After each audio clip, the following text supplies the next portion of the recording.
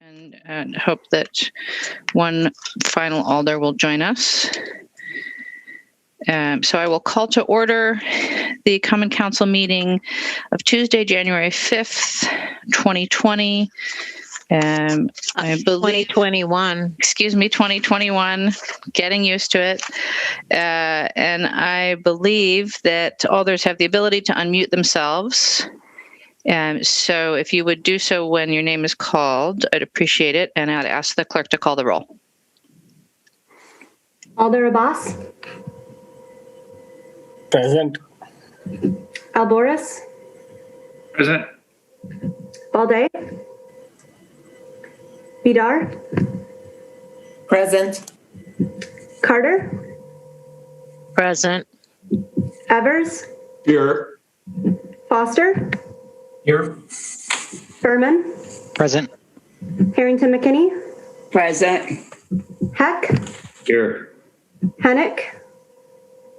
Present. Kemble is excused. Lemmer. Here. Martin. Here.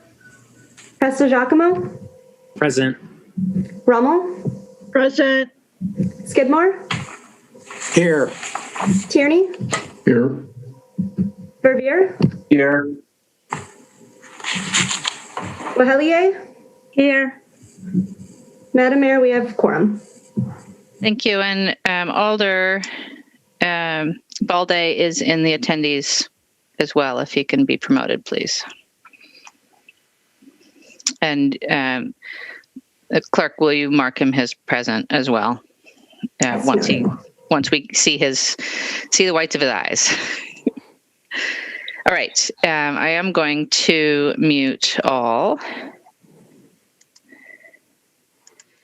And just a few opening remarks. As President Carter points out, it is in fact 2021. So let me wish you all Happy New Year, and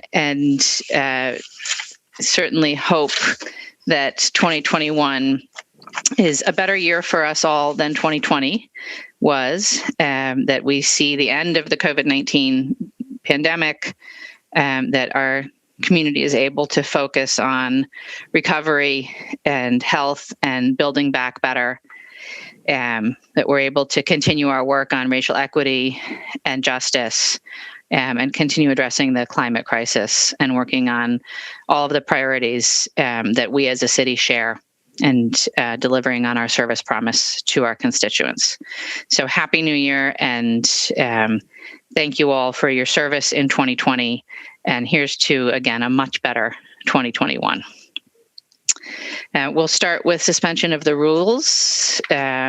President Carter. Yes, suspension of the rules. 2.04 order of business, 2.05 introduction of business, 2.24 ordinance, 2.25 resolutions for items so designated on the agenda. It's moved and seconded. Alder Abbas. Second. Moved and seconded to suspend the rules. Is there any objection to recording unanimous vote in favor of suspension of the rules? Seeing no objection, the rules are suspended.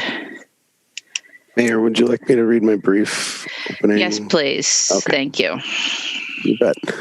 Welcome to our virtual meeting. If you lose connection at any point during the meeting, you can reconnect by clicking the link or calling the number in your original email. To members and city staff, members, if you are able, please activate your video and keep it on for the duration of the meeting. Staff, if you are able, please activate your video when you are speaking. The chair, clerk, and tech facilitator are responsible for muting and unmuting committee members, though I believe currently you are able to unmute yourselves, although we can change that if the chair chooses to. During any roll call vote, all panelists will be unmuted briefly. Use the raise hand feature when you'd like to be recognized to speak, ask questions, or request a roll call vote. Staff, click raise hand when you are asked a question. Lowering your hand will take you out of the queue. With the most recent Zoom update, your raise hand icon may be at the bottom of your main Zoom window, where you would find your share screen, microphone, and video icons. Members of the public who have registered to speak. The name you entered in Zoom must match the name you entered in registration. You will remain muted until called upon. The clerk will tell you when your time is up. After speaking, a member of the body may ask you a question. If you need to share documentation with the body, please send it to the email listed on today's agenda. Mayor, the floor is yours. Thank you, and apologies for skipping ahead on that. So now we will go to item number 1, which is our honoring resolution, and President Carter, a motion. Move to adopt item 16537. Vice President Abbas. I believe that's a second, and I believe that Alder Evers is reading this. Yes, thank you, Madam Mayor. It's my honor to read this resolution commending Jewel Stroik for her contributions to the City of Madison's planning program on the occasion of her retirement from public service. Whereas Jewel Stroik was hired by the City of Madison as a Planner 2 on November 9th, 1987, promoted to Planner 3 on July 24th, 1990, then promoted to Planner 4 on June 1st, 1997, and whereas for over 33 years, Jewel has dedicated herself to ensuring that Madison is a great city where all residents can thrive, always putting people first and developing creative ways to tackle short and long-term community issues. And whereas Jewel has led many planning initiatives across the city and played an instrumental role in systematically addressing many of the most challenging issues facing the city's neighborhoods through innovative and inclusive public engagement processes, and by empowering residents to be part of the decision-making process in shaping the future of places where they live. And whereas Jewel was instrumental in establishing Madison's neighborhood-focused approach as the building blocks to strong communities through initiatives such as neighborhood plans, neighborhood conferences, the neighborhood grant program, and supporting neighborhoods in countless other ways. And whereas Jewel has provided guidance and supervision to many colleagues, sharing years of neighborhood planning knowledge and public participation expertise. And whereas Jewel has mentored many aspiring planners, instilling the importance of public service in improving communities, and has maintained contact with many former interns to provide support as they progress through their careers. And whereas Jewel has long been recognized for her skillful and diplomatic approach to highly complex issues, and her leadership talents have long been respected by colleagues, city boards and commissions, mayors and common councils, and most importantly, the public with whom and for whom she has worked. Now, therefore, be it resolved that the residents of the City of Madison, through the Mayor and Common Council, hereby express their deep appreciation to Jewel Stroik for her significant contributions to shaping the City of Madison for current residents and future generations, and for her 33 years of loyal and conscientious public service to the city. Thank you, Alder. A virtual round of applause for Jewel, who is here with us. And Jewel, before I turn the floor to you, I just want to note that we have a number of registrants in support of this resolution. And just a glance at the names looks to me like it's the entire planning department. So your colleagues are supporting you here. And I'll invite you, Jewel, to share any thoughts that you have at this point. Well, I've had an incredible experience over my 30 years. I mean, it really seems like just yesterday I started, but I know it's been 33 years, as Alder Evers has mentioned. But I've been fortunate enough to work with government officials, city staff, and my colleagues and community leaders that have tirelessly, worked to make Madison a better place. I remember starting out, I think one of my first neighborhoods was Allied. And I have to say that, these women in Allied really taught me how really to work in communities, to be present to be relevant, to come and join, the community on things that they were continuously doing, and then allowing them to take charge of what they wanted to do, within their particular places that they lived. And so I, thanks so much for the community too, to really have taken me under the wing and worked and made, I think, our department a really strong department of looking at how we approach neighborhoods and work with neighborhoods. I am proud to have been part of the city team. I mean, if you look at the city, and I've known so many other colleagues in other places, the city really listens and partners, with the community. So once again, I've been so proud of the projects and activities that have popped up over the years. If it's, the middle schoolers, Mayor, in your sort of neck of the woods, and the Sherman School of opening their doors to have community breakfast. And so they were able to meet neighbors and having a better connection to looking at North Street and East Johnson and building some stronger interactions between neighborhoods and the business community, and looking at some big dreams, the dream of having like the Warner Park Community Center and having, the community step and make that a reality. So all this happened because, I think we have a city that really listens, and I'm once again, I've been so incredibly grateful being part of that for all these years. So it was more than a job. It was impactful in my life. I'm going to miss you, council, city staff, my colleagues in the communities. But I'll find hopefully another incredibly important role, in my retirement. So thank you. I'm grateful, and I feel very humble of being part of this for the 33 years. Thank you, Jewel.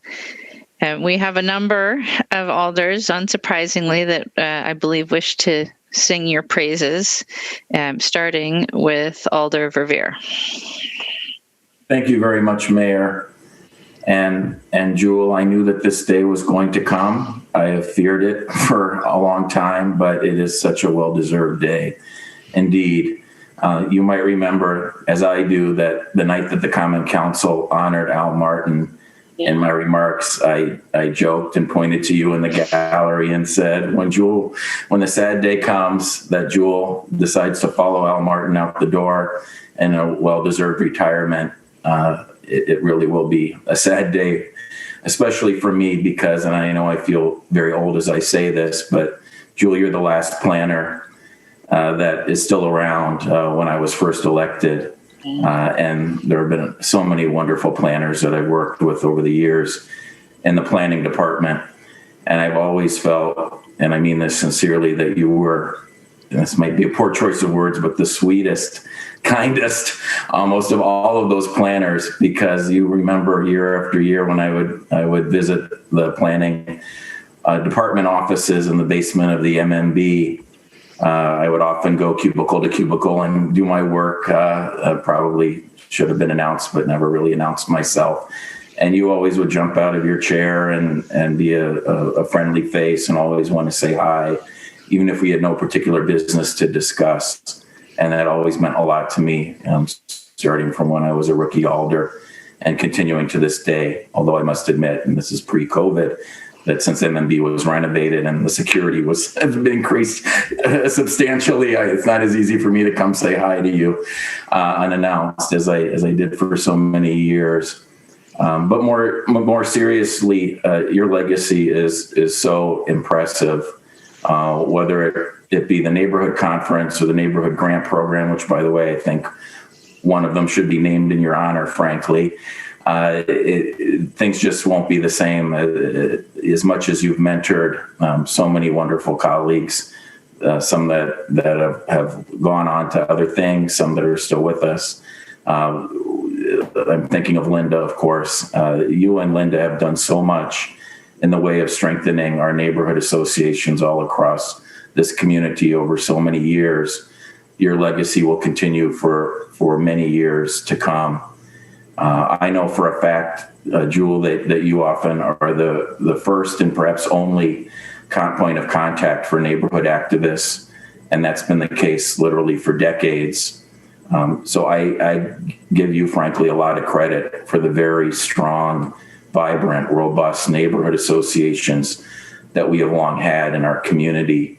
It's because of your guidance, your tutelage, your support of them. And again, I don't mean to diminish the work that Linda and other colleagues do in this regard, but it certainly has been noticed by so many of us. In fact, I know for a fact that some former neighborhood activists that have moved on to the Common Council have made that comment to me that it was Jewel Stroik that was the first person I talked to in City Hall, and here I am on the council today.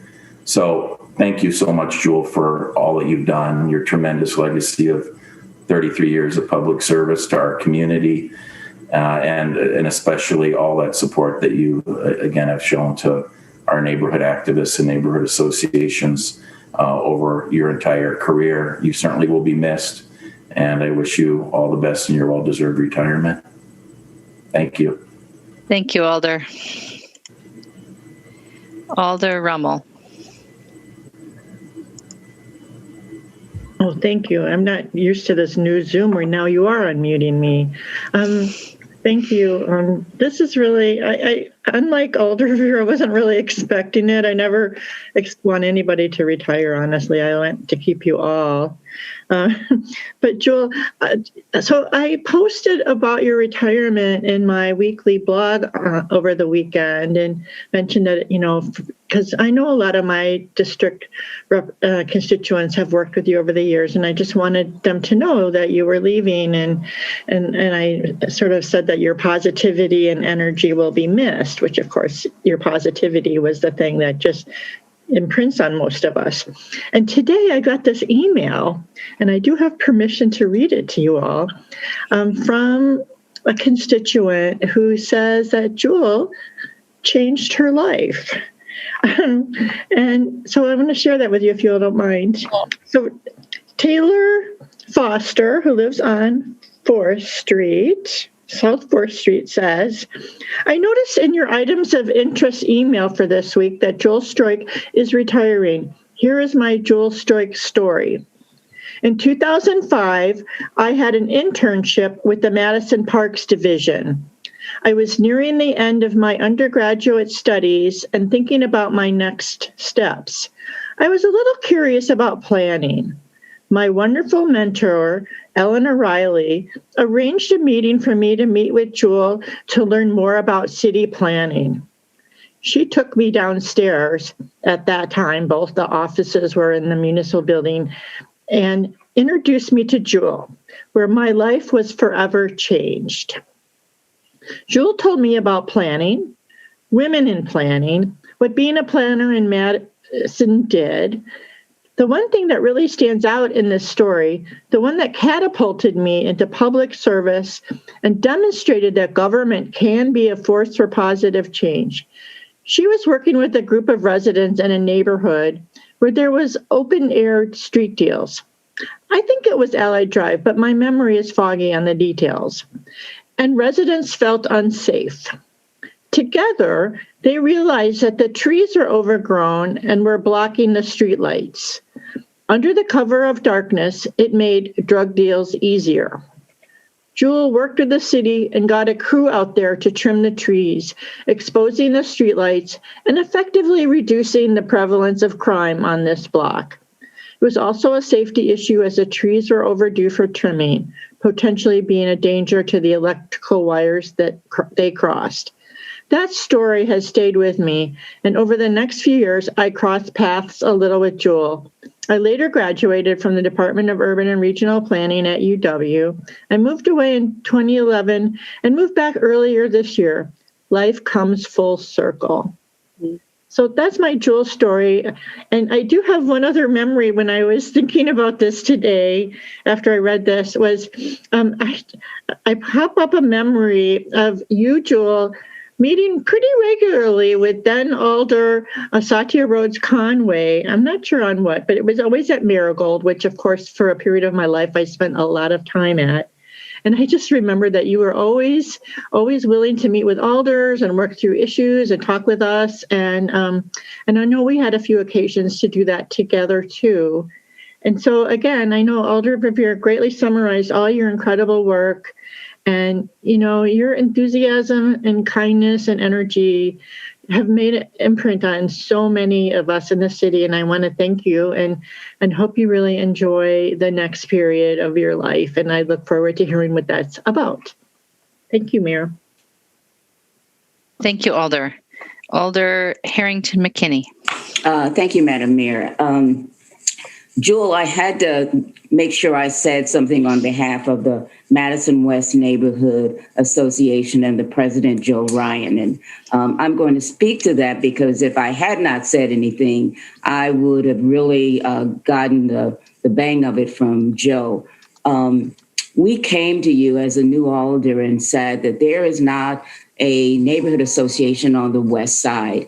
And there were about 12 people in the room, and you walked in, and there was chaos in the room. You walked in with such control, and you went to the chalkboard and you started writing things down and organizing things and making people not wrong. And it was just amazing what happened in that room.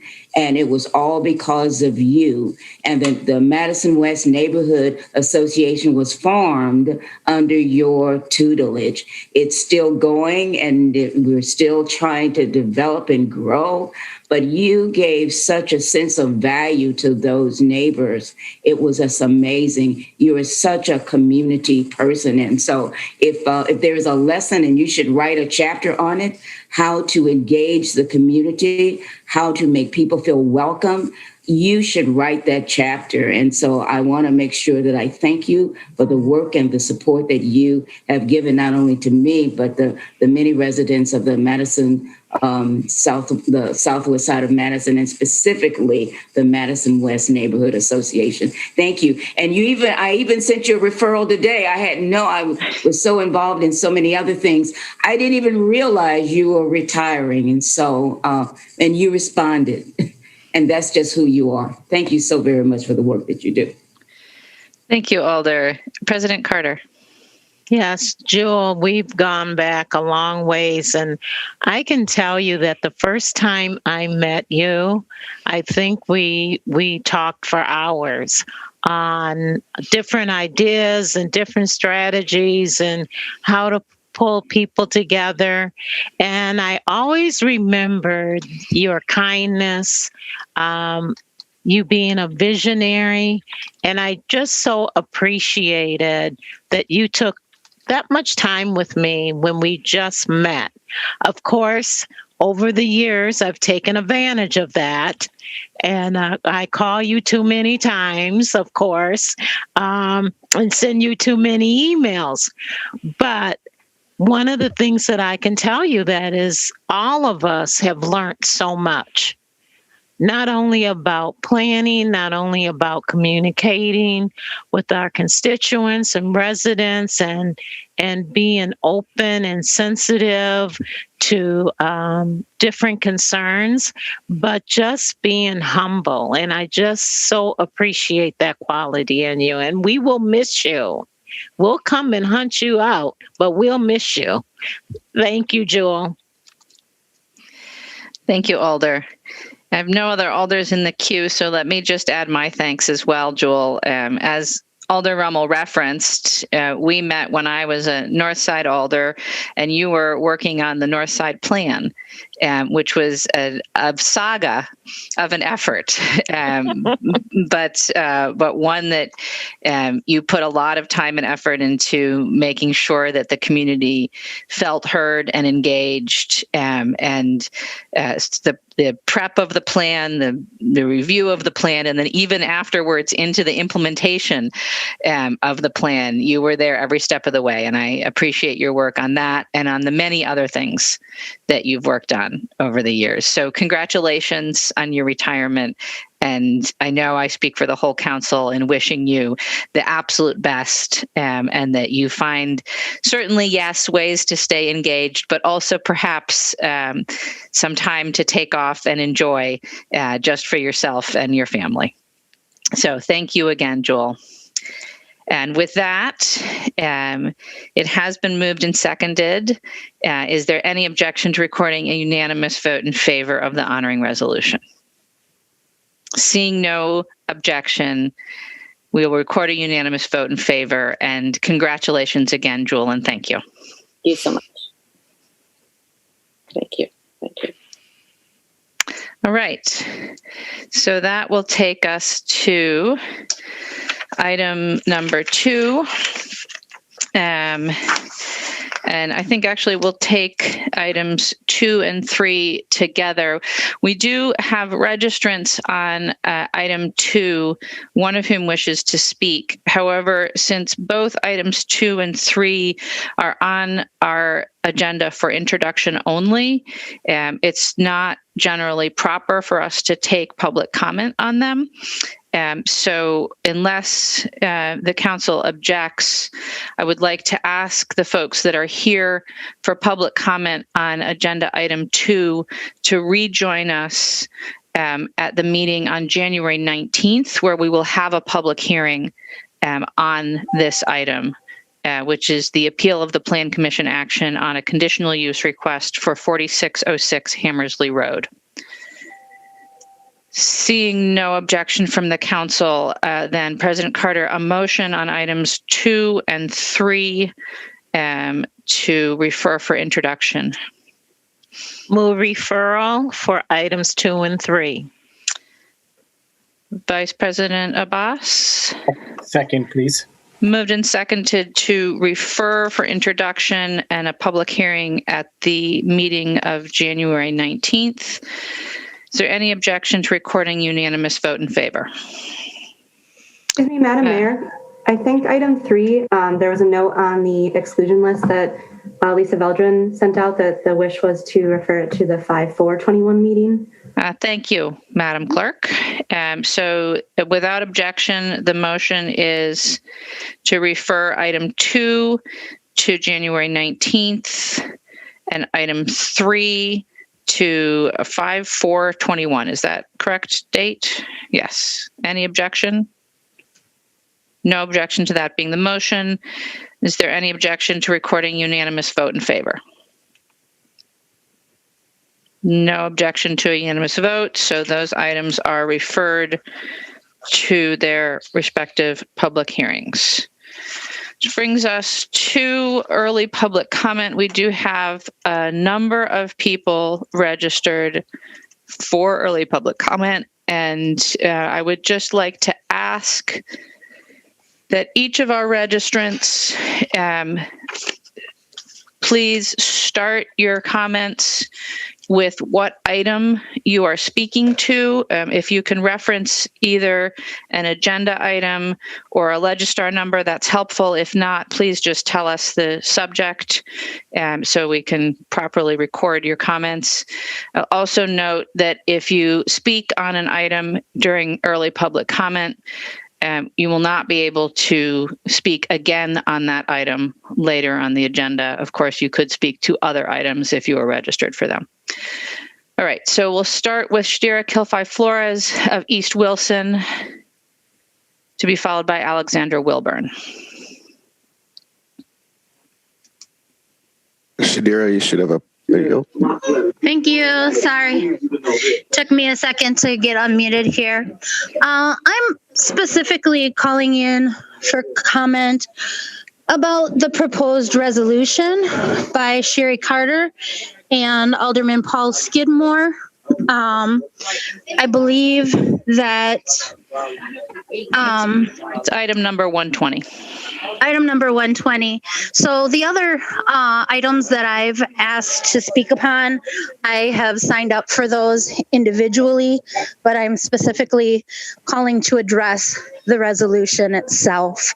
I believe that it's hypocrisy, that it's empty, and that I believe that it's abuse of power in that it hasn't gone through the regular and proper channels, that there has not been discussion about the resolution. And, I met Chief Barnes yesterday. I had a meeting with him as well as the community response team. And something that really resonated with me was him talking about truth in reconciliation. And I think it's absolutely abhorrent of Alderman Paul Skidmore to be proposing a resolution about anti-violence when he has not himself taken accountability or responsibility for the violence in which he inflicted upon me. A single mother, a woman, an Indigenous woman of color here in Madison, him trying to intimidate me, trying to use tactics against our democracy, abusing his power in which to be able to defame me publicly, and then not taking responsibility for his behavior is gross. It's misconduct. It's abuse of power, and he needs to take accountability for his own violence and his own behavior if he thinks that he can take any directive in any type of a leadership capacity in passing an ordinance, a resolution like this. Violence includes much more than gun violence. It includes rape culture. It includes sexism. It includes racism, which he has partaken in. And so while I support nonviolence and messages and of nonviolence, I absolutely do not accept this resolution put forth by Sherry Carter or by Alderman Skidmore. They absolutely could have proposed this resolution 6 months ago or prior. Why wait until they announce their candidacy and use the Common Council as a tool, as a mechanism to garner additional support for their campaigns? I think it's a misuse of time, a misuse of resources. The fact that our city is now spending $10,000 for a data analysis that's going to tell us what we already know, that he is guilty. Thank you. Thank you. Our next registrant is Alexander Wilburn of East Gorham, to be followed by Jeremy Ryan. Hello, can you hear me? Yes. Thank you very much. I'd first just like to say thank you to I can't remember her name, but the woman who at the very beginning had the honoring resolution. She seems very nice. That was very cute.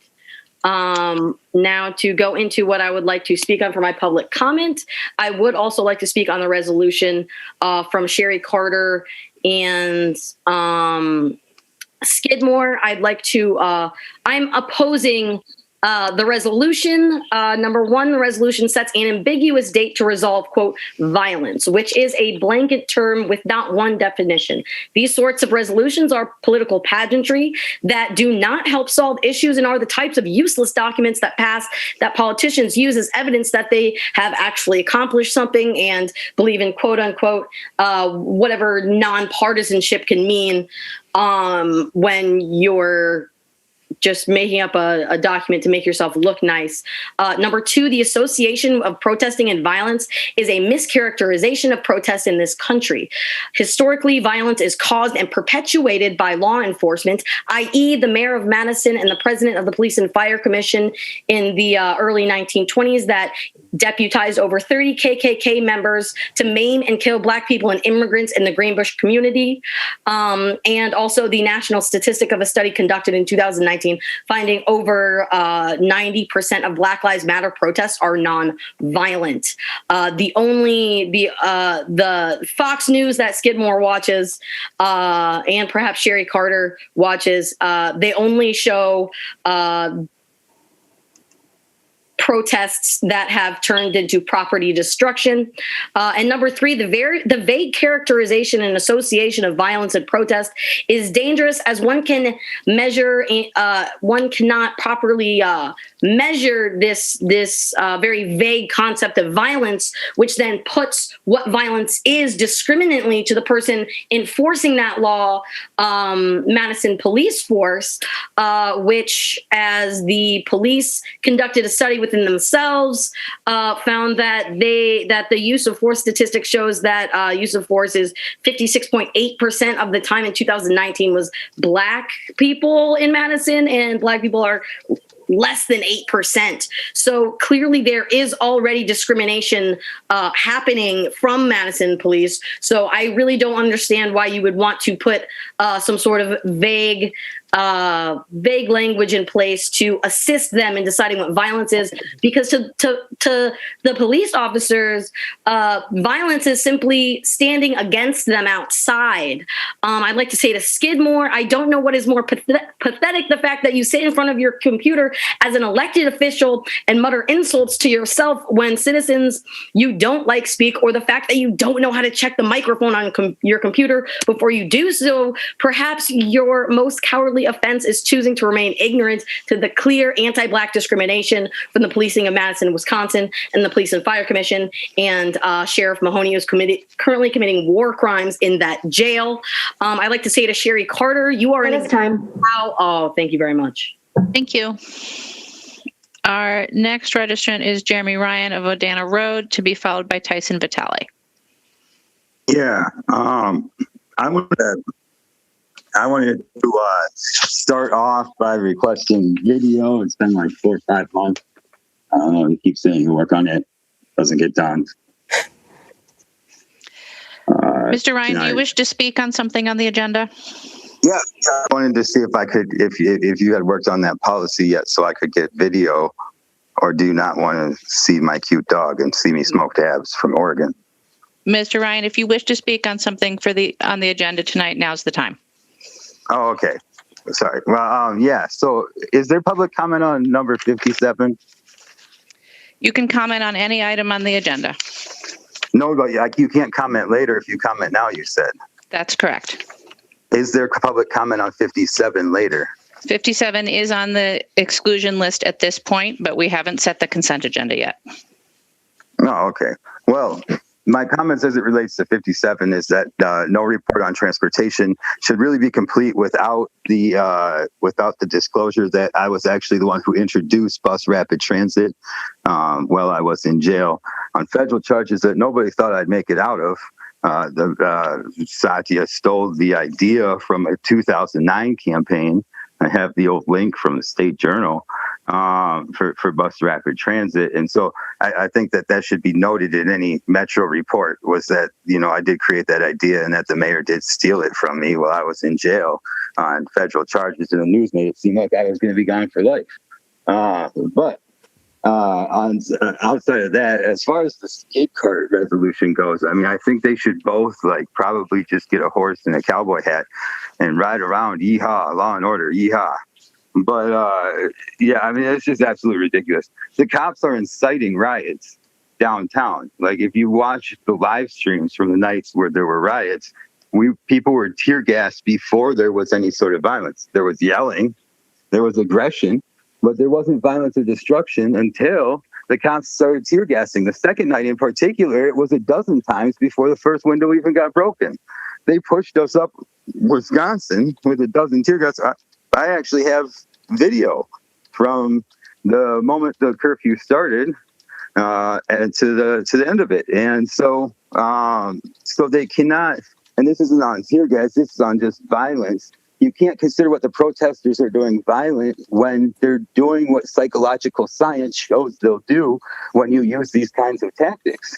And so you cannot ignore psychiatry. and do that. So no, I definitely do not support that. That, and I find it offensive, and I find that anybody who does support it must have such a low level of intelligence that they shouldn't be voting for the president of the council, nor should they be voting on anything, really. So, and with that, I'll yield my time for this particular portion. Thank you. Our next registrant is Tyson Vitale of Stoughton Road, to be followed by Angela Maloney. Tyson is not in the queue, but Angela is. All right, let's go to Angela Maloney of West Johnson Street, to be followed by Dan Rolfs.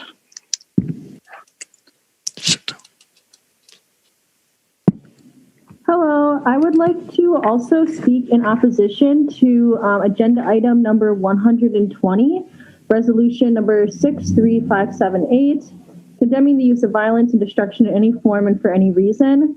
I agree with what has been said before. Alder Skidmore's and Carter's proposal of this resolution is a perpetuation of systematic oppression, racial and economic oppression, and it's a thinly veiled way to try to scare protesters and scare people that are fighting for justice. And I think that these aldermen have to be held accountable for the violence that they're perpetuating themselves. What's also violent is perpetuating mass incarceration, not firing Matt Kenny, evicting constituents during a pandemic, communities that are living in fear in our city that they're going to be deported by ICE, using tear gas on protesters, allowing people to go without homes during the pandemic, voting no on taking cops out of schools, using derogatory language against women during Common Council meetings. You need to think about how you yourself are perpetuating violence instead of trying to use a thinly veiled method to scare protesters and stop protesters who are genuinely fighting to stop perpetuating violence in our city, in our community. I yield the rest of my time. Thank you. Our next registrant is Dan Rolfs of Oak Ridge Ave, representing MIPSI, to be followed by Natalie Scheinman. Thank you, Mayor. Can you hear me? Yes. Thank you. Beg your pardon. As Mayor noted, I'm here to speak in general support of items number 63 and also number 68. These are two items that relate to the issue of furloughs for city employees. We appreciate, on behalf of MIPSI and our fellow coalition members, we appreciate the attention given to the issue of furloughs that city employees are currently facing in 2021. I'm sure it's no surprise to you that furloughs hurt employees through the loss of pay. That said, we also want to note we appreciate, frankly, the leadership from the mayor and council members to push for the use of a work share program to take advantage of the expanded federal unemployment benefits that are part of the recently passed Stimulus Act that was recently passed. The use of these funds will allow the use of the work share program will allow the city to find a way to minimize or hopefully eliminate entirely the need for furloughs in 2021. We really look forward to the implementation of a widely spread work share program to cover as many city employees as possible. This would do two things. One, save the city money, and two, ensure that employees are made whole as a result of loss of a workday. Again, we appreciate the work and support of the mayor, of council members who are working on this, Alders Foster, Kimball, Evers, Revere, Rummel, Prestigiacomo. If I missed you, I apologize if I missed anybody, so please don't take offense to that. And additionally, we want to thank department and division heads who are pushing to make us fully use of this program. Beg your pardon. To make us fully use of this program as possible. Again, furloughs hurt employees, and representing folks, we want to make sure that people can do their jobs, that city services are delivered in an effective and efficient manner, and that employees are paid their full freight for the work that they deliver. If this program can be utilized to achieve the budget savings required to fill the 2021 operating budget gap, while also making city employees whole, this would be a real success for everyone involved. We appreciate, again, the concern from all parties, council, mayor, and department and division heads to move this forward and to move this workshop program forward, and hope that we can continue to make this a success and make sure that city employees are made whole and that city budget gap is filled. Thank you. I yield the balance of my time. Thank you. Our next registrant is Natalie Scheinman of 3rd Street, to be followed by David Sturkin. Hi, can you hear me? Yes. Hi. I'll be referencing an article written by Lisa Song back in June 2020. The fact that tear gas has been banned in warfare should be enough of a reason not to be used by police. Tear gas has been found to cause long-term health consequences and can hurt those who aren't intended targets, including people inside their homes. I just realized you asked to say what I'm calling about, and it's in opposition to item 57. I did not mention that. Sorry. The use of tear gas in the midst of a respiratory pandemic threatens to worsen the coronavirus, along with racial disparities in its spread and who dies from it. Back in June, an open letter signed by nearly 1,300 medical and public health professionals urged the police to stop using tear gas, smoke, or other respiratory irritants, which could increase risk of COVID-19 by making the respiratory tract more susceptible to infection, exacerbating existing inflammation, and inducing coughing. The Sven Erik Jord, which is a professor of anesthesiology at Duke University, described it as pain nerve gases. They are designed to induce pain. Studies of civilians in Turkey found that people who are repeatedly exposed to tear gas are more likely to have chronic bronchitis or chest pains and coughing that can last for weeks. It may also be linked to miscarriages.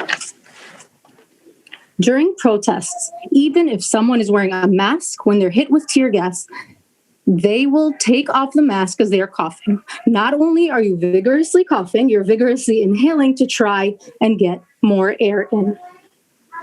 Wisconsin is number 1 for racial disparities in the U.S.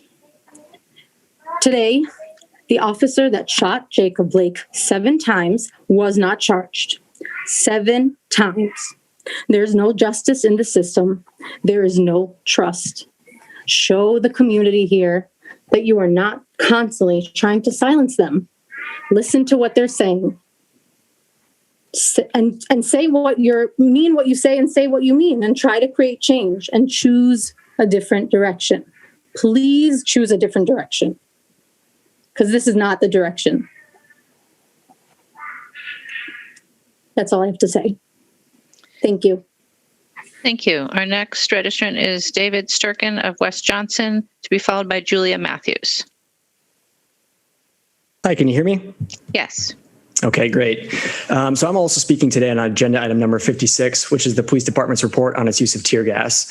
I'm a hospital medicine physician in Madison, and I've spoken in email previously about the reasons why I believe that MPD should be prohibited from using tear gas against protesters.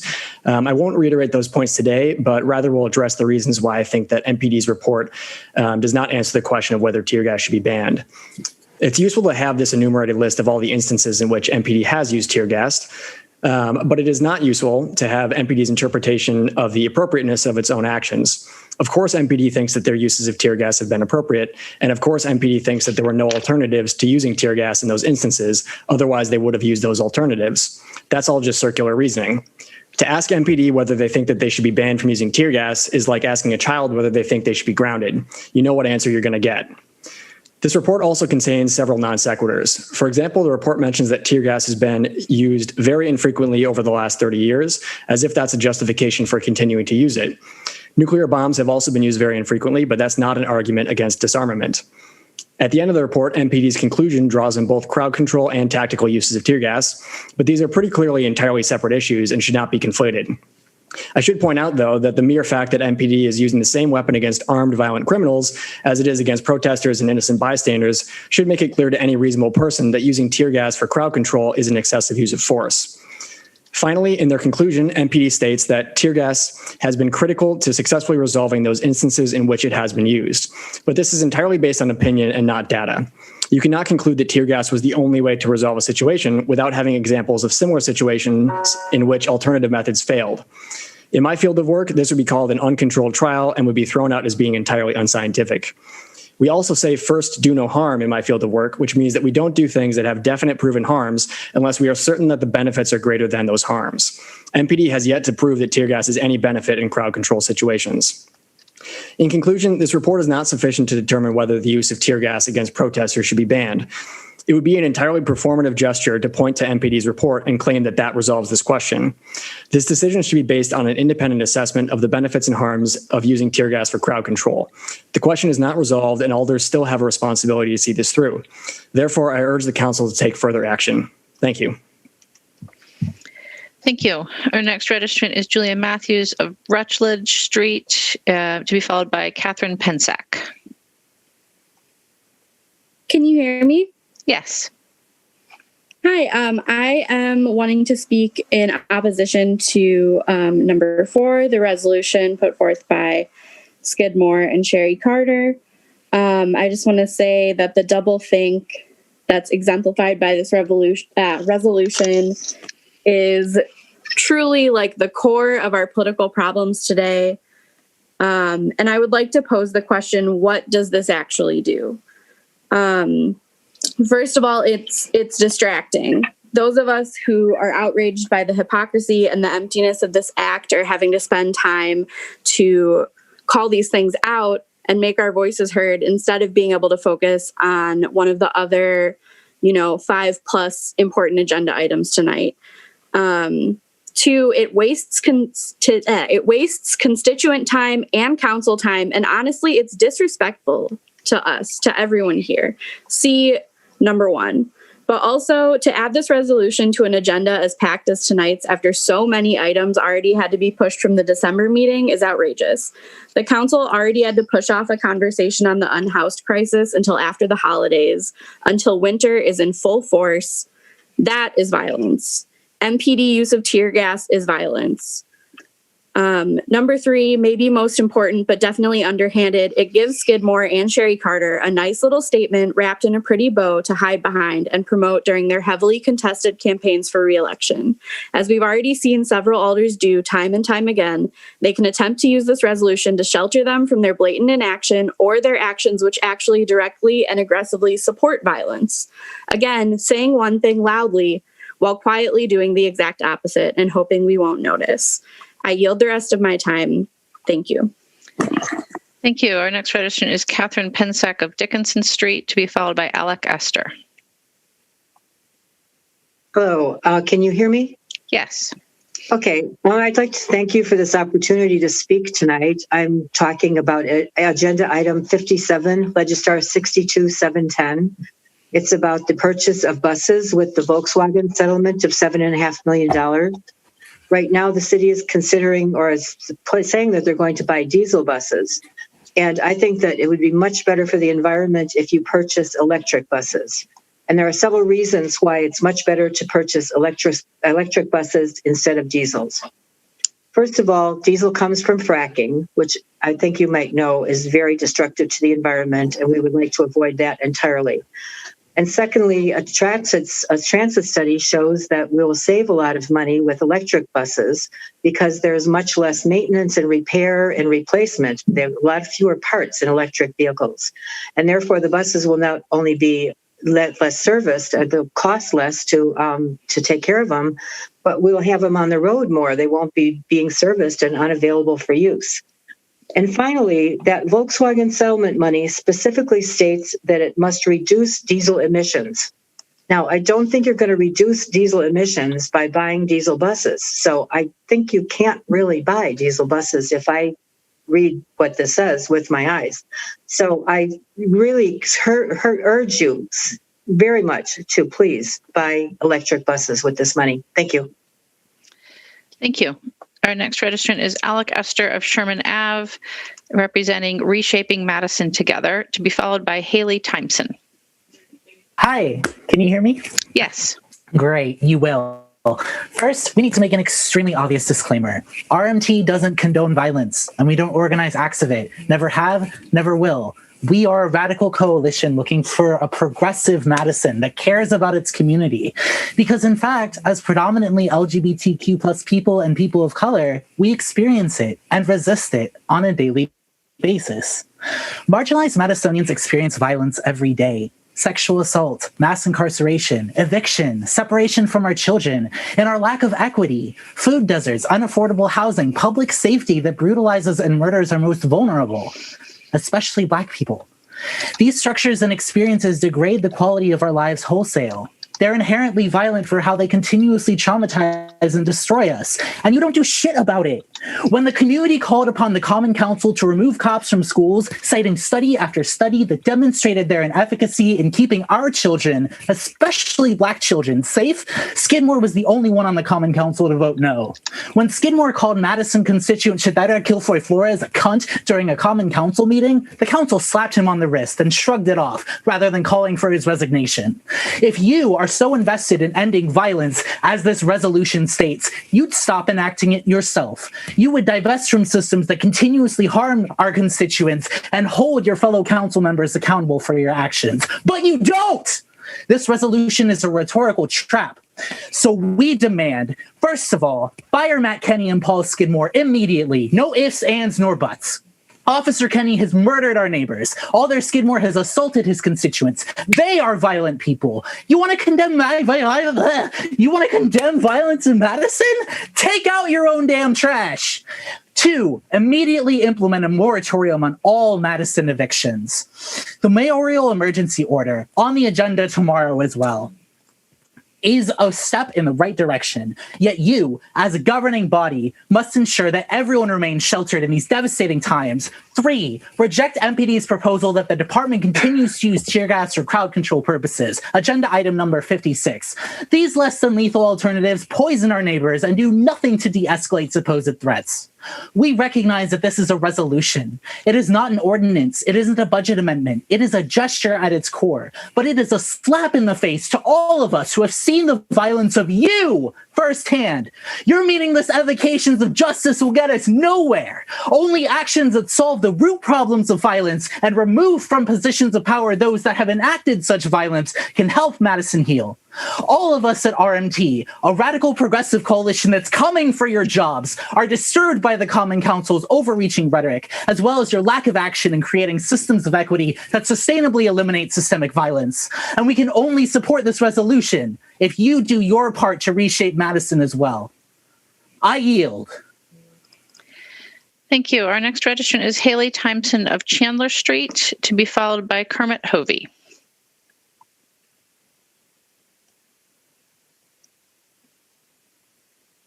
I do not see Haley in the queue. Right. How about Kermit Hovey of Hubbard Ave? Yes. To be followed then by Juliana Rose Bennett.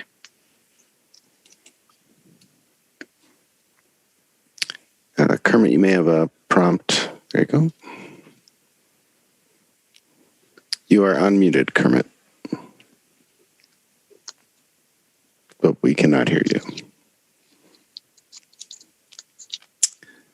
You're unmuted on our end, Kermit, but you may be muted on your end. Is there an issue with your microphone?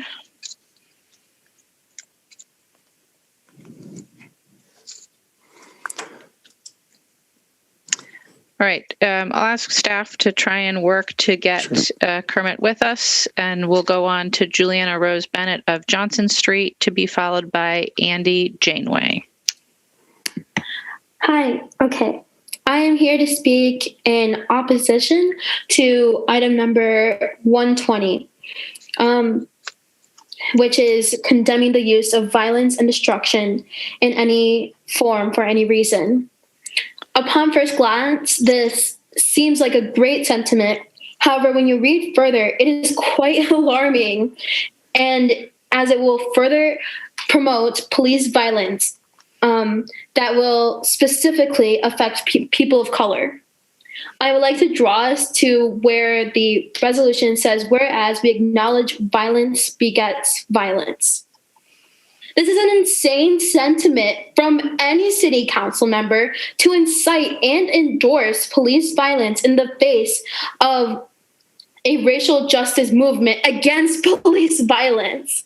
It demonstrates a lack of accountability from council members to acknowledge and work to create initiatives that will attack the root cause issues concerning police brutality. I recall from previous meetings a willingness from council members, some of whom are the most fervent supporters of the police, a willingness from them to foster building relationships between activists and the police. Well, this resolution seems quite hypocritical to claim building relationships while actively encouraging the police to continue the cycle of police violence. At the beginning of this meeting, Mayor Satya said in this year, 2021, we, as a city of Madison, hope to promote racial justice and equity. Well, let's discontinue resolutions such as these that waste our time, promote racial inequity and violence against people of color, and are quite hypocritical in nature. Let's instead attack the root cause issues that we are facing in this city, face around police brutality, and actually address the concerns of activists on the street who are fighting against police brutality. I yield the rest of my time.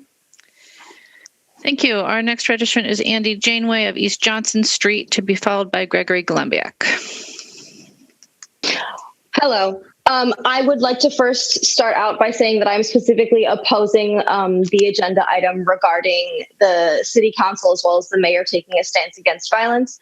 I would like to preface this by saying that I have specifically spoken directly to the mayor as well as the chief of police, Vic Wall, about their behavior and their handling of recent political and protest events in Madison, Wisconsin.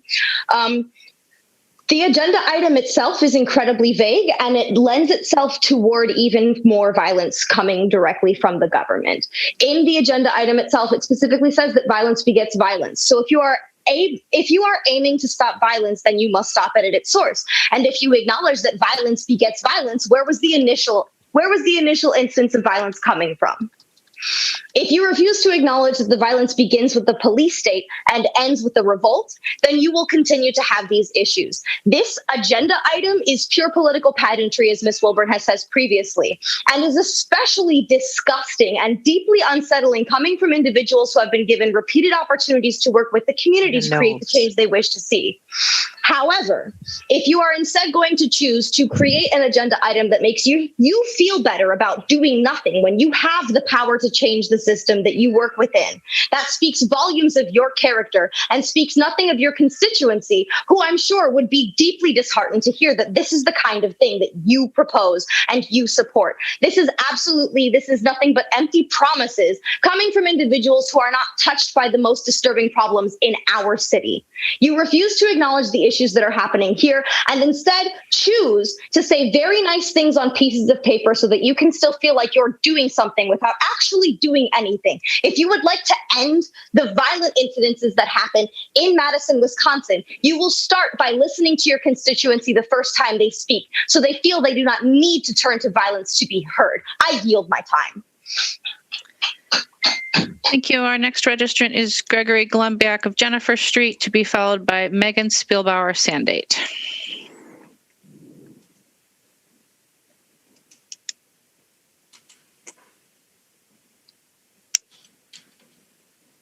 Am I audible? Yes.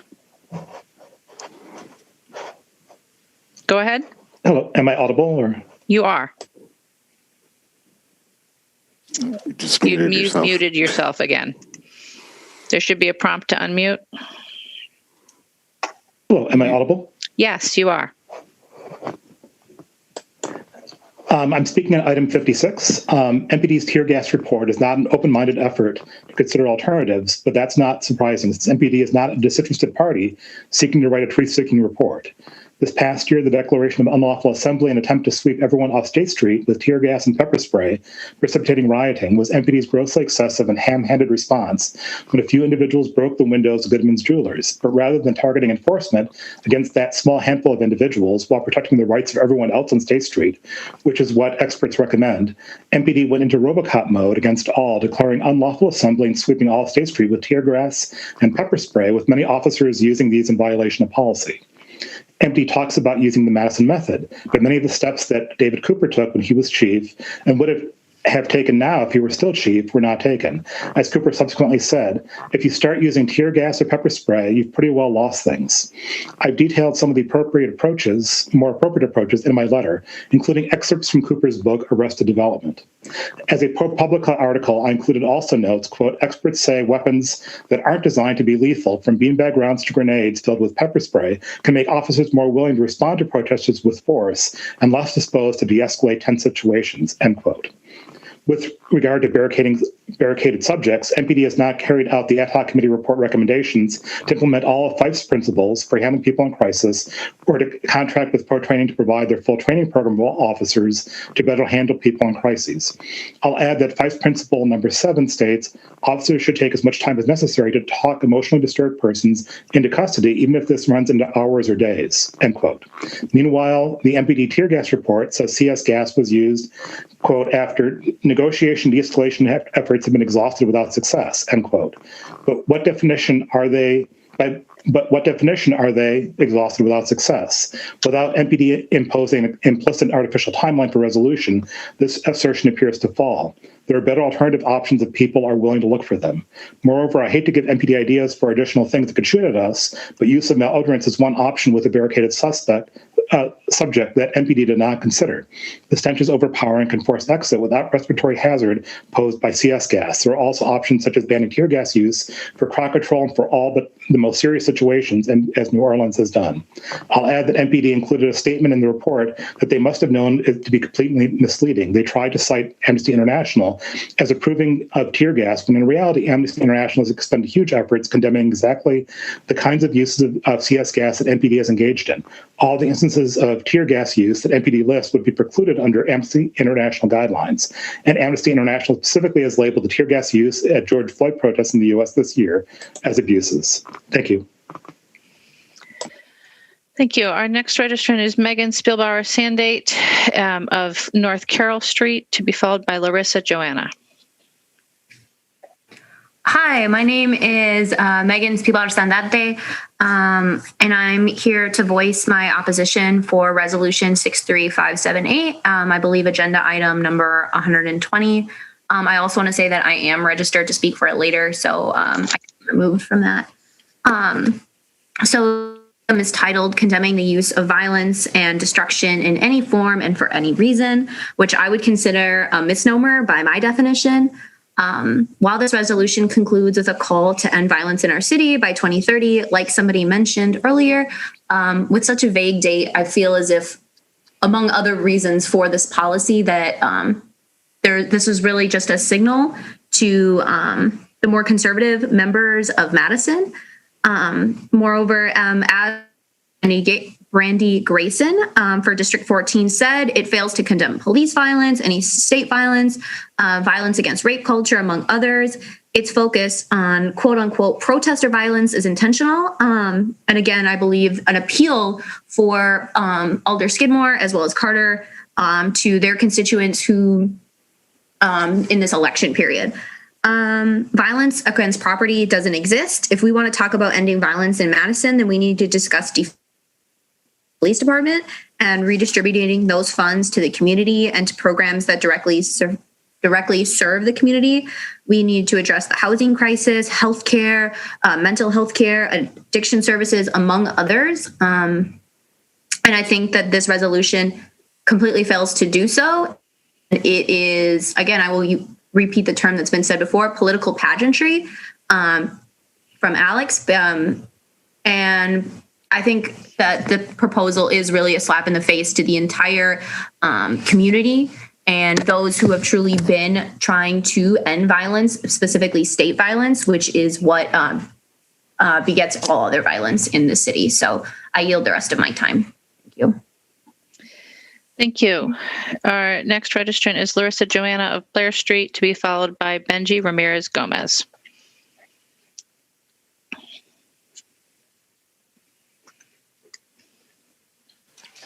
Hi, yes. Hi, can you hear me? We can. All right.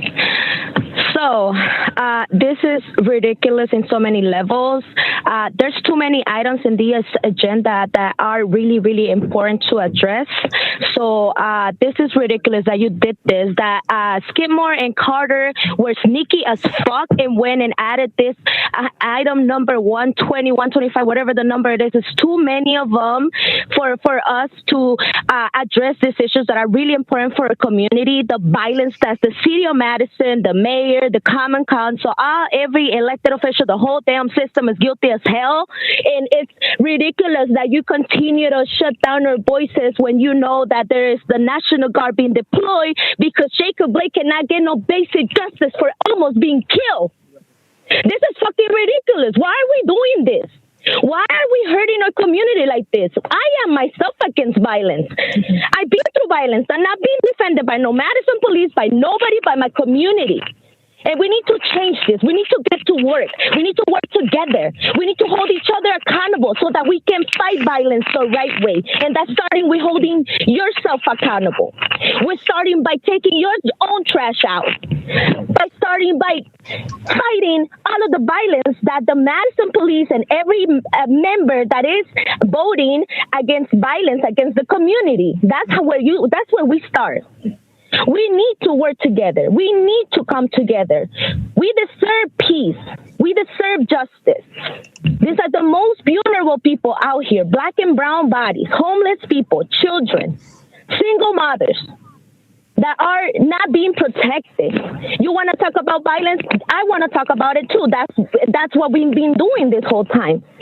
The violence that comes and is being perpetuated inside our homes when we're supposed to be feeling safe. When we're supposed to be feeling safe and protect our children, protecting ourselves, this is ridiculous. We got Jacob Blake right now who didn't got no justice. What are we doing about that since you're so against violence? Can we do something about that? No. So then you don't mean it. You're not putting your mouth where your money is. You're not preaching what the fuck. You're not practicing what you're preaching. This is ridiculous. Get to work. We're hurting. We're hurting. We're crying. We want justice. We deserve justice. We want peace. We love Madison. We love Wisconsin. We need to lead by example, not just in this state, but in the country. We need leaders right now. We don't need all of this more criminalization to our communities, to community members, leadership, advocacy. We need justice. We need peace. We need to come together and talk to each other and hold each other accountable and find solutions. Accept that we're doing something wrong so that we can get right, or else we ain't doing shit here. I yield my time. I'm so mad. I'm ready to cry because justice for Jacob Blake, justice for Breonna Taylor, justice for them all, justice for myself. Thank you. Our next registrant is Benji Ramirez Gomez of Franklin Street. Benji is not in the list. We do have another late registrant, Jack Phillips of South Mills Street. Okay, let's go there and then we'll circle back around and see if we can get any of the folks we missed. Hello. My name is Jack. Pronouns are they and them. I'm a grad student. I stayed up all last night on a degree thing, so you're getting unfiltered Jack today.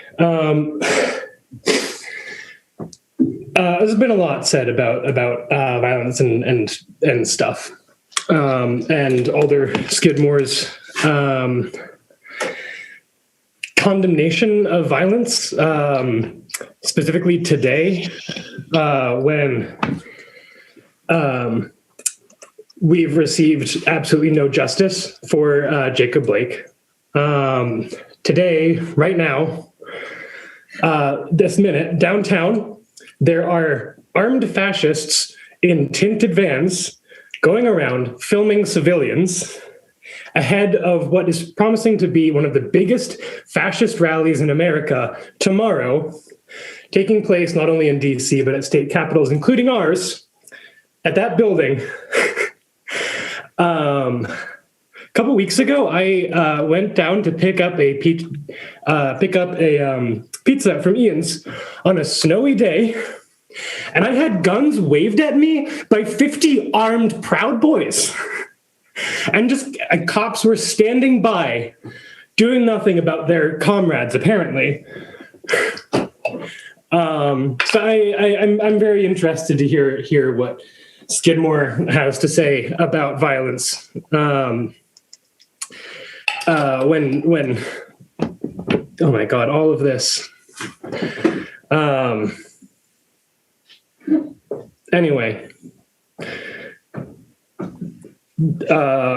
saying cunt on camera is also violence in its own right, normalizing a culture of misogyny. And I don't know. I need sleep. Thank you. Thank you. So let's circle back and see if we have Tyson Vitale, Haley Timeson, or Kermit Hovey with us. Tyson is here. Right, so Tyson Vitale.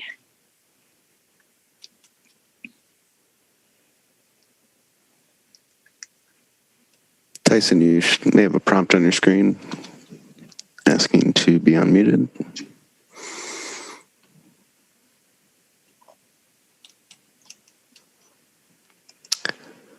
Should have a prompt, Tyson. Well, we can circle back, I guess. Who's the next person? Haley Timeson. There's no Haley in the list. And Kermit Hovey. Let's try Kermit again.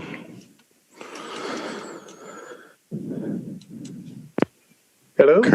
Yes. Yes. Go ahead. Okay, thanks. Again, my name is Kermit Hovey. I'm a resident of Madison's good neighbor, Middleton, and I'm a advocate who... Kermit, you're breaking up on us a little bit. Can you speak closer to your microphone, possibly? Or raise your volume? Okay, is that any better? I think so. Let's try it. Okay, sorry. I'm not sure I'm dealing with tech issues today that I never deal with, and I'm on Zoom all the time. So, sorry. My name is Kermit Hovey, and among other things, I'm active and a part of 350 Madison Citizens Climate Lobby and the Middleton Sustainability Committee. I was concerned to learn that Madison is teetering on the brink of missing a chance to build back better in a way that helps address the climate crisis. In particular, I speak to Agenda Item 57, Resolution File Number 62710, which proposes using VW mitigation funds to replace diesel buses without specifying replacing them in a way that reduces greenhouse gases and dirty fossil fuel use. That affects me in Middleton in part because of our reliance on Madison Metro bus service, and continued greenhouse gases anywhere affects us everywhere. Fortunately, Alder Abbas's amendment requires the replacement buses to be electric. I therefore support Alder Abbas's amendment and its call for the purchase of electric buses to replace diesel buses. Requiring electric buses is an essential part of the shift.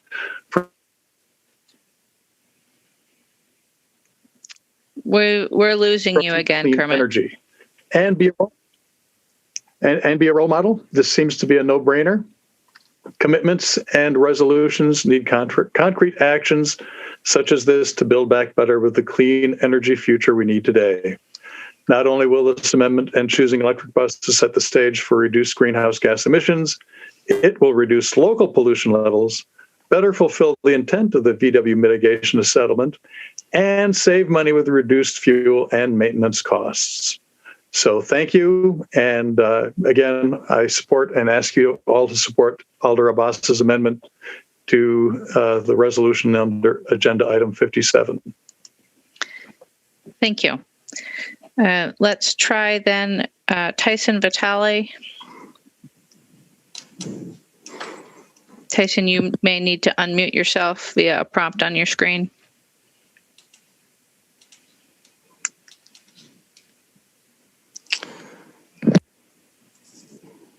Tyson, are you there? Can you unmute yourself? Doesn't look like it. In the meantime, we do have Benji Ramirez in the list now. Okay.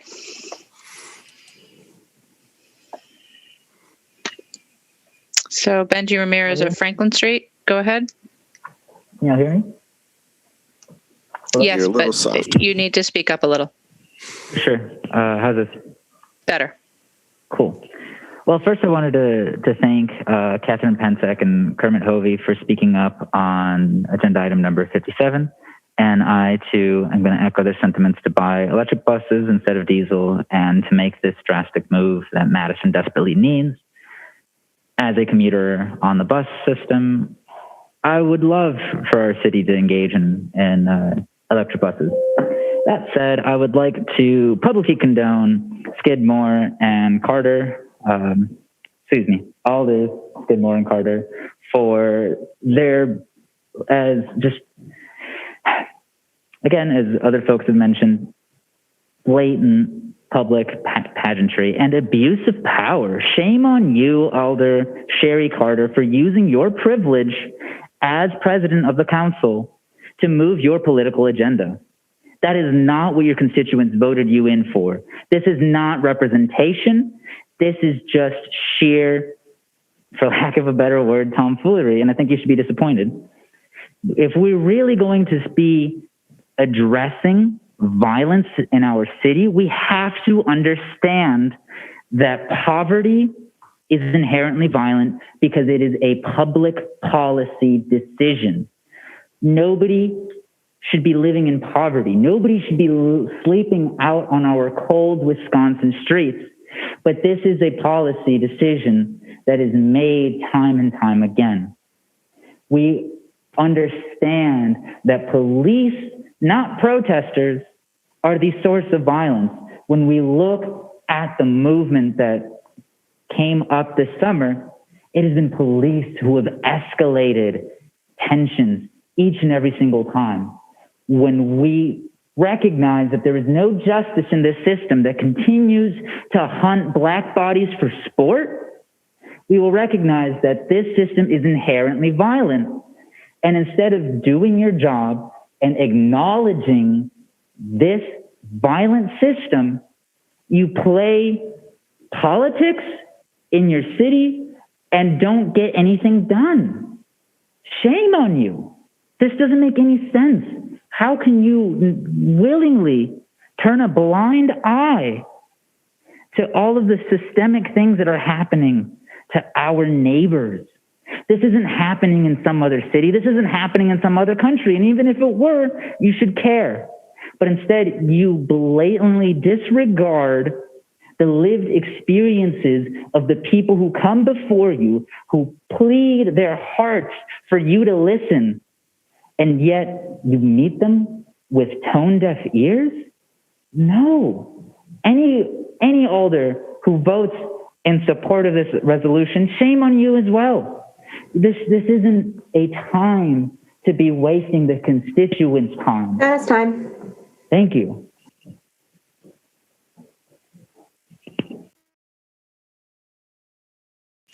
Thank you. One last try for Haley Timeson or Tyson Vitale.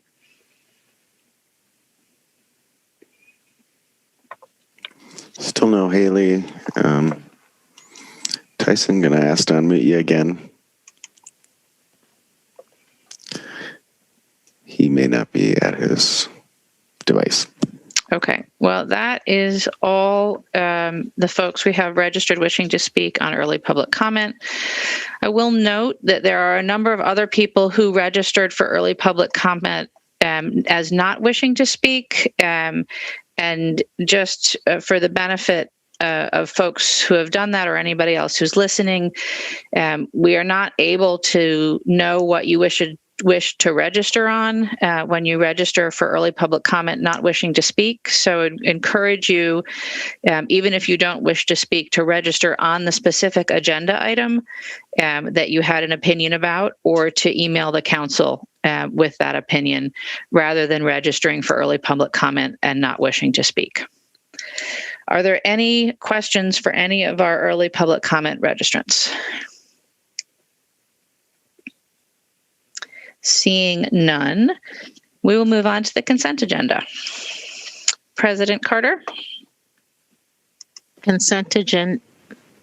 At this time, a consent agenda will be moved with the recommended action listed for each item except 1, items which have registrants wishing to speak. 2, items which require extraordinary roll call vote and are not included on the consent agenda by unanimous consent. 3, items which alderpersons have separated out for discussion, debate, or purposes.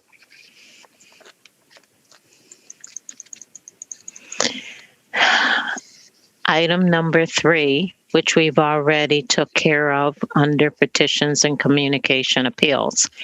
Agenda items 5 through 18 and 61 are public hearing items. Item 5, Legistar 60646 is being referred to January 19, 2021. Item 9, Legistar 61589 is being referred to February 2nd, 2021. Item 61, Legistar 62174 substitute is being referred to February 2nd, 2021. The following items are extra majority items. Items 19, 63183.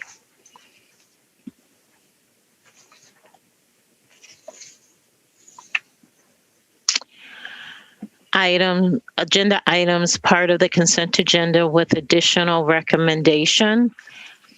Item 49, 62813.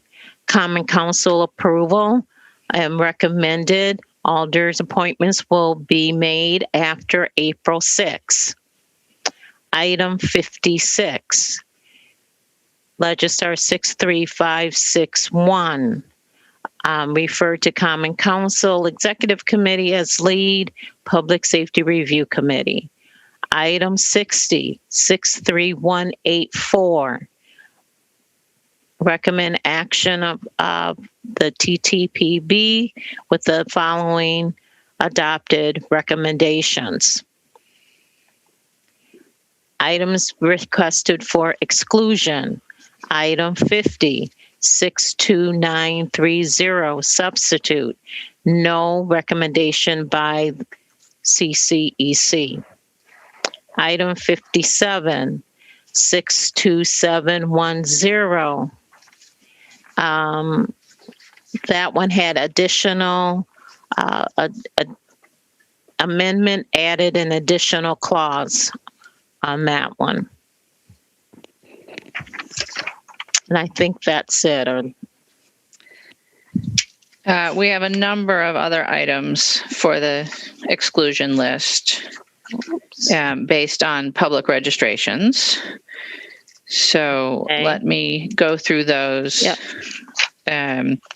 So items requested for exclusion, item 24, item 30, item 50, item 56, item 57, item 62, 63, 65, 66, 67, 68, and 120. Just looking at the list again. I think that's right, but I'm going to double check while we hear from Alder Foster. Thank you. Yeah, I'd like to separate number 49. 49. Okay. Are there other items that alders wish to have separated from the consent agenda? Alder Hennick. Yes, I'd like to have item 64 separated. And I had a question. Did we have any registrants for item 10? Item 10 is a public hearing item, Alder. Perfect. Thank you. Great. Thank you. Alder Harrington McKinney. Thank you, Madam Mayor, and I don't have my documents before me, but is the item accepting the report of the task force on communications, is that on the agenda for tonight? Alder, I'm sorry, I don't know off the top of my head. Okay, if it is, I'd like to have it not added to the Alder, can I ask you to look through the agenda online or to work with the clerk to identify what item number it is, please? Okay, so, but I can circle back. I just needed to make sure that that's what I'm looking for. Yep. Thank you. Are there other items that alders wish to have excluded from the consent agenda? Alder Hennick. 63, that's not a public hearing, correct? 63 is not a public hearing, and we have registrants on it. Perfect. So that'll get pulled. Thank you. Yes. All right. So again, public hearings are 5 through 18 and 61. We have additional or extra majority items are 19. And then we have additional recommendations on 49 is now going to be pulled. 56 is also going to be pulled. And so 60 has additional recommendations on the consent agenda that you should look at. And then items for exclusion. I'm sorry, we have late breaking registrants here. So 24.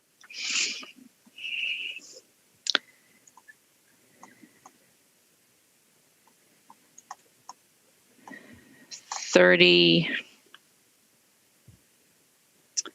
49, 50, 56,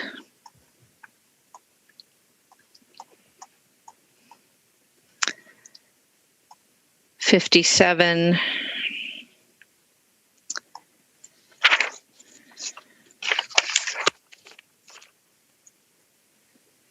61,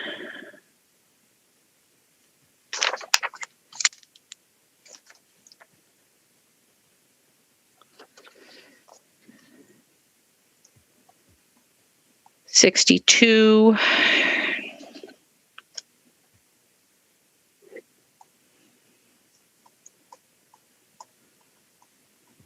apologize, I'm having to scroll through a lot of registrants here. 63, 64, 65, 66,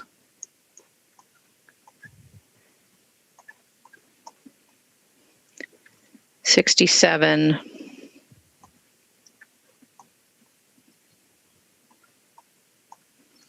68,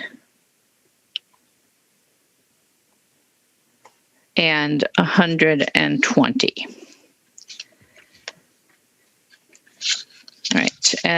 Are there any additional items to be excluded from the consent agenda? Or are there any disclosures or recusals on the consent agenda?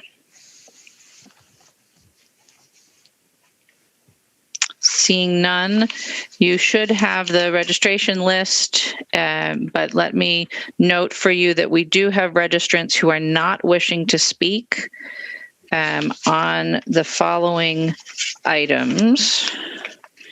59, we have one registrant in support. 60, one registrant opposed, and that the others have been pulled from the consent agenda. All right. Anything else on the consent agenda? All right. So on all of that, President Carter moves, and Vice President Abbas seems to have stepped away. Is there a second on the consent agenda?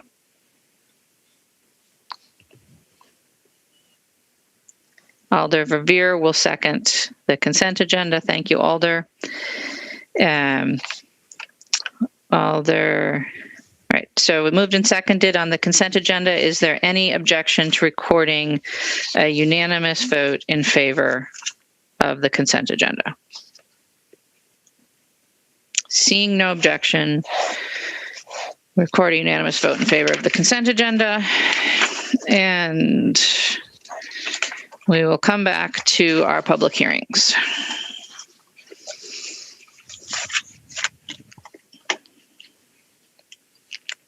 All right, so item number 5 is Legistar 60646, an appeal of the Plan Commission action on conditional use request for 2219 Monroe Street, which is Legistar ID 60001.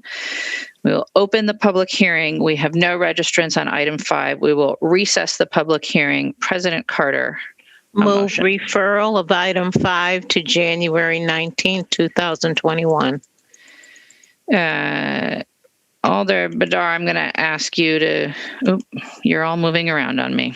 Thank you, Alder Badar. I'm going to ask you to second for the moment. All right, moved and seconded to refer. Is there any objection to recording unanimous vote in favor of referral? Seeing no objection, that item is referred. Move on to the report of the Alcohol License Review Committee on item number 6, Legistar 62461. We'll open a public hearing on a new license for Freimillers. We have no registrants on item 6. We will close that public hearing. President Carter. Move to place on file without prejudice. Second. Moved and seconded to place on file without prejudice. Is there any objection to recording unanimous vote in favor? Seeing no objection, that item is placed on file without prejudice. Takes us to item number 7, Legistar 62957. We'll open a public hearing on a new license for Stop and Go number 1515. We have 3 registrants on this item, starting with Joel Gratz of 4th Street, to be followed by Colleen Hayes. Hi, am I unmuted? You are. Okay, excellent. I'll be very brief. I don't know exactly how much time I'm allotted, but I did send to the alders, and I hope everyone's had time to look at longer testimony about this license. I am asking the council to oppose this license. The history here is that the Stop and Go, which was recently purchased by Quick Trip, has for the last several decades housed a contract post office that was a very important part of the community and the neighborhood.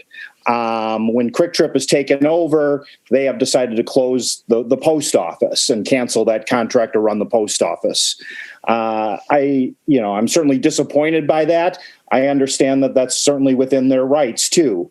But what I think is important here is that Quick Trip has held themselves up to be good community citizens, good neighbors, and that's the reason why, or one of the reasons why they should be granted the privilege of being able to get a license to sell alcohol at this location. And I think because of how they've gone about taking over this store, they've really not demonstrated fully that they are that kind of good community citizen that they claim to be. In particular, they purchased this store or announced the purchase in in July. They've had 6 months, but did not let anyone know that they were considering closing the post office until, basically providing notices to the box holders there with less than a month's notice that they would have to be, finding a different location to hold their boxes. So I really think this is a case where we need to, listen to what Quick Trip says in terms of, they should get a license because they say they are good citizens, but their actions don't belie that at this location. And I spell this out much more extensively in my memo. I hope you've read it. I hope you will vote to oppose this alcohol license. Quick Trip has, there's a neighborhood meeting that Alder Rummel was good enough to make sure that Quick Trip held with the Sassy neighborhood. Quick Trip made a number of suggestions that they would be open to, considering things as they, maybe expand the store in the future or things they may do to help alleviate the loss of the post office. But we should at least, not grant the license until such time as they've had, a chance to show whether they really intend to follow through or whether those were, hollow statements made to the neighborhood meeting, with the hope that they can just, skirt through and get the license and forget about the suggestions that they had made at that meeting. So, I think we should, let them, continue the store without alcohol. And, a year from now, after they've operated for a while, if they want to come back and say, look, we've considered it. We've done these things to try to deal with the loss of the post office. Then maybe they can come back and ask again. So I ask you to oppose this. I thank you for your time tonight. Thank you. Our next registrant is Colleen Hayes of Spate Street in opposition, to be followed by David Ring. Okay, I think I'm unmuted. You are. Thanks, Mayor Satya, or Madam Mayor. What are we supposed to call you? Okay. Hi, everyone. Happy New Year. Thanks for the opportunity to speak. My name is Colleen Hayes, and I've lived in the neighborhood for about 25 years. And I have shopped at the Stop and Go, and I've used the post office and used the laundromat on many occasions. And while I think it is a great disservice to our neighborhood to lose the post office and the laundromat especially from an equity issue, I'd like to throw another reason out there why I'm opposed to this liquor license. And it comes from a public health standpoint. And it's not so much the issuing of another license in an already alcohol-dense area, though I do appreciate my neighbors who take issue with that. But plain and simple, it's that Quick Trip refuses to sell condoms. And apparently it's company policy based on their family values. And I know what you're thinking. What do condoms have to do with a liquor license? Well, not a lot. You don't need a liquor license to buy condoms. But Quick Trip is making their argument, or they did make the argument in the last ALRC meeting and in their neighborhood meetings for the liquor license, because they want to be a neighborhood store. They still want to be our neighborhood store. And they want to just continue to be able to sell the items that Stop and Go sold, like beer. But Stop and Go also did sell condoms. And I will tell you that beer and condoms, they do kind of go together for a lot of people, especially the younger crowd that populates the Shanks Corner neighborhood. So listen, I'm not really here to tell you, I don't think privately owned businesses, we shouldn't tell them what they can and cannot sell. But I do think if you're going to hold a liquor license, you have an obligation to your community's overall health as it relates to liquor. And sexual health and liquor are connected, and data shows that condoms improve sexual health outcomes. Thanks for your time. Thank you. Our last registrant on this item is David Ring of La Crosse, Wisconsin, representing Quick Trip Incorporated. I do not see David in the list. All right. Then are there questions for either of our registrants? Seeing no questions, we will close that public hearing. President Carter. Move item 7, recommendation to adopt. Vice President Abbas. Second to adopt. It's moved and seconded to adopt. Alder Rummel. Thank you, Mayor. If you all did look at this Register item, you would have noticed that I submitted 2 different letters because this first came to the LRC in November, and I asked for a referral, which they granted, so that I could have the neighborhood meeting that Joel referenced. And then again in December at their meeting where they did support the license. But I told the LRC, I'm going to tell you all that I'm opposed to this license. And, you know, if you just take the narrow view of the applicant, blah, blah, blah, you know, maybe you're going to say, yeah, it's fine. But you know what? You know, we talk about community benefits and the impacts on the community for alcohol. So Quick Trip is buying up pretty much all the convenience stores in Madison. I went today on the clerk's page, and at the November meeting, and then at mostly all of them except for this one, which was referred, were adopted soon after. There were 7 licenses where Quick Trip was purchasing the Stop and Go, or not transferring, but asking for new licenses from the Stop and Go, But if you go and dig through the whole clerk's file, they have an additional 16 other licenses. So all across the city, there are just Quick Trips. And maybe you're fine with the C stores being taken over and them having total control of alcohol sales and all of these things. And, you know, maybe they're a citizen that generally does good, a corporate citizen. But you know what? In all due respect, David Ring seemed like a very nice guy and very attentive, and I believe they'll listen to the neighborhood. But they had absolutely no idea about the unique characteristics of this store, nor did they know that within a half a mile at 401 North 3rd Street, they actually had another Quick Trip that they owned. That's not that far if you were going to walk. You could walk from this 2nd Street store to the 3rd Street store in about 10 or 15 minutes. So they're not, you know, like hard to find, these alcohol stores. And I guess the question to me is it okay with everybody that these places get a monopoly on selling alcohol, you know, as the easiest way for most people to access getting beer and hard cider? I question that, you know, and the density, as Colleen mentioned, in that neighborhood, they're not all like takeout places, but within like 200 feet of that place, there's several bars and restaurants to imbibe. There's like a brewer pub that you could take out, growlers. There's all kinds of ways to purchase alcohol. And for me, it just seems like the loss of a community benefit like a post office and eventually the loss of the laundromat was part of what Stop and Go provided to the neighborhood, and it provided a community benefit, plus beer, plus condoms. And now we're losing all of that. And, you know, you can take the narrow view that, oh, it's a business and they have a right to sell what they want, but they also have an obligation to have a positive impact on the community. And in this case, with all due respect, I will be asked to be voting no on this item. And hopefully some of you will join me, but certainly I understand that if you believe that every business has a right to sell what they want, you're going to probably say it's fine. But I actually hope that we hold these businesses to higher standards, and I hope that you will too. Thank you. Thank you, Alder. I have no other alders in the queue wishing to speak. The motion is to grant the license.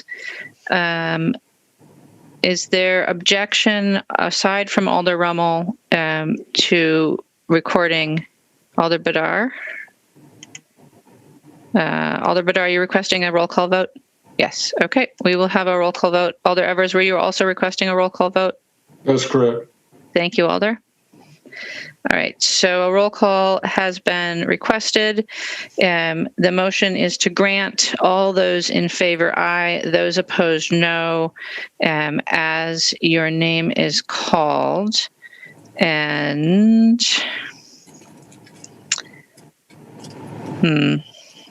I've temporarily made it so they can unmute themselves. Thank you very much. I was going to say Zoom changed itself again, so I can't see how to unmute you. So you should be able to unmute yourselves as your name is called, and the clerk will call the roll. Alder Abbas? No. No. Alboris? Swing back, please. Sure. Balde? Bidar? No. No. Carter? Aye. Aye. Evers? No. No. Foster? No. No.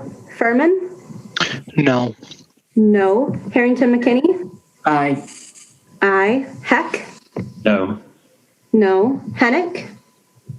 Aye. Aye. Kemble is excused. Lemmer? No. No. Martin? No. No. Prestigiacomo? No. No. Rummel? No. No. Skidmore? Aye. Aye. Tierney? Aye. Aye. Verveer? Aye. Aye. Wahelier? No. No. Alder Alboris? Aye. Aye. And Alder Balde, I did not hear you. Is he here? He's here, but Yeah, I'm here. What is your vote, Alder Balde? No. No. Okay.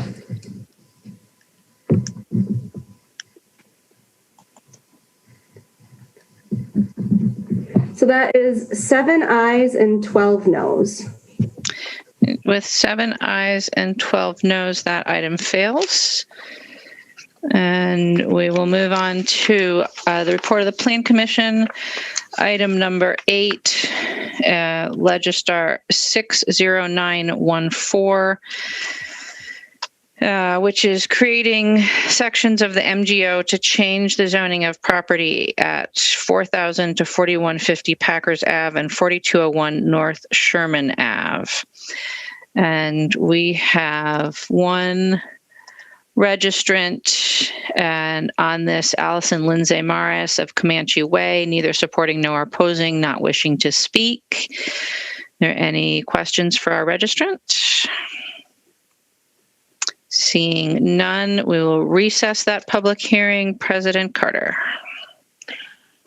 Yeah, move item number 8 to be referred to the January 25th Plan Commission and February 2nd Common Council.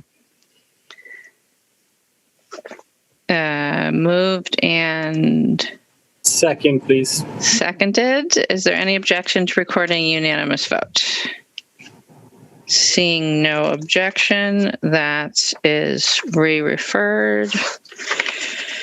Come to item number 9, which is Legistar 61589, amending the City of Madison official map to establish map reservations for future streets and highways in the area generally located north of Milwaukee Street between Fair Oaks Ave and West Corporate Drive, consistent with the recommendations in the adopted Milwaukee Street Special Area Plan. We have one registrant on item number, we have no registrants on item number 9. So we will open that public hearing and then recess it. President Carter. Move item 9 to refer to January 19th. I believe the motion is to February 2nd. Yep, to February 2nd. Thank you. Second. Moved and seconded to refer to the February 2nd, 21 meeting. Is there any objection to recording a unanimous vote in favor of referral? Seeing no objection, item 9 is referred. Brings us to item 10, Legistar 61929, which is a second substitute amending sections of the MGO to create a new use electric vehicle charging facility and to require various things in parking facilities. We'll open that public hearing. We have no registrants on item 10. So we will close that public hearing. And Vice President Abbas, let's turn to you for the motion this time. Motion to adopt.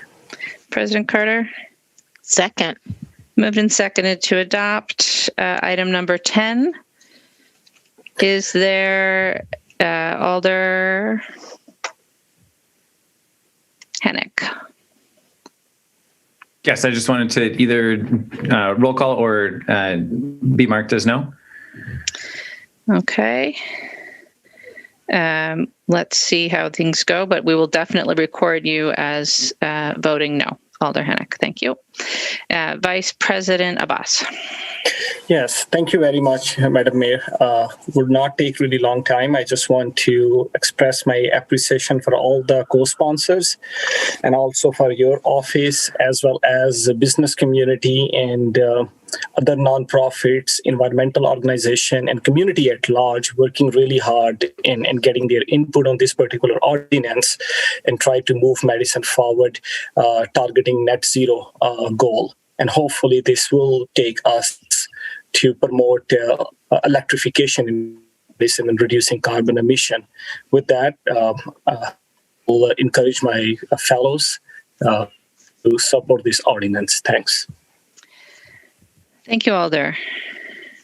I have no other Alders. Oh, Alder Lemmer. Thank you. I just wanted to briefly commend Alder Abbas for all of the hard work that he poured into this and all of the engagement and outreach that he conducted and did such a great job at. And I'd like to be added as a co-sponsor. Thank you. Thank you, Alder Lemmer. The clerk will please add Alder Lemmer as a co-sponsor. Alder Balde. Like to be added as a co-sponsor as well.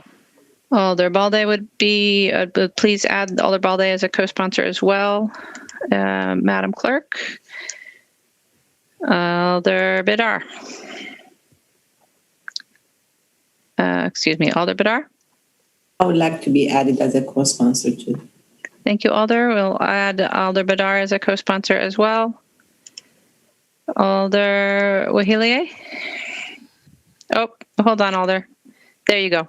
I'd like to be added as a co-sponsor too. Thank you. The clerk will note that. Right.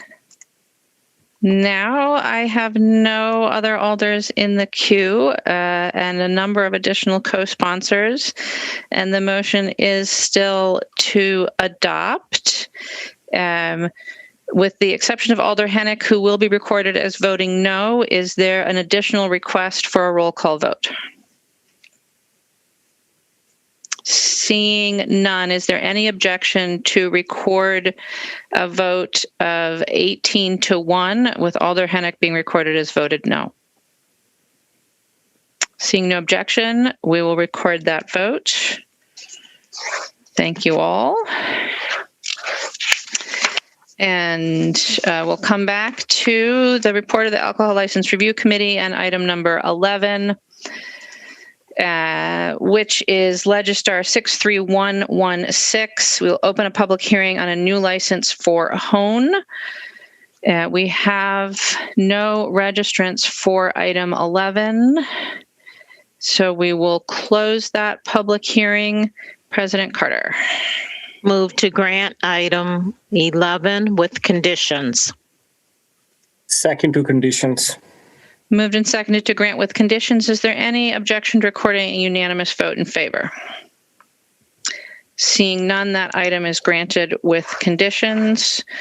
Brings us to item 12, Legistar 63118. We'll open a public hearing on a new license for Umami Go. And we have no registrants on item 12, so we will close that public hearing. President Carter. Move to grant item 12. Second to grant. Moved and seconded to grant. Is there any objection to recording a unanimous vote in favor? Seeing no objection, that item is granted. Item 13 is Legistar 63119. We'll open a public hearing on a license transfer for Square Wine Company. We have no registrants on item 13. We will close that public hearing. President Carter. Move to grant item 13. Second to grant. Moved and seconded to grant. Is there any objection to recording a unanimous vote in favor? Seeing none, that item is granted. Item 14 begins the report of the Board of Public Works, and it's Legistar 63327. We'll open a public hearing on approving plan specifications and a schedule of assessments for Garver Path and Starkweather Drive Assessment District of 2021. We have one registrant on item 14, Sally Ann Miller of Leon Street, neither supporting nor opposing and wishing to speak. There is no one by that name in the list. All right, we will close that public hearing. President Carter. Move to adopt item 14. Second to adopt. Moved and seconded to adopt. Is there any objection to recording unanimous vote in favor? Seeing no objection, that item is adopted. Item 15 is Legistar 63328. We'll open a public hearing on approving an amended final schedule of assessments for Ronald Reagan Avenue, John Wall Drive, and Merchant Street Assessment District 2017. We have no registrants on item 15, so we'll close that public hearing. President Carter. Move to adopt item 15. Second to adopt. Moved and seconded to adopt. Is there any objection to recording a unanimous vote in favor of adoption? Seeing no objection, that item is adopted. Which brings us back to the report of the Plan Commission and item 16, Legistar 62638. We'll open a public hearing on the substitute creating sections of the MGO to change the zoning of property at 6101 Mineral Point Road. On item 16, we have one registrant, Aaron Williams of Mill Street, representing UW-Madison, in support and available to answer questions. Are there any questions for the registrant? Seeing none, we will close that public hearing. President Carter. Move to adopt substitute item 16. Second to adopt. Moved and seconded. Is there any objection to recording unanimous vote in favor? Seeing none, that item is adopted. Item 17 is Legistar 62642. We'll open a public hearing on a substitute creating sections of the MGO to change the zoning at properties at 7050 through 7104 Watts Road. We have one registrant on item 17, Terry Armstrong of Harbor House Drive, in opposition, available to answer questions. Are there any questions for our registrant? Seeing none, we will recess that public hearing. President Carter. Move to refer item 17. Second Moved and seconded to refer to the January 11th Plan Commission and the January 19th Common Council meeting. Is there any objection to recording a unanimous vote in favor? Seeing none, that item is referred, which brings us to item 18, which is Legistar 62966. I'll open a public hearing on creating sections of the MGO to create a regional mixed-use district and amending portions of the MGO to add relevant provisions related to that district. On item 18, we have no registrants, so I'll recess that public hearing. President Carter. Move to refer item 18 to the Plan Commission on January 11th, Common Council meeting on January 19th. Second to re-refer. Moved and seconded. Is there any objection to recording a unanimous vote in favor? Seeing no objection, that item is referred. Without objection, we need to turn now to item 61, which is a public hearing as well. And that is Legistar 62174. So open a public hearing and the substitute creating sections of the MGO to rezone properties at 3614 through 3700 Milwaukee Street and 102 through 122 West Corporate Drive. We'll open that public hearing on item 61. Give me a second to scroll.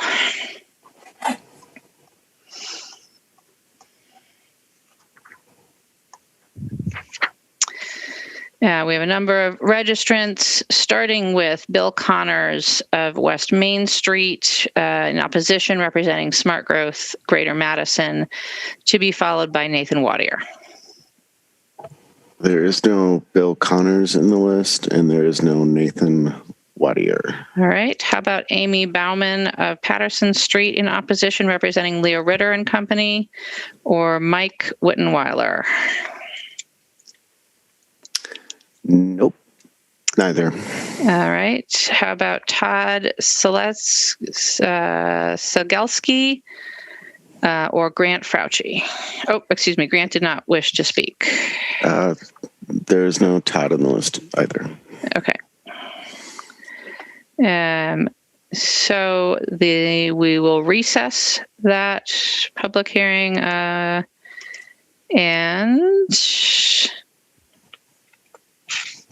President Carter. We refer to February 21st Common Council meeting. I can do re-refer. Moved and seconded to refer to the February 2nd council meeting. Is there any objection to recording unanimous vote in favor of re-referral? Seeing none, that item is referred to the February 2nd meeting. And that takes us through our public hearings. Alder Rummel. Mayor, it's come to my attention that on item number 7, which we denied the license, we need to make a finding of deny on basis of public health and welfare. So can we reconsider? If you'd like to move that. Is it public health and safety? So we need to get the item back before us before we can discuss it. Okay. So Alder Rummel, are you making consider a motion to reconsider? Is there a second? Alder Martin will second. So the motion is to reconsider item 7. Is there any objection to recording unanimous vote in favor of reconsideration? Not seeing an objection. So item 7 is back before us. Attorney Haas. Thank you, Mayor. In addition to citing the health, safety, and welfare of the community, if a liquor license is denied, the courts have ruled that we need to have, some reason specific to the location for the denial, and that could be, just generally. Sometimes it's adverse impact on traffic, the peace, quiet, cleanliness of the neighborhood, proximity to other licensed establishments or residential areas or schools, impact on law enforcement services. Public sentiment is important, but we need to have a rational basis. As long as there's a rational basis for the denial, any court would be likely to uphold it, but that needs to be stated on the record for the applicant. Thank you, Attorney Haas. Alder Rummel, since this is your district, let me turn to you. Would it be your preference to establish that reasoning now, or to refer this item to work on a more appropriate motion. Mayor, I would like to deny on health, safety, and welfare. At this particular location, the proximity to other licensed premises, including a neighborhood high school, are the reasons I would say that it should be denied. So, Alder Rummel, is that a motion to deny on the grounds of proximity to other licensed premises and a high school? Yes. Is there a second for Alder Rummel's motion? Second. It moved and seconded to deny on that basis. Alder Harrington McKinney. Thank you, Madam Mayor. My question is to Attorney Haas. And my question is that as the alder of the district has stated that the reason for the denial, is there a recourse that Quick Trip could come back at the city for? And what would be the process related to that? Well, they could appeal the decision to court. And that's why there needs to be a reason on the record. Okay. Following that, and I highly respect the alder of the district because she knows her district well. The fact that you mentioned there was a school that was close by, is there any other documentation that would support that being against public health? Is that something that you strongly believe in and could document if it comes back to the council? Alder, I'm sorry. Is that a question of Alder Rummel? Alder Rummel. I'm asking the alder of the district, is she solid in her resolve that this is a public health issue having... Thank you, Alder. The Alder Rummel can respond if she wishes, but otherwise we appreciate your question. Alder Rummel. Thank you, Alder Harrington McKinney. I do believe that holding a license is a privilege and not a right. And so there was a previous license there, so you could argue that case. But that license holder provided a lot of community benefits and acted as a corporate citizen that served the particular location well, whereas the new license holder seemed very unclear about what they were buying, the unique market of the neighborhood, the proximity to their own other licensed establishments. And so I don't know how to add that in the frame of what the attorney said. And so I took his advice on proximity to other licensed premises, which if you just stand in front of that place, you could look across the street and see, and around the corner and see several bars and a brewery, and it's everything's close by. So and also a high school nearby. And there's a public health value of concerns about alcohol density, which I think is what we get at with the alcohol question of so much density, and then that corner has, more than some aldermanic districts have total licenses exist in the corners at Shanks Corners. Thank you, Alder. Alder Harrington McKinney. Yeah, a follow-up question. A follow-up question to the alder. You had said that you had planned a community meeting and that was not held. Is that correct? No, Alder, there was a community meeting held. Oh, okay. Thank you. Thank you, Alder. I have no other alders in the queue. The motion is to deny the license on the grounds of proximity to other licensed establishments and a high school. Is there any objection to recording a unanimous vote in favor of denial? Alder Hennick? Are you requesting a roll call, Alder? Yes. Thank you, Alder. Right, so a roll call has been requested. All those in favor of denial, aye. Those opposed to denial, no. When your name is called, and staff can do their magic on the unmuting, and the clerk will call the roll. Alder Abbas? Aye. Aye. Alboris? Swing back, please. Sure. Balday? Balday? Aye. Aye. Bidar? No. No. Oh, sorry.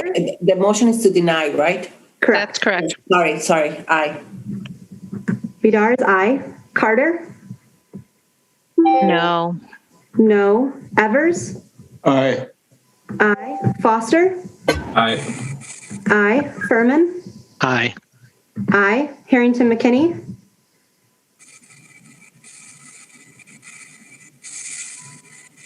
Harrington McKinney? Aye. Aye. Heck? Aye. Aye. Hennick? No. No. Kemble is excused. Lemmer? Aye. Aye. Martin? Aye. Aye. Presto Giacomo? Aye. Aye. Rummel?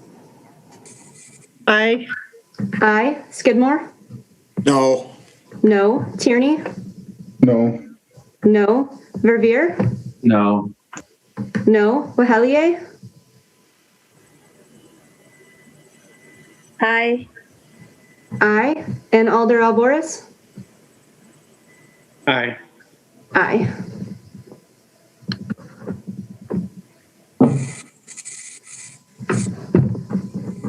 It's 14 ayes and 5 noes. With 14 ayes and 5 noes, the motion passes and the license is denied. All right, so that brings us to our exclusion list, starting with item number 24, which is Legistar 63508, extending the deadline for a final report and recommendations from the body-worn camera feasibility review committee to January 27th, 2021. President Carter, let's get a motion on the floor, please. Move adoption of item 24. Is there a second? Vice President Abbas? Oh. Second to adoption, please. Thank you. We have a number of registrants on this item, starting with Rachel Chisman of Jefferson Street in Oregon, in support, to be followed by Megan Spielbauer Sandate. Rachel and Megan are no longer in the list. Right. How about Shadira Kilfoy Flores of East Wilson in support, to be followed by Juliana Rose Bennett. I'm here. Go ahead. Hi there. I feel like it's very important for us to kind of take a step back and wait until we can all be, I feel like, on the same page, especially now that we've hired Chief Barnes. I think it's a good time to bring him in to this conversation, for him to be knowledgeable about these use of forces, especially when it has to do with chemical weaponry.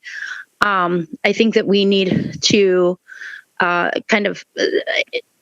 the chemical weapons, but also the body cams. Like, there's a lot of things right now that he should, I feel it would be of benefit for the community as a whole for him to be caught up and a part of those discussions, I would think. And so I support waiting right now. Thank you. Thank you. I yield my time. Our next registrant is Juliana Rose Bennett of West Johnson Street in support, to be followed by Larissa Joanna. Juliana is not here, but Larissa is. All right, Larissa Joanna of North Blair in support, to be followed by Michael Berthe. Oh, I'm sorry. Michael didn't wish to speak. Can you hear me? So, yes, go ahead, Larissa. Can you, sorry, I was not really paying much attention. What item and what is the subject that we're on? This is extending the deadline for the body-worn camera feasibility review committee's report. Oh, thank you.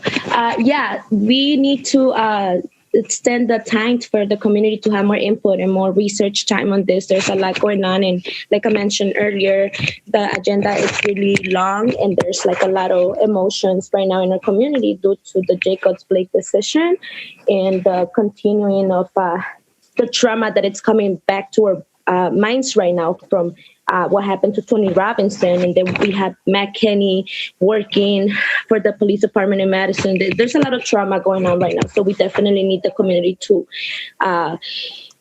address this emotions that are being perpetuated by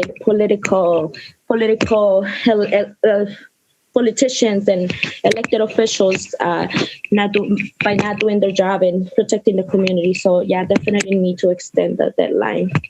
So I support this. You're my time. Thank you. Thank you. We have a number of other registrants not wishing to speak. I'll refer you to the list. Are there questions for any of our registrants or for staff? Have any of the folks that weren't here come back in? Seeing no questions and no additional folks here, we have a motion on the floor to adopt. Are there any questions? Is there any discussion? Is there any objection to recording unanimous vote in favor of extending the deadline? Seeing no objection, that item is adopted. And we will move to item number 49.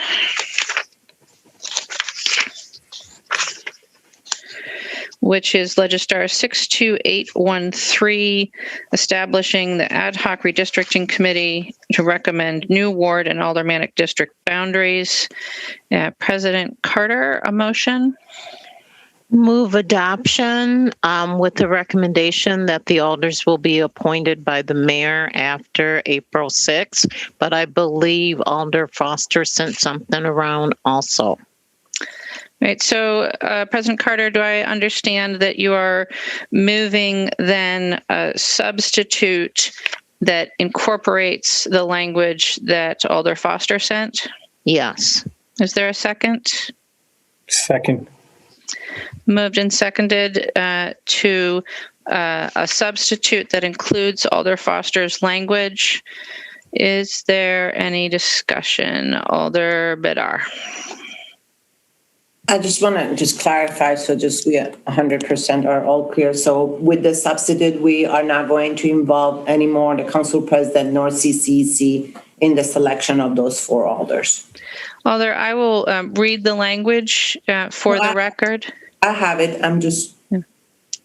That's correct. So in the substitute, the relevant be it further resolved clause would read in part, alderpersons shall be appointed by the mayor following the April 6th, 2020 election. I just wanted it to be on the record. Thank you. Thank you, Alder Bedar. Vice President Abbas. Thank you very much. I appreciate the intent of changing the language to by the mayor. I think so this should come to Common Council Executive Committee because that's the executive committee role is to look at the policy direction.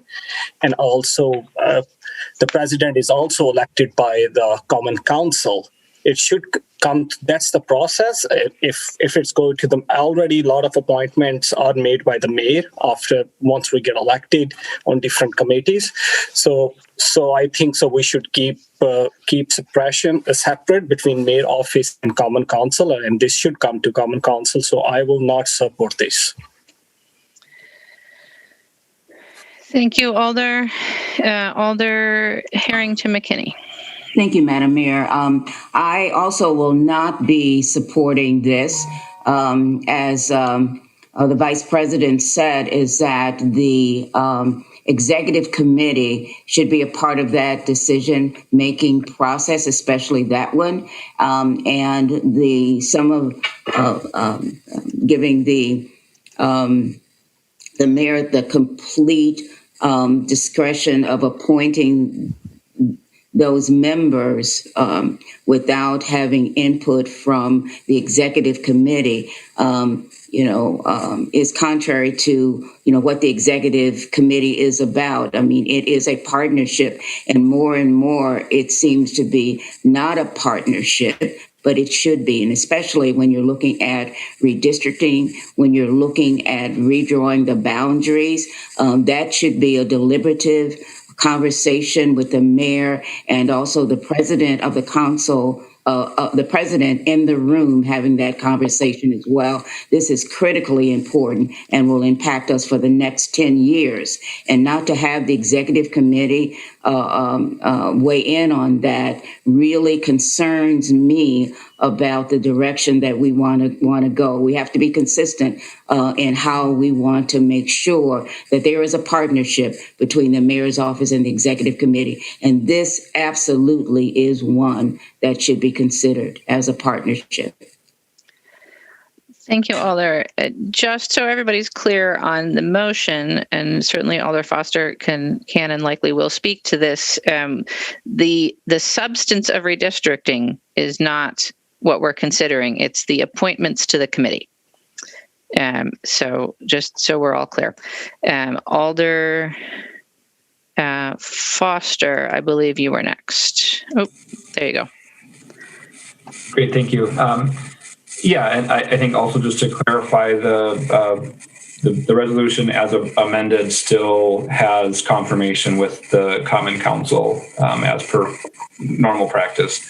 So the intent of this amendment is really based on the recommendation from CCEC, which I support, which is to hold on appointments until after the election so that the alder membership is selected from alders that will be serving after or beginning in April of next year.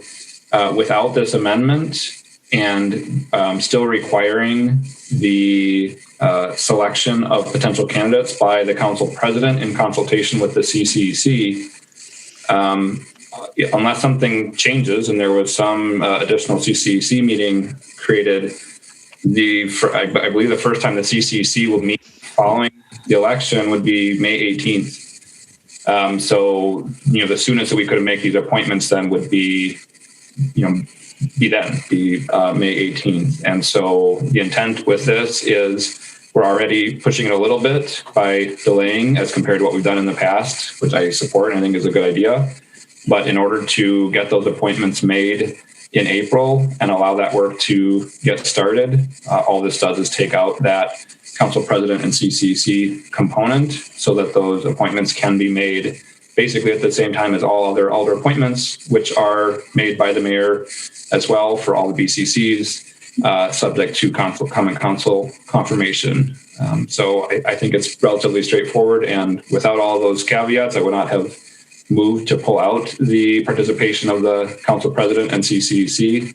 But I think if we leave that in there as is, we're going to cause some significant delays in that work. Thank you. It was my understanding that the resident. Go ahead. President Carter, we have a number of alders in the queue. Oh, I'm sorry. That's all right. I'd be happy to add you to it, though. Alder Foster, you were done? Yeah, thank you. Alder Bidar. Thank you. And I certainly understand the reasoning behind the amendment by Alder Foster and the timing. If we wait for CCEC, it's an additional month more, actually. So I'm wondering if a potential compromise there would be to not have the involvement of CCEC, but still continue having the involvement of the council, council leadership, council president. The issue there, of course, is, again, for those of us who are looking at calendars and dates, a council president and council leadership do not get elected until April 20th, which is the first council meeting after the election. So the earliest this could happen would be if they huddled somehow, whoever gets elected the night of the 20th and added the names, before it's taken out on the floor at the council. That could potentially happen because the election of the council leadership happens at the noon time, and the council meets at 6:30. So there is enormous amount of time between, especially after some of us give some long goodbyes to all of you. But anyways, there is time. So I think that maybe that's a good way to create that balance, is to leave the council leadership, I would say, council president in there, but not involve CCC. Thank you, Alder. Alder Harrington McKinney, and then President Carter. Thank you very much. I would be the council leadership is who I want to be in that conversation with the mayor. So it doesn't have to be the executive committee. And so I appreciate Alder Badar putting forward these options. And so I would certainly, I would support the council leadership in those meetings with the mayor, making those determinations. I certainly would support that, but I would not support that the leadership would not be a part of the conversation at all. And so I would support if there is going to be a friendly amendment, I would support that, but I would be adamant if that excluded the leadership of the council. And the second question is, we're talking about a delay, and I would like someone to speak to if that delay, and I know that we covered it in the executive committee meeting very briefly, but I'd like to go on the record and how would that impact if we delayed that appointment of the alders who would serve on that committee for how many days? Would that go to the Alder? I'm going to interpret that as a question to staff. Yes, that is to staff. And whoever spoke on it, I don't know if Brian spoke on it, but yes, it is to staff. Thank you, Alder. We have a number of staff ready to weigh in. So Attorney Strange or Ms. Stouter. Sure. Thanks, Mayor. Yeah. So the timing for redistricting really depends upon when we get the data from the census. The last time around, we got it in March. And once we receive the data, it starts a series of 60-day requirements. So we don't know yet exactly when we're going to get the data. Things are delayed this year. So it's possible we'll get it after March. If we got it, back if we did it in April, then a delay into April will have less of an impact. If we get it in March, delaying appointments until the end of April could have a pretty significant impact because the committee wouldn't be able to start meeting until almost a month after getting the data. So I do think keeping that in mind is important. Waiting to the end of April or May could impact the ability of the committee to do its work. And Heather I didn't see her there, but she can certainly add any more from Brian. I don't think Brian's on the call, but she could add anything from planning's perspective. Thank you, Attorney Strange. Ms. Stouter? Just to quickly add that, so 10 years ago, when this happened, the data was available in March of 2011, and the committee started meeting in February of 2011. Given the significant delay of the census data, I think that we should be in fine shape if the committee is able to form and start meeting in May. But we just want to be ready to jump right on that, seeing as that we just don't know when that data will be available. Thank you, Ms. Stouter. Alder Harrington McKinney, does that answer your questions? That answers my question, and I would ask the maker of the motion, would he consider a friendly amendment and having the leadership in the discussion of the selection process? Alder Harrington McKinney, you're free to make an amendment to the substitute that's before us. Okay. I remind us all that there's no such thing as a friendly amendment as determined by the maker of the motion. It has to be friendly to the body. Oh, friendly to the body. Thank you for the correction. And so I would like to put forth an amendment that the leadership of the Common Council be included with the mayor in making the selection of those alders who will serve on that committee. And that would happen expeditiously in terms of timing.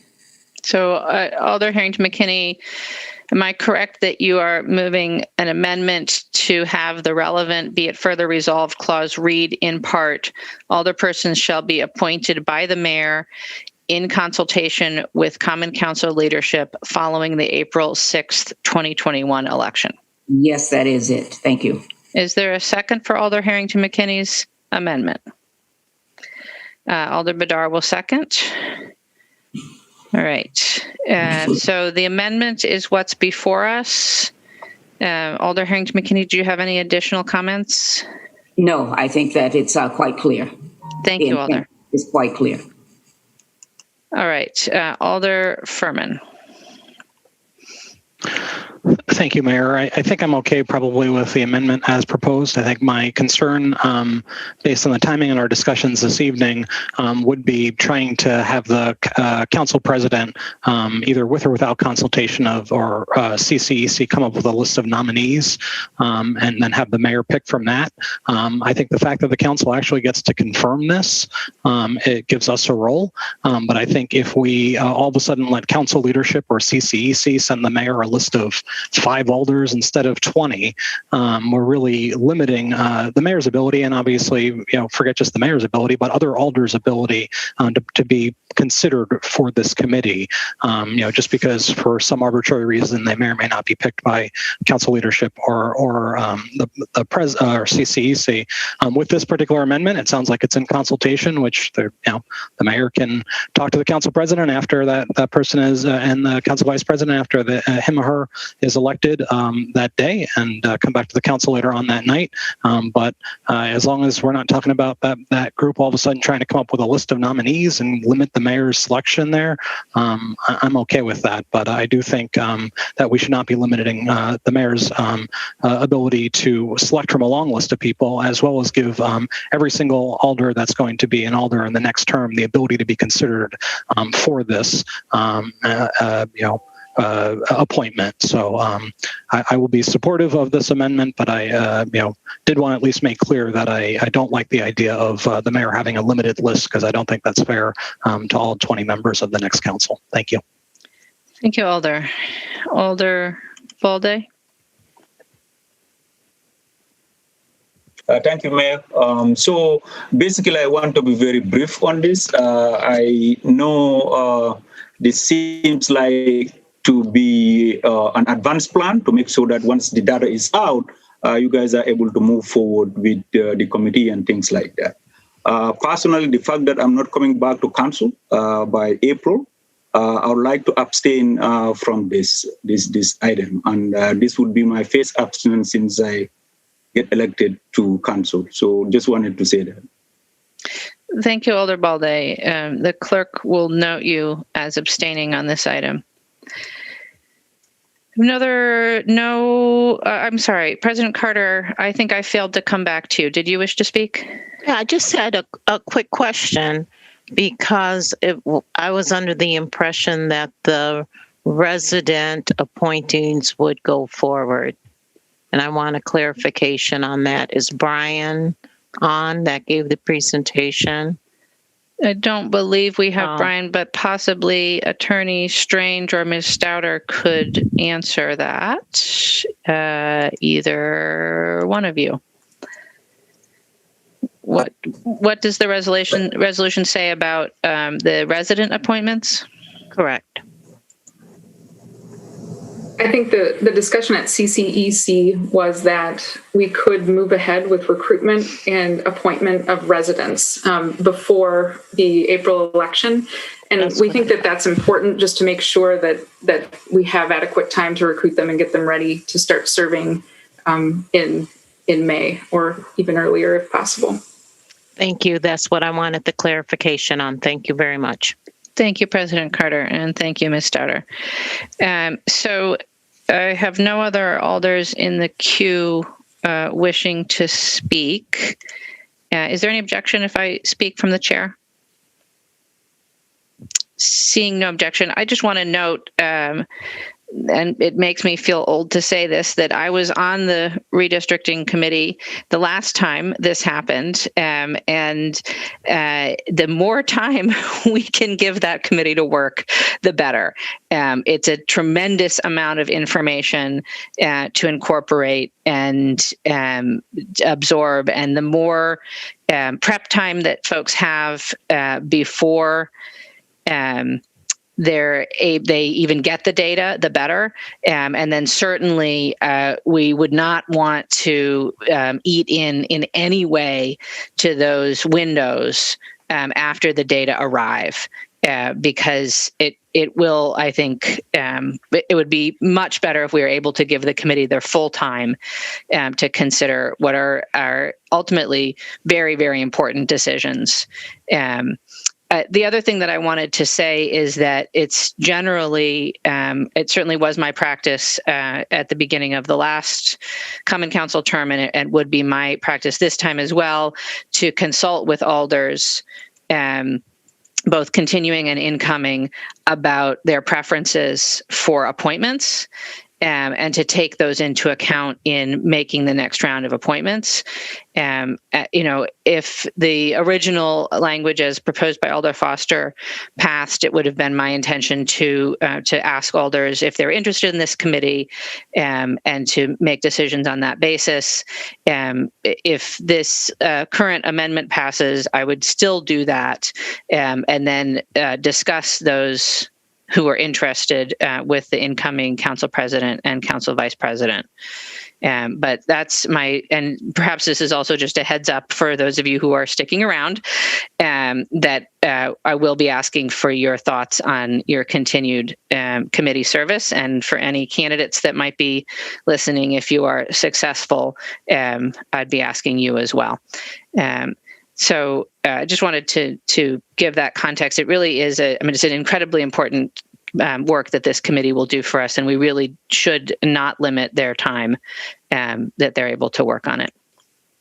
All right, what's before us is the amendment to change the relevant "be it further resolved" clause to read that alderpersons shall be appointed by the mayor in consultation with the Common Council leadership following the April 6th, 2021 election. Is there any objection to recording a unanimous vote in favor of that amendment? I am not seeing any objection. So then what's before us is the amended substitute. Is there any further discussion? Seeing none, is there any objection to recording a unanimous vote in favor of the substitute as amended, and noting that Alder Balde is abstaining? Seeing no objection, that vote will be so recorded. All right, thank you all. And my deep apologies. We have such a long list of exclusions that I completely skipped over number 30. So we will go back to item number 30, which is Legistar 61936, accepting the final report and recommendations from the Task Force on Municipal Golf in Madison Parks. We have one registrant, Greg Dixon of Mar Ave, neither supporting nor opposing, wishing to speak. Is Greg Dixon with us? Yes. Can you hear me? Yes, go ahead, please. And my apologies for making you sit through that. Oh, that's okay. So I'm Greg Dixon, and I'm one of 5 candidates for District 16 Alder. So Yahara Hills Golf Course is in District 16. It's out past the interstate. I'm not a golfer. I'm a sports photographer, and I've worked as a photographer at a number of golf courses, and Yahara Hills is one of the places that I've worked. So I've been following the whole the question about how best to lower costs at the golf courses, and read the various proposals over the past time that this has been talked about. And in the abstract, it made a lot of sense to me to reduce the number of holes at Yahara from 36 to 18. But I thought that I'd go out there and visit the golf course and just get a personal feel for the course. So a few weeks ago, there was just a beautiful winter day before all the snow fell. And so I went out to Yahara Hills and I talked to the groundskeepers and I talked to golfers and I talked to disc golfers. And they all love the course. The golfers, they love the course. I talked to people who had been out there numerous times. I talked to disc golfers and they play at the course. They play disc golf all through the winter, and they wish that they could play at that course all year round.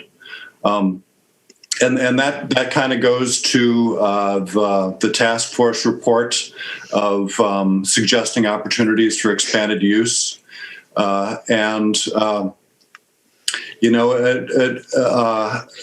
initially I thought it was a good idea to go from 36 to 18. And the funny thing is after walking the course, I kind of thought that maybe it should remain 36, but I really like the idea of expanded use. I've read Alder Foster's ideas about Monona Golf Course and expanding the use, trying to get more use out of the golf course, and so ultimately, I really I'm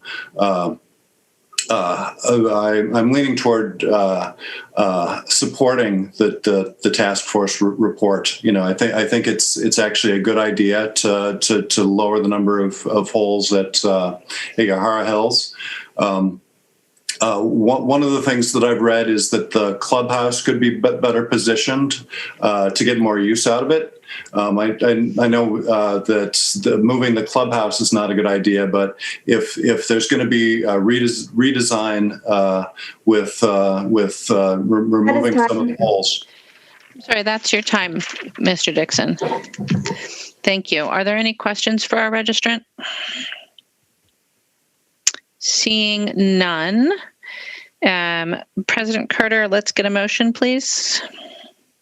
I move acceptance of the final report, item 30. Vice President Abbas? Second to. Moved and seconded to accept the final report. Are there any questions? Or is there any discussion? Seeing none, is there any objection to recording a unanimous vote in favor of acceptance?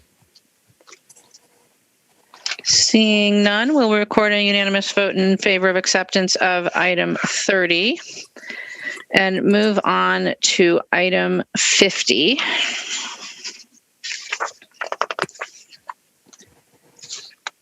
Which is Legistar 62930, a substitute resolution authorizing the placement of an advisory referendum questions related to the structure of city government on the spring 2021 general election ballot. Let's get a motion. Vice President Abbas. Yeah, I'm sorry. I wanted to motion to recess for 10 minutes. Okay, we have a motion to recess for 10 minutes. Is there a second? Second. Moved and seconded to recess for 10 minutes. Is there any objection to recording a unanimous vote in favor of a 10-minute recess? Seeing no objection, we are recessed for 10 minutes. We'll see you back at 9:30 p.m.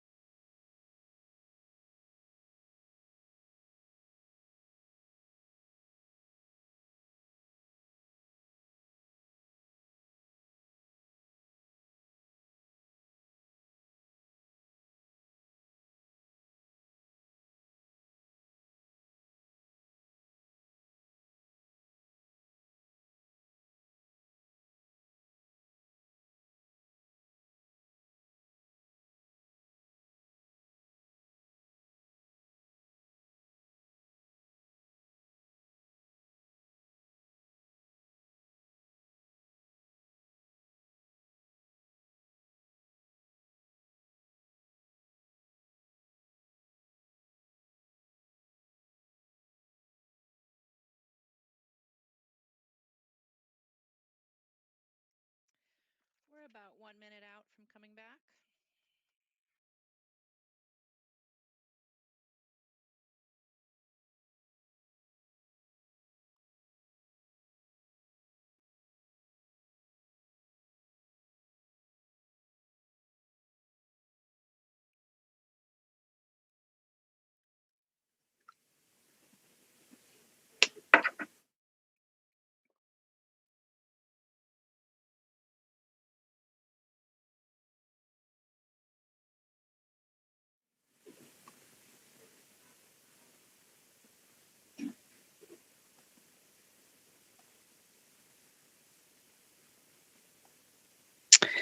Right. 9:30 having arrived, I'll ask alders to return and to turn their cameras back on. And I will ask the clerk to call the roll, please. Alder Abbas. Here, present. Alboris.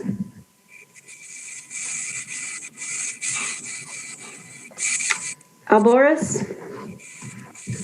Balde. Clerk Balde is excused as of 9:30. Thank you. Bidar. Present. Carter.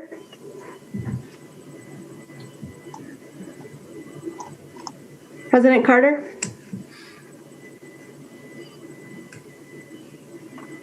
Sorry about that. Present. Evers. Here. Foster. Here. Furman. Present. Harrington McKinney.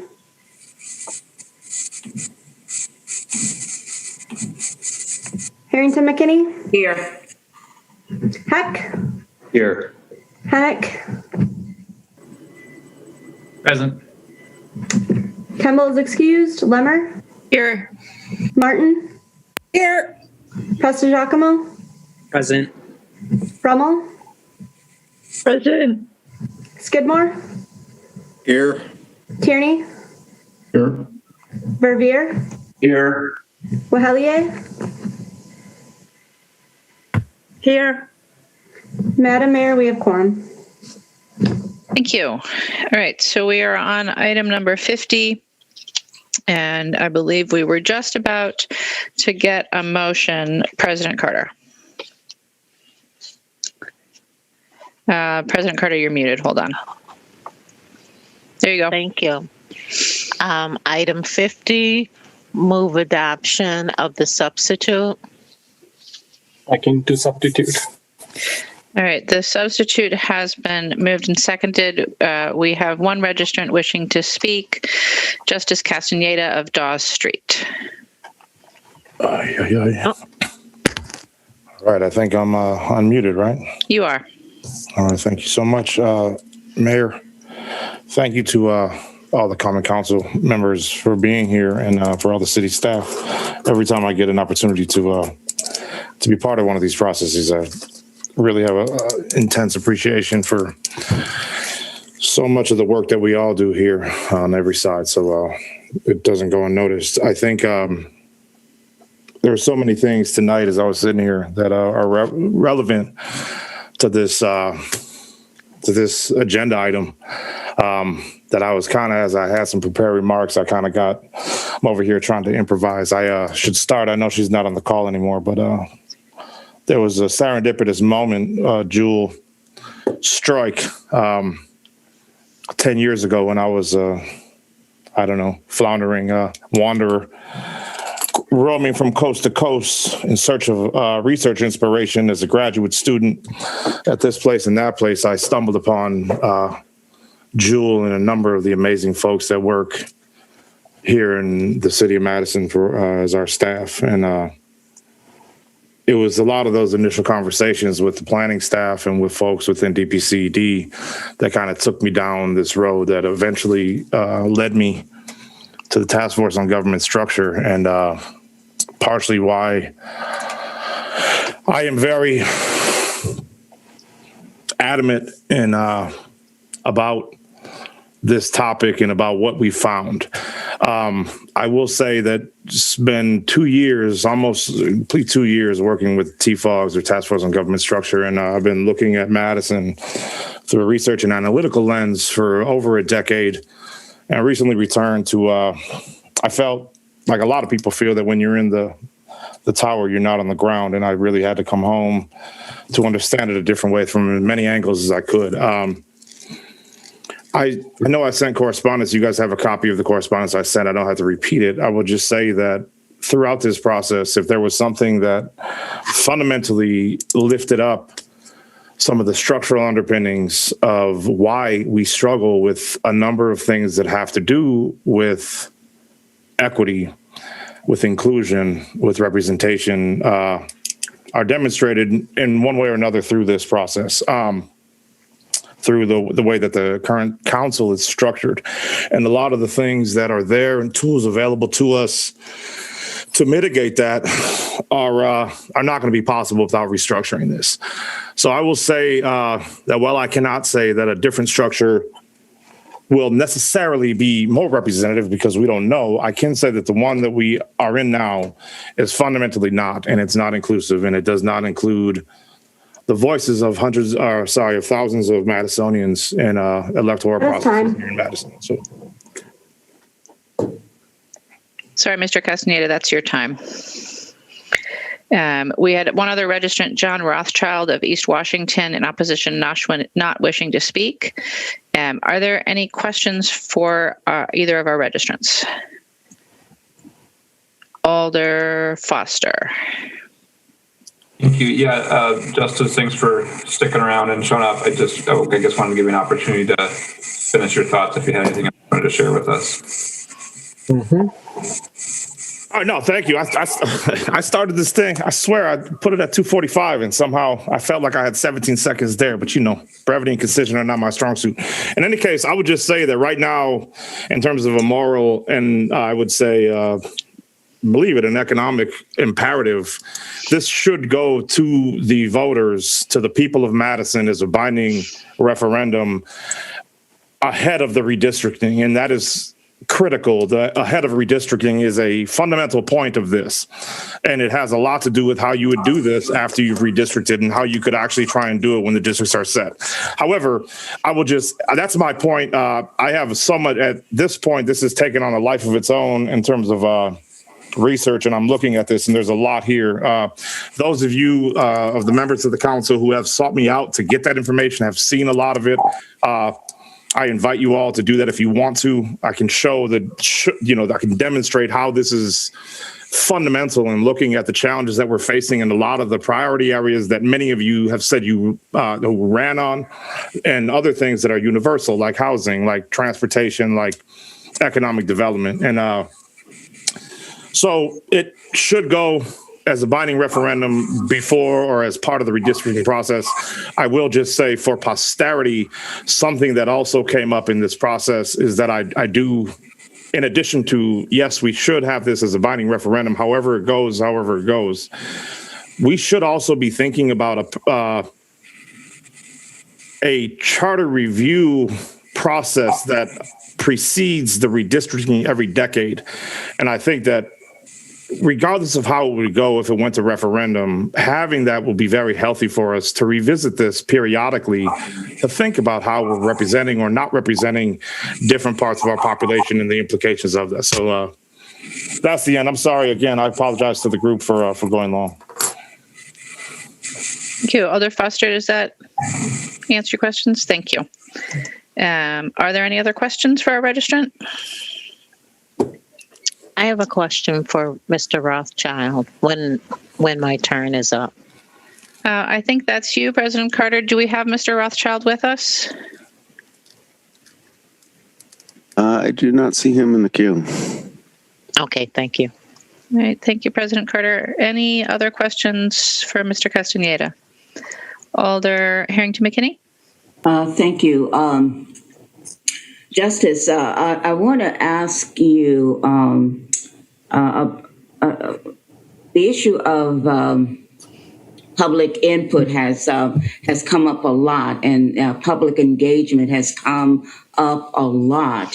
and the advisory referendum that is before us. You spoke briefly on that, but could you just say more about whether this advisory referendum will actually be effective, or how do you, in your opinion, in putting your biases up front, what is the advisory referendum going to achieve? Alder Harrington McKinney, I appreciate you inviting me to put my biases up front. My personal opinion is this is a political stunt here to give people an opportunity to not do anything about this. And I say that because there's a couple things happening here. First of all, the redistricting process, as we just learned, and many of you guys know as much as anybody, is underway in the sense that you are already talking about the beginning processes of the mechanics that are going to be necessary to make that happen. This needs to happen in conjunction or concurrently with this. So that's a big thing. Another thing is, I'll tell you that right now, if we put it, so it needs to go to binding referendum, and it needs to go prior to the redistricting, right? That it needs to be aligned there. I will tell you that right now, because there's so much nuance here, and for the alders and other public officials and folks who have actually come out and looked, and you've gotten when you really get into the weeds, and then the stuff that we have that's above and beyond even what was in TFOGs, what you'll see is that there's a lot of nuance. It's a hip bone connected to the leg bone. And there's a lot of things that it takes a second to get used to. So the idea of representation, when we have many, and I would say amazing professionals of color who do serve us as elected officials. So to the layperson, if you're looking at that and saying, well, right now that this is fundamentally exclusive for a majority of our lowest income people of color, people say, well, look, there's a Black or a Latinx elected official, so therefore it must be representative. Instead of thinking about whether or not the voices of our populations are actually the ones who are voting. And something that I brought up in the previous conversation in the committee of the whole was that, like, for folks of color, we've been voting for white folks for the history since we've been able to vote. When they represent us, it's generally been the other way around, where white folks will vote against us, even if it's against their own interests. So there's a lot of things like that, though, that takes some examining. The amount, the $67,000, the origin of that, and the connection to that, and the subsidies that you're giving to quote unquote affordable housing projects, that takes a while to get. And so I say that to say, to put this on the ballot in April as a binding referendum, I will tell you that it will be an uphill slog, and there is not a high likelihood that it will pass. And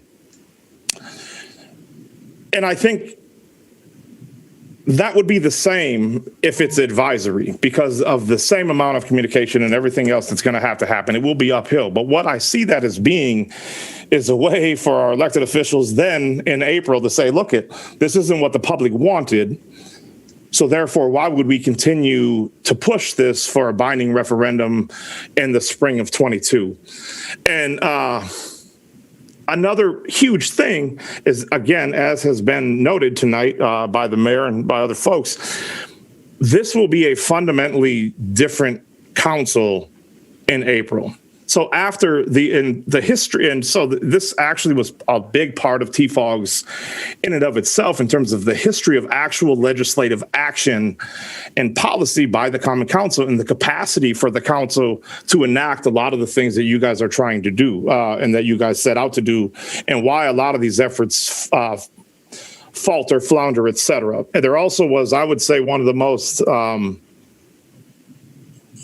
I don't know breathtaking, falling off my seat conversations I've ever had was with the staff from the city of Madison. We talked for almost 4 hours in that courtroom there at the municipal building, and the stories that we were hearing and the connections that we were able to verify and codify between the realities for so many staff and the challenges that they have and the way that the council operates.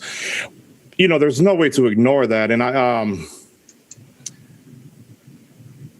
I will say that having an entirely new council that's going to have to get, and all of you know what this is like, going through that all-day orientation, and by the end of it, when you're getting to the house, everyone's tired. doing that over and then expecting a brand new council to take on something that has really been about 4 years in the making. Many of you were part of the origins of this, the genealogies of this, and you know that this has been, in some cases, 3 terms for us to understand why we even did this.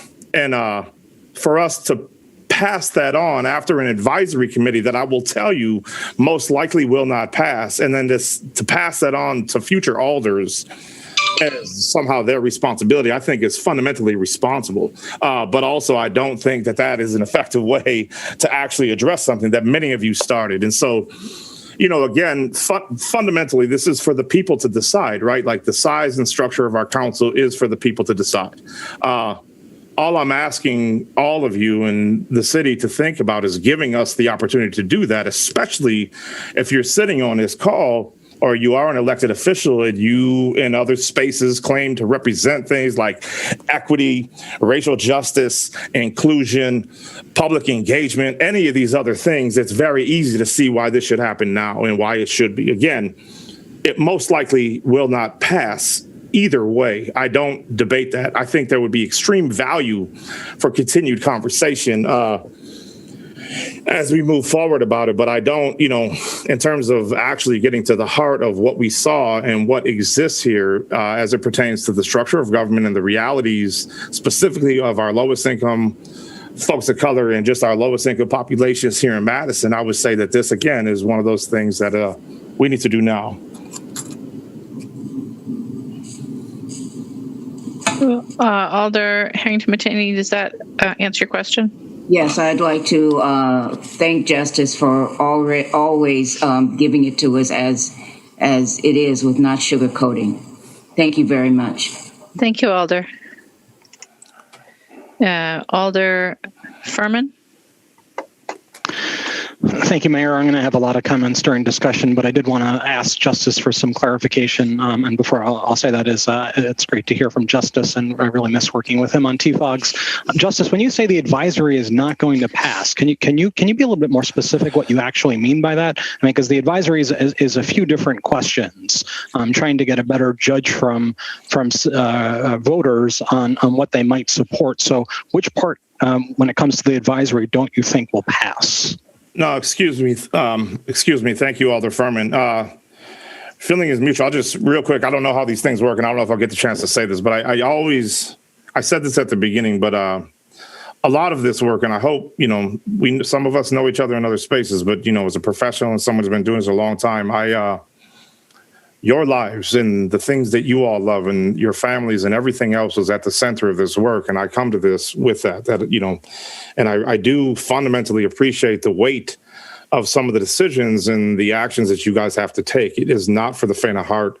And I don't, say this stuff cavalierly. I get it. I represent it. Thank you, Alder Furman. I realize that what I'm saying is that the likelihood of, if you just ask, and we did this with the first survey, right, where we structured it this way, and we sent it out to all the known living former committee members, alders, and mayors. And we had a number of focus groups just with them at the beginning. But the survey was very interesting because the first part of it basically said that people in general think that the way it's structured right now works pretty well.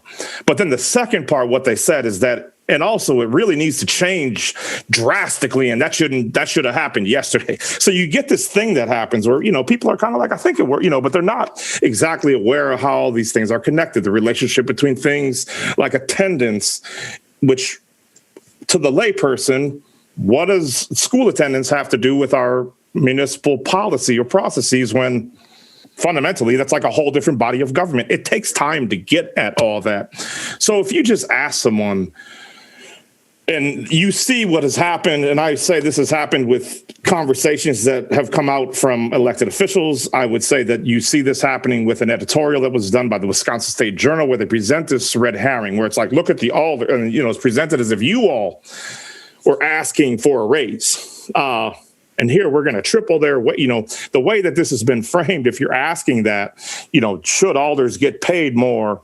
you're like, what the heck does an alder do? And why would I want to pay him more? And that's taxpayers' money. And and you get all this other stuff that's white noise that gets in the way of actually understanding the nuances of these arguments. And so what I mean by that is I say, if you just ask folks a bunch of questions, what's the thing is that the data are always neutral. The collection, analysis, presentation, and inferences never are. And so, yeah, you're going to get interesting data. And then from that, what I'm saying you're going to see is that people are going to say, see, it's fine. And I'll put nickels to noggins that if we do that in April as an advisory committee, that's what you're going to find. Because you're talking about, at this point, 12 weeks, give or take, before we're going to see this. And, we spent 2 years and I spent an additional 10 prior to really understand so much of this preamble. And as I found at the very end is when we really started getting this thing going. Alder Furman, Alder Kemball's not here. Alder Carter was on at the beginning. I mean, we had a lot of, I'd say Alder Skidmore was instrumental in the process. However, and I think that there was such a robust exchange of ideas, many of which I had my mind changed fundamentally about a number of things by Eileen Harrington, who did a masterful job chairing that thing. So that took that much time. I don't know what 3 more weeks is going to do and what you're going to get that we didn't already get in all the other surveys. And I see this as a way for many, like I said, Alders not wanting, this is the thing. We're not asking you guys to say, should you get your own raise or should you restructure your company? What we're saying is let the people decide. And at that point, it's still going to be an uphill climb. But I would be willing, if this were a binding resolution, me and many folks would do the public education thing, even if we don't win. I'm not concerned with it winning so much as the importance of getting that information out prior to redistricting and getting the information to people, even if that all that means is that we'll be able to see that in posterity so that when we try to do this again as part of a charter review process, we have that information to go off of. So that's what I mean. And I apologize. You're right. I simplified that in a way that probably was not helpful. So I do apologize for that, Alder Furman. No, I appreciate the explanation. I think, what I got from that is you believe that people are going to pick the status quo. They're not going to want to see a change, and that's likely binding, or that's likely with the referendum, and that's your concern, and how much time is put in. Justice, I can't thank you enough for all your comments. I'm going to share mine in a little bit, but I appreciate your insight and your experience on this. Thank you. Thank you, Alder. Are there any additional questions for our registrant? Seeing none, then we do have a motion on the floor. Are there questions for staff? Seeing none, is there discussion? Alder Foster, did you have a question? Yeah, I did. I'm assuming Attorney Strange is here with us. Yes. Basically, I just wanted to have John speak to that sort of the idea that Justice put out there of sort of the importance of doing this ahead of the redistricting. And John, can you just speak to, I guess, with the proposal that's in front of us, which is the advisory referendum, which includes the intent to go to a binding referendum then in 22.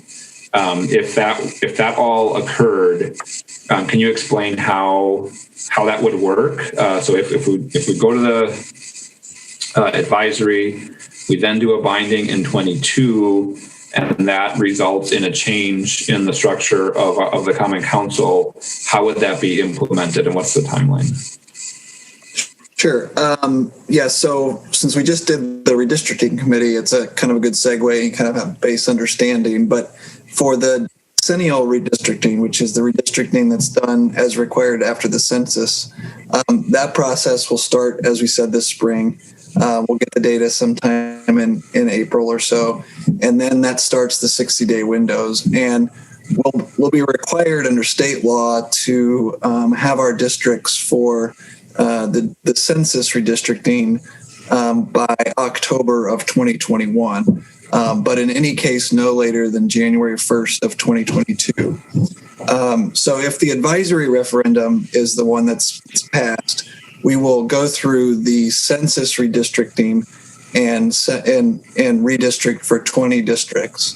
And then if the advisory referendum passes and the council decides to go to binding referendum in 2022 at the spring election, and the voters approve that referendum to amend General Ordinance 3.01 to reduce to 10 alders and therefore 10 districts, then we'll engage in another redistricting process under Wisconsin Statute 62.08 sub 4, as sort of required by the charter ordinance that's passed by the voters. So it's sort of an amalgamation of different ordinances. But basically, we would use that period of time between when the charter ordinance is approved by the voters and when the elections happen in 2023 to redistrict again down from 20 to 10.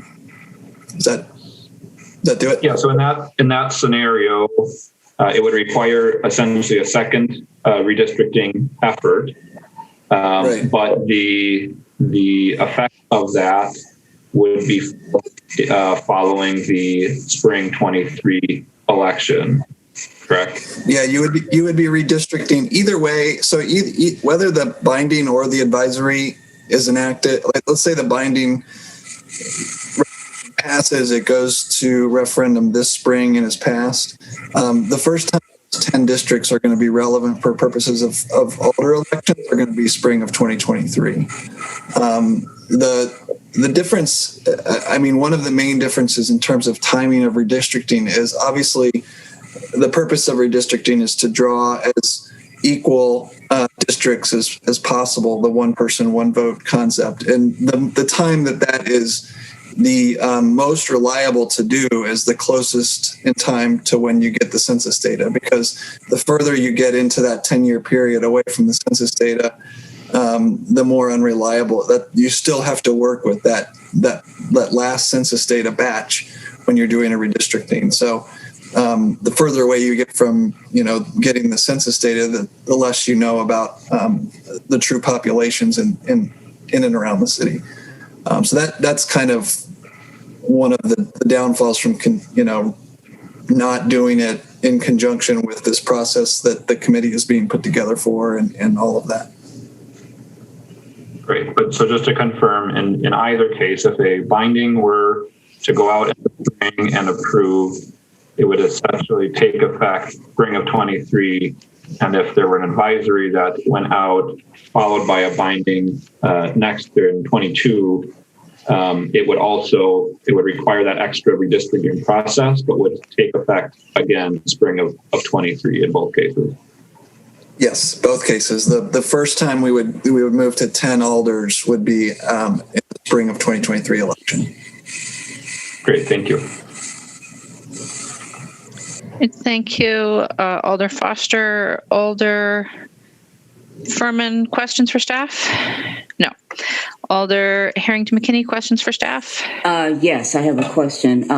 Attorney Strange, at the last redistricting, is that when the Allied Drive, and I'm trying to piece together conversations that I heard, is that after the census, it was identified and help me with the wording, where there were large pockets of unrepresented individuals. And is that when Allied Drive was carved out? Could you speak to that? Are you the one that could speak to that? Are they connected? Was Allied Drive connected to the census 10 years ago?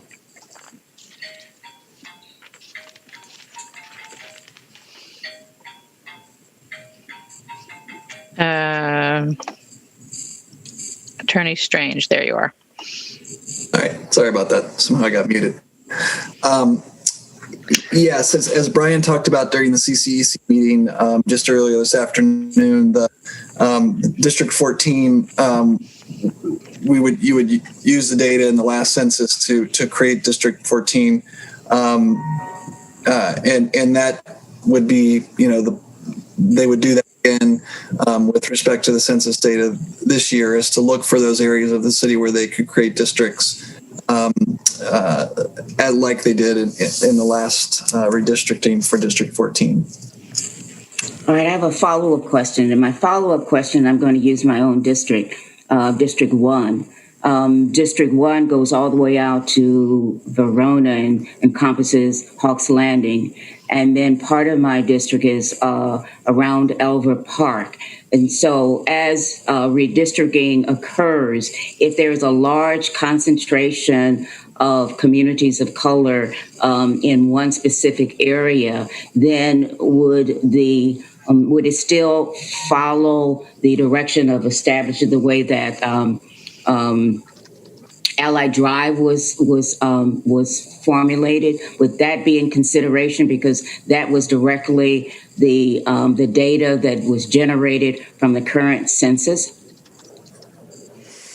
Yeah, I mean that would be part of the consideration, and you'll remember one of the duties of the redistricting committee will be to put together a list of criteria of the ways that they look at the data that they do receive and how they're going to draw those districts. And so they'll put all of that into that data as they formulate that criteria. And that will be things that the alders and the residents who come to those meetings will be able to help to sort through and influence in terms of how those decisions are made. And so my final connection is when Justice said that redistricting would be sensible to come first. Then that rationale makes sense that would come first, because if it doesn't, and if we're following, not having the redistricting first, we're like 2 years or 3 years out from the census to do the redistricting a second time. I just need to make sure that I'm hearing that clearly. Yeah, Justice used the phrase prior to redistricting. I mean, the way that I would look at it is concurrent with redistricting. So if the binding resolution were to pass and the voters were to approve the questions in that referendum, then in April of this year we would know that for the April 2023 elections, we're moving to 10 districts. And so Brian and the committee would be looking at a map that has 10 districts. And they would be taking that data that they're just getting and looking at 10 districts. And so my guess is that that's what Justice was referring to when he's talking about using that data to draw the 10 districts instead of the 20. Now, in terms of your second part of your comment, where you talked about 2 or 3 years, really it would just be another year.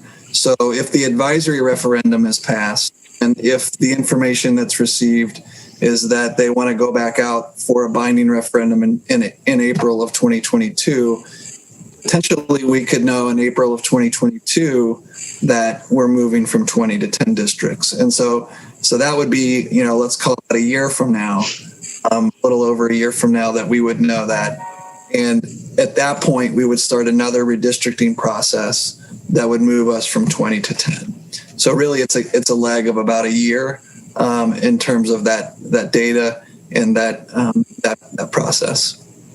And the cost of the second redistricting, we would have to absorb that. Well, I'm not sure exactly what I don't know exactly what cost you're referring to. I mean, it would require another process. Mm-hmm. Yeah. So, and we've, as far as I know, we obviously have that process set up for the annual census redistricting. I don't know if we would use the same kind of process where we put together a committee. I would suspect that we would consider doing that. Put together a committee of residents and alders to then consider that 10 district map. Okay, thank you. Thank you, Alder Harrington McKinney. Alder Furman, you do now have a question.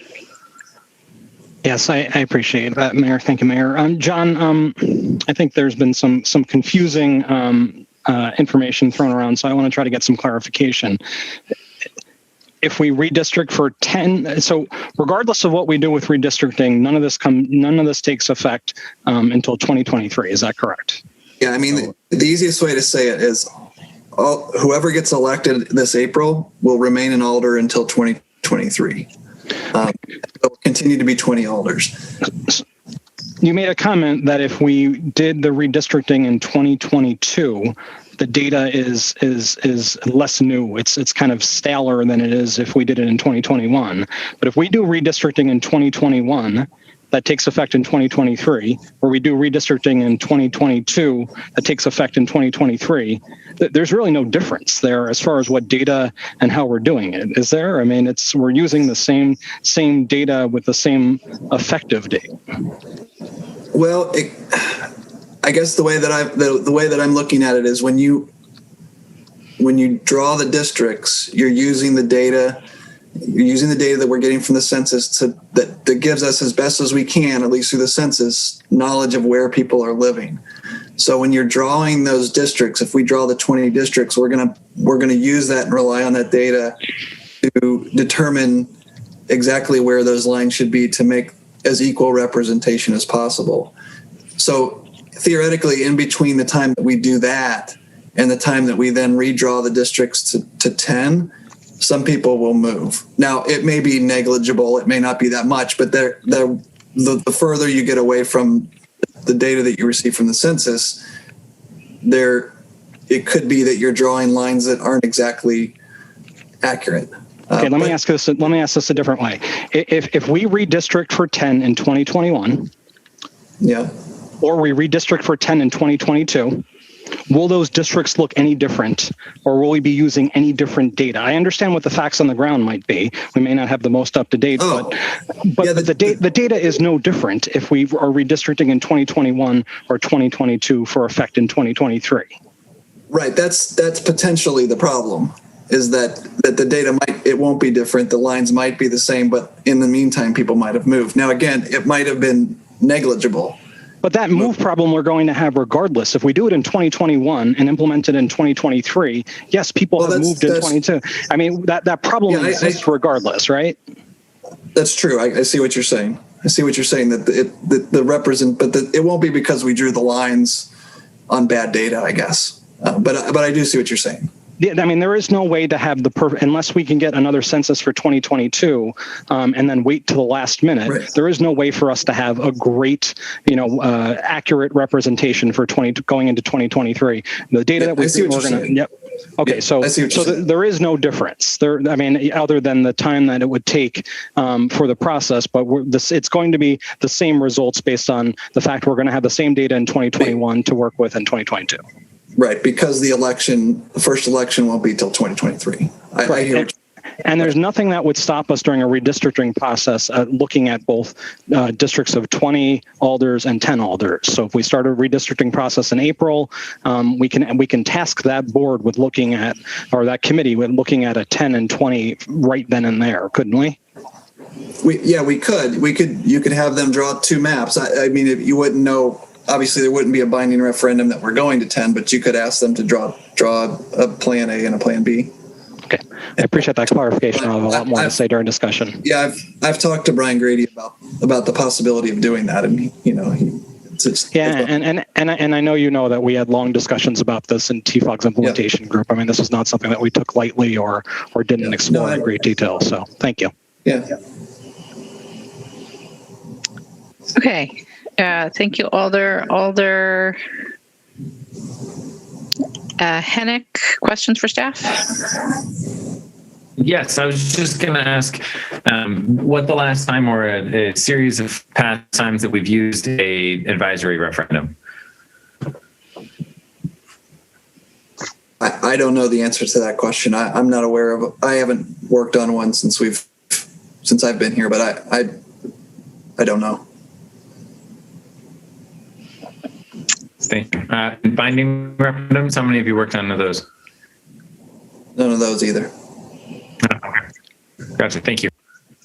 Alder, somebody with more institutional memory than me, like Alder Verveer, might remember some referenda on I feel like there was some issue-based referenda that were placed on the ballot a significant amount of time ago, but we're going to have to search our memory banks for what those were. All right, Vice President Abbas, questions for staff? Yeah, thank you. Either for Attorney Strange or any other staff. If we do binding or non-binding, regardless whatever direction, if we either or whatever we choose, did we discuss how we're gonna share information with the constituents, especially alders who are running an election? They don't have communication plan like blogs. We cannot do blog post about sharing information. I'm not saying lobbying, but at least sharing information. Did we discuss how we will share that information?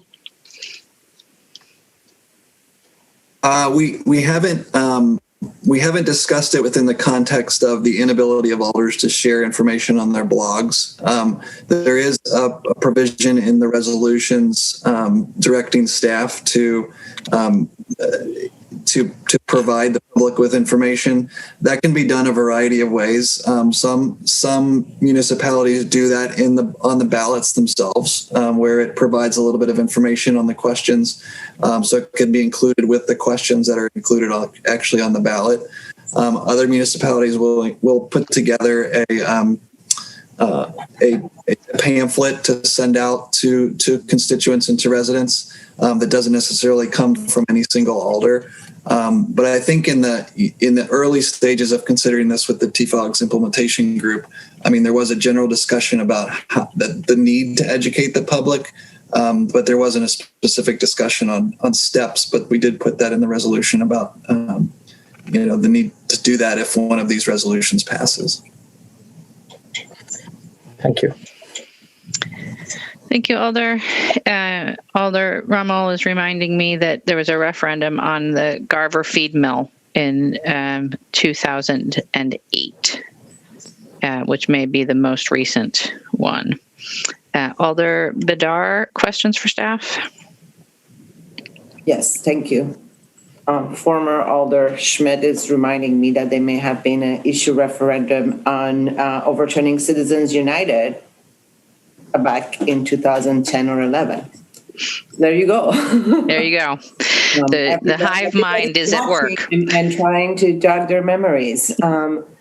So my question is actually building on the question that Alder Abbas was asking Attorney Strange. I had a communication with you, I don't know, a few months back now when we started talking about this referendum, about actually the use of city resources, again, regardless of whether people are running for election, which is this season, but the rules around use of city resources to influence or provide opinion about how we think residents should be voting on this.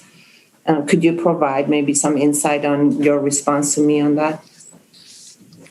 Yeah, and I talked this over briefly at the time with Attorney Haas. So if he has any input on this, he may be able to provide some too, especially given his history working with the Elections Commission. But generally speaking, if it's the city providing information to residents on the questions that are on the ballot, we can use city resources to do that.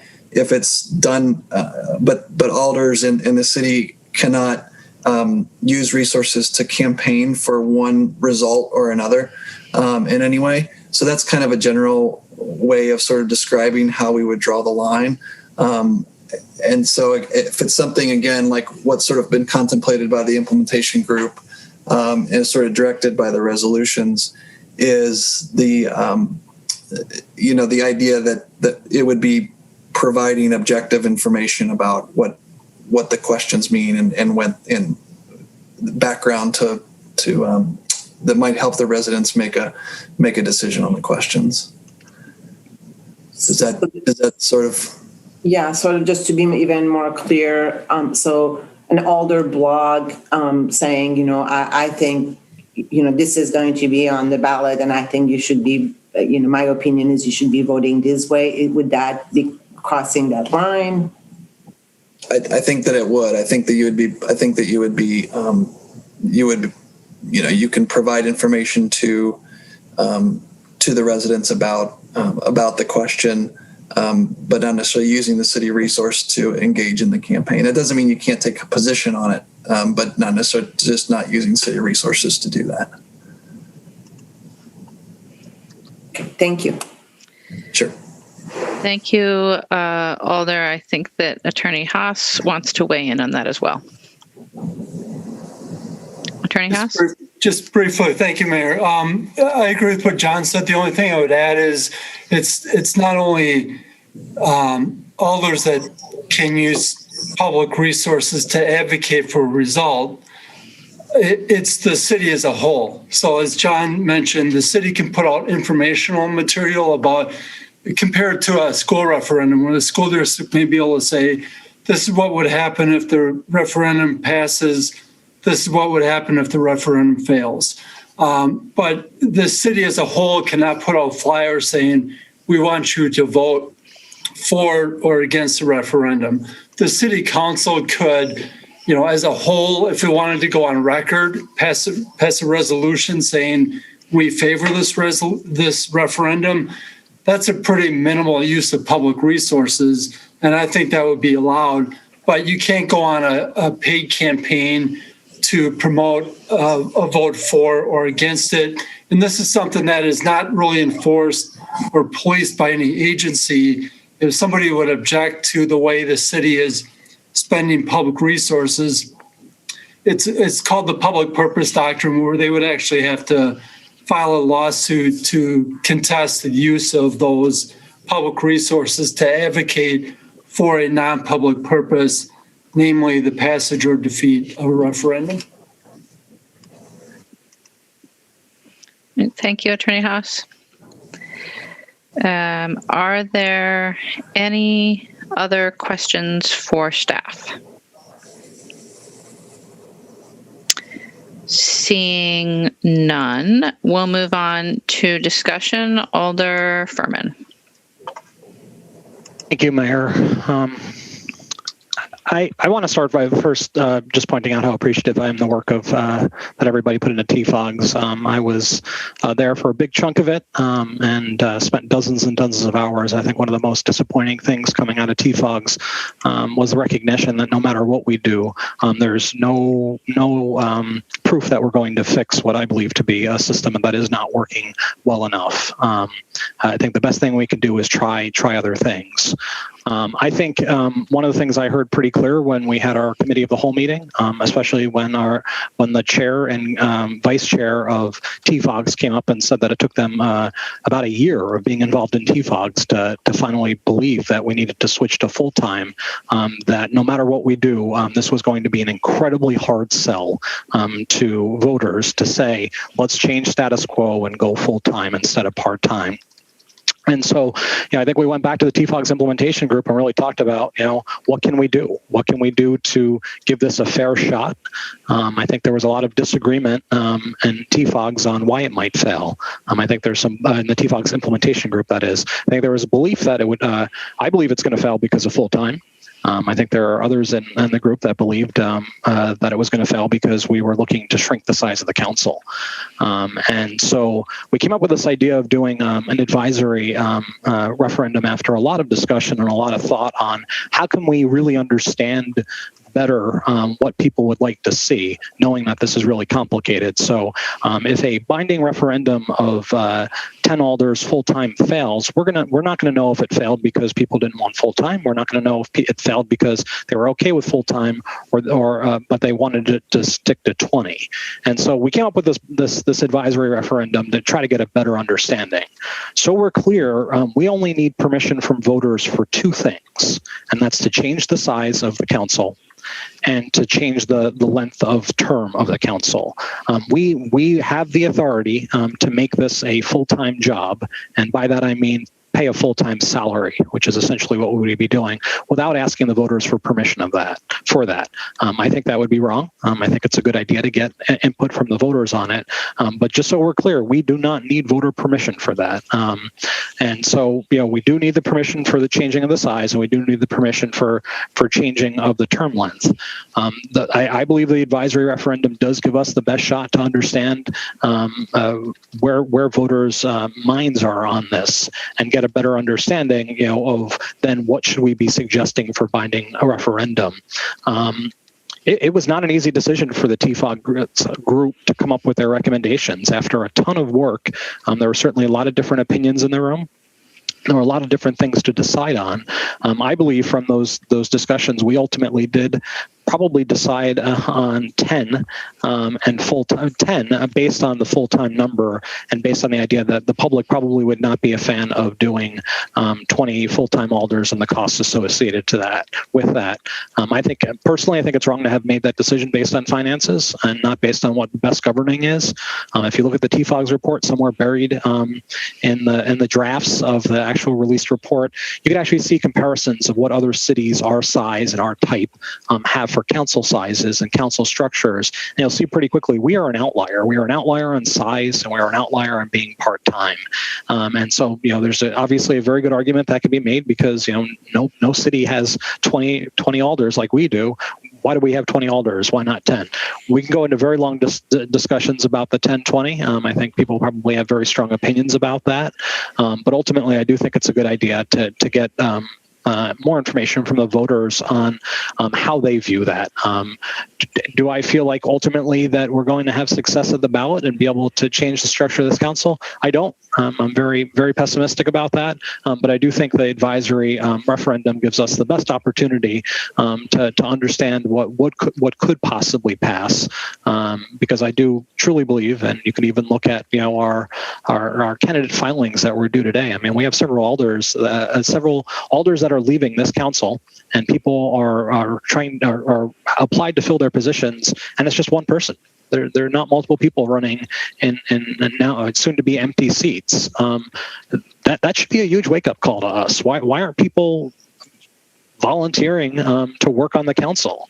There is something very, very wrong with that, especially after all the feedback we heard in the last year via email and in the press about lots of very powerful, strong issues that we've been dealing with on the council, that more people didn't step up to run.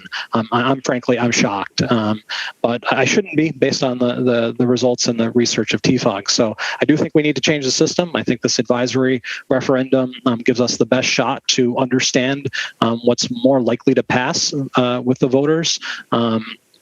And I do think we've built into the process plenty of time to have redistricting available for the 2023 election. My preference would be that the redistricting committee look at a 10-20 model.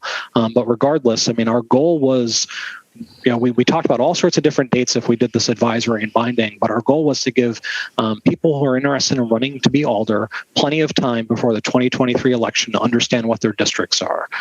So, if we did a advisory in spring 2021 and did a binding in spring 2022, by spring 2022, a year before the election, people would know what districts they would be living in for the 2023 election and be able to sign up to run for alder, knowing what the configuration of the council would be then and knowing whether or not it would be a full-time or part-time job.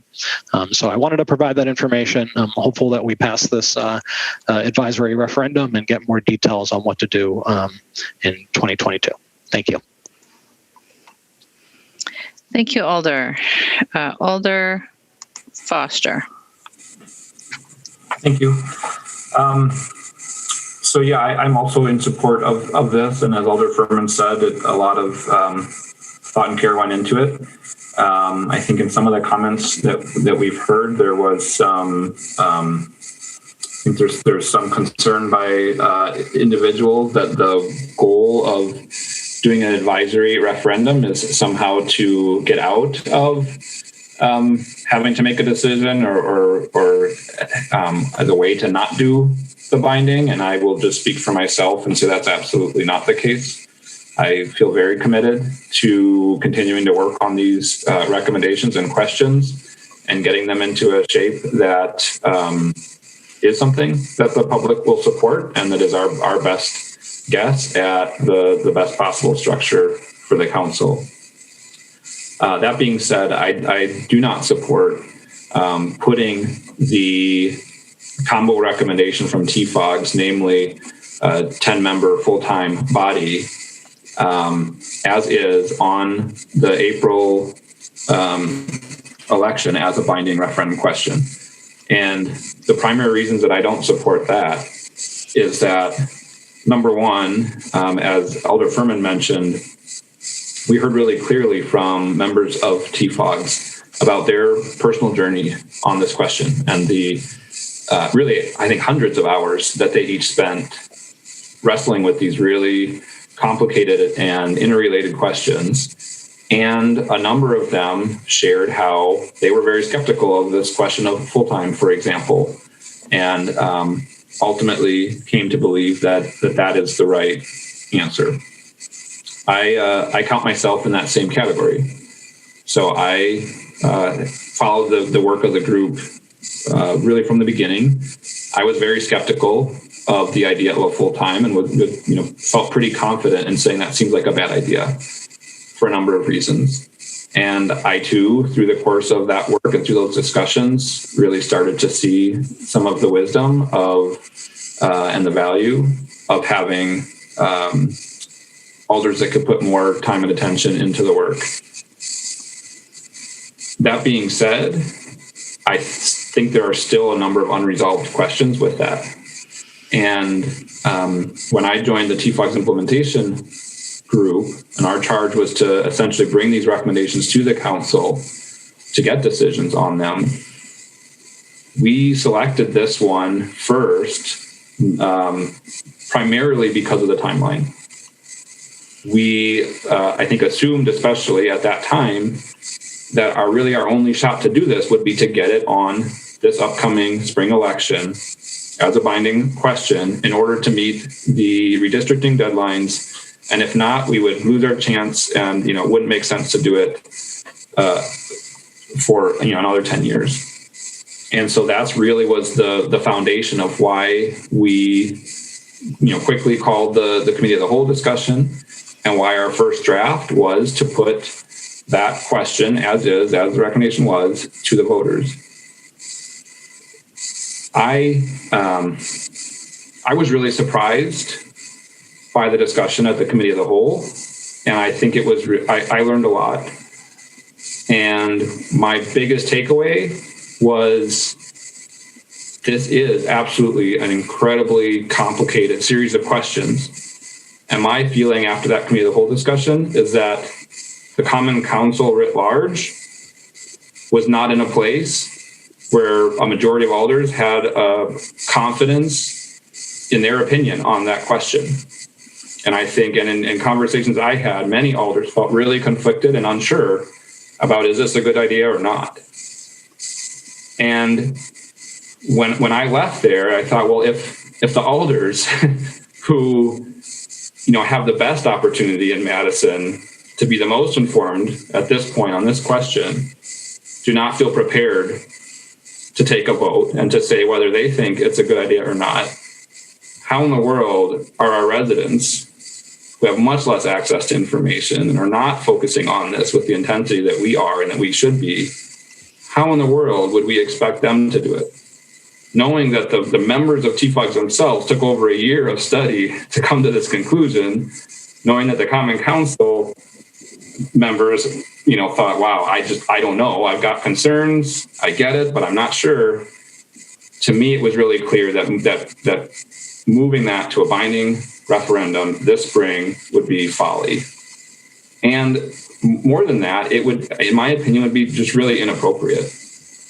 I respect Justice a lot, and I've heard, him say, just let the voters have a chance at this. Put it to the voters. I've heard others say that same thing, and I like the sentiment. But the reality is, we are a representative government. We alders are elected to do this kind of work specifically. We created a subunit to do a deep dive into it. They gave us a really great report. And now it's our job to really work through those recommendations and decide whether we think the recommendation is good or not, or to possibly tweak that recommendation. I think importantly, the recommendations that came, I was at the meeting where these votes happened, and I myself told TFOGs as they were deliberating, I said, you know what, don't stress out too much about this because the council is going to rehash this whole thing. I mean, the recommendations are important, but they're not just going to say, you know, the question of whether it's 10 or 12 or 14 or 8 or whatever, like that conversation is going to happen again. And when we had the committee of the whole discussion, I was expecting that. I was expecting that we were all going to get in there and start really, you know, pulling it apart, and it didn't happen. And so again, it just reinforced that we're really far away from an answer, in my opinion. And I believe that it's our job to do that. And I think it's completely irresponsible to say, well, we're gonna punt on this. You know, we don't want to take a stand. We don't want to actually vote on what we think as representatives of the people. We're going to instead just put on the ballot. They can vote it down, and then we're done. And I don't think that's how the system is supposed to work. The whole idea with a charter ordinance requiring approval of the residents is that it's requiring approval. It's not them doing it for us. It's them confirming something that we're putting out there for them. And I personally am not going to vote for something that I don't believe in to put it on the ballot to get confirmation from them. And I think that would be a really big mistake. So why advisory, on the other hand? I think, as I said before, there is a lot of important information in those recommendations. And I think we have a responsibility, both to TFOGs, but more importantly to the residents of Madison, to wrestle with those recommendations and to put our best recommendation forward as a council. And maybe that's exactly what TFOGs gave us, 10 full-time. But even that, what does full-time mean? Is it the same thing that it means for the mayor in the ordinance where you can't have another job? You need to put all of your energy into it? Or does it mean you need to put 40 hours in, but you could have a second job? Or does it mean 30 hours? This question about, well, what about District 8? Are we, you know, do we want to lose having a student representative? I thought that was a really important question that it was raised, but we haven't worked through that. Can a full-time student also be an alder, or is that incompatible? I mean, these are important questions that we need to work through, and I think we should, but it's going to take some time. And I'm committed to doing that, but it's, you know, that's what the next year can be for. And so we could do nothing right now and just do that work. But I think actually this other question of how do we educate people? How do we start to share information? This advisory referendum, in my mind, is a really great tool to do that. By putting this out there, number one, it will put those questions in people's minds. The press will pick it up. They'll start to share, say, hey, in addition to voting for your alder, there are these questions about full-time. There's these questions about 4 years versus 2. There's these questions about more alders, fewer alders. That's going to be one of our best opportunities to start these conversations among the people in Madison. And so to me, it's a great opportunity to start doing that work. And then, of course, we actually get some data back from it. And others have suggested, well, you know, we could just do a survey. I mean, this is the best survey we could possibly do. This is actually, you know, it's controlled. And it's the people that are voting. I mean, this is how our whole system functions. This is way better than trying to have staff come up with some survey monkey and, you know, sending it out there and, you know, not sure what the results actually mean. I mean, this would be really, really good information. And we intentionally separated this one combo question out so that the information we get back is the most useful, so that we know where people are at right now around the question of full-time, around the question of number of alders, around the question of length of term. So I'm very supportive of this resolution. I think it's a great idea. I think we should move forward with it. And as the resolution says in the ultimate clause, the intent here is absolutely to use that information to do our work and to prepare for a binding resolution in 2022. And that's my intent. And I think that should be our intent if you vote for this, is not to use this as a way to get out of it, but it to be one step on this journey and to commit to, yes, working on a binding question to bring back to the voters in a year. So I encourage you all to support this. I think it's a really a good move forward. And yeah, thanks for listening. Thank you, Alder. Alder Harrington McKinney. Thank you, Madam Mayor. I am not going to support the advisory referendum. I'm not going to support it because I don't think that the city should bear the cost of buying another year. I agree with Alder Foster is that we are not ready. I've been sitting in on, and let me back up first, is that the commitment for both the work group and the implementation group, I applaud them because they really did some deep diving in order to come up with this report. So I acknowledge that. I don't want you to, I need to say that. The other thing is that we are not ready. The one thing that was consistent is that we talk about community engagement, we talk about reaching the underrepresented, but we don't do that. We don't ask the right questions. And so out of 2 years, 90 meetings, and having a group of citizens go out with a survey, we still did not get to the answers of how do we better serve our communities. And we talk about communities of color, underrepresented, we talk about all of that, but we're still not effectively learning how to do that. And this advisory is not going to get us to that point. Education is absolutely needed. We are not ready. The council, I'm not ready. And the more I hear the discussions back and forth, I'm wondering, my goodness, we do need a period of really asking the questions and engaging people of what they are thinking.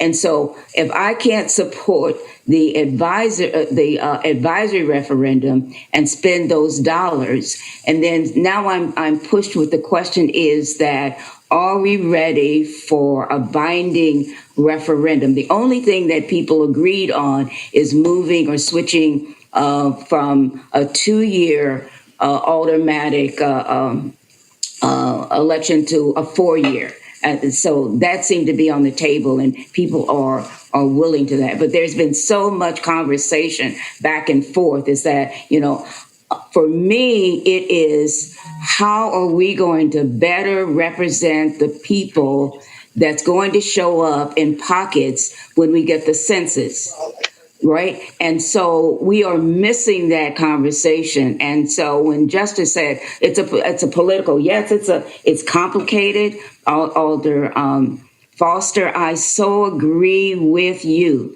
But what I also know is that having an advisory referendum is not going to guarantee that we are going to get to educate the people about making their decision and having that vote.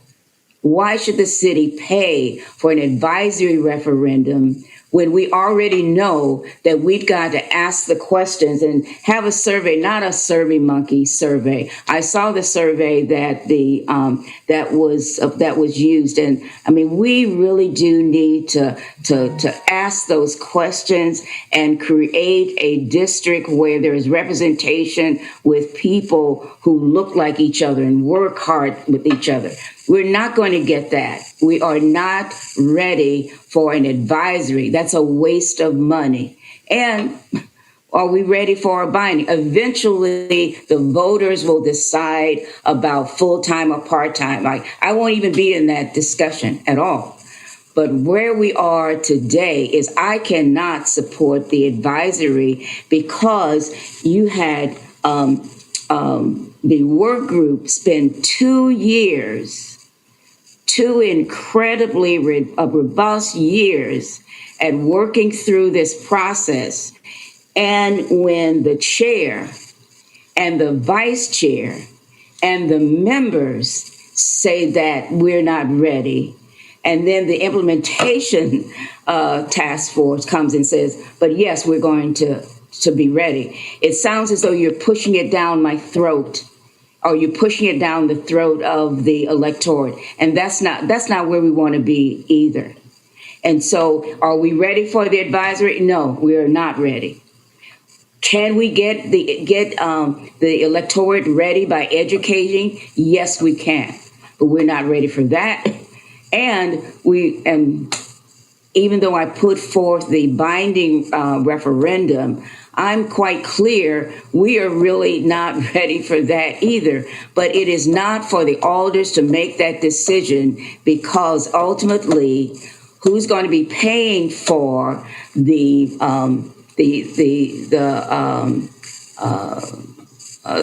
votes is the people.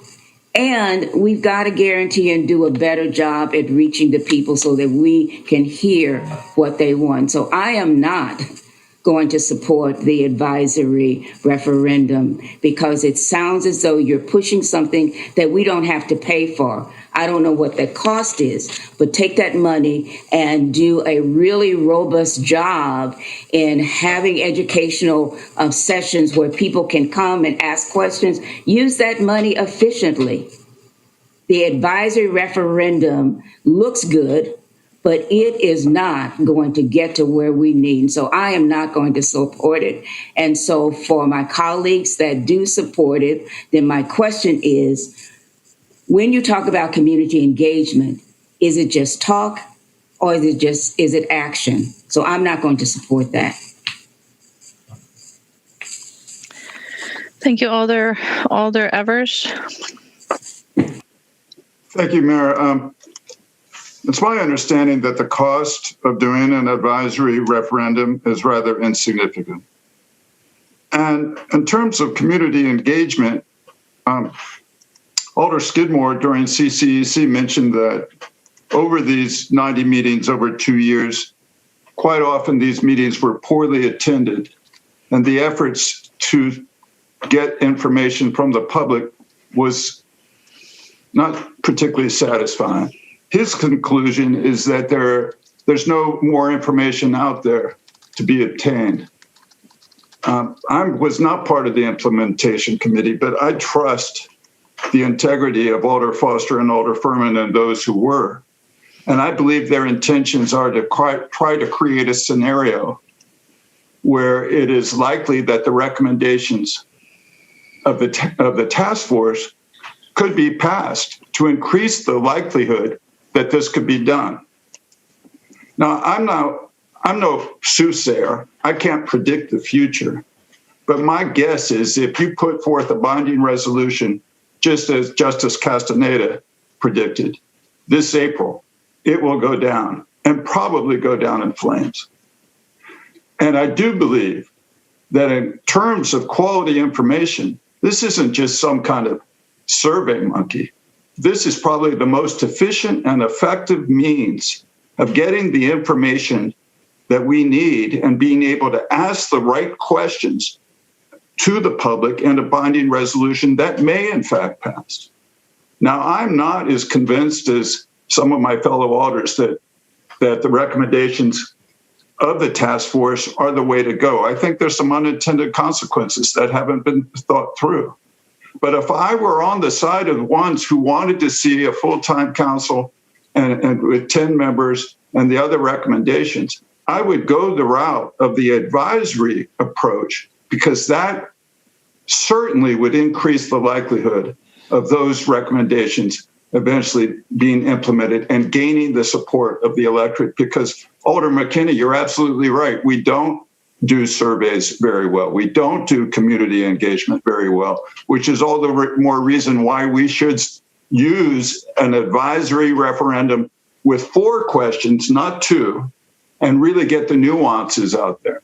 So I think, in fact, Alder McKinney, you're speaking at cross purposes. You're giving evidence of reasons why we should be voting in favor of an advisory of the advisory referendum, excuse me. And that's how I intend to vote tonight.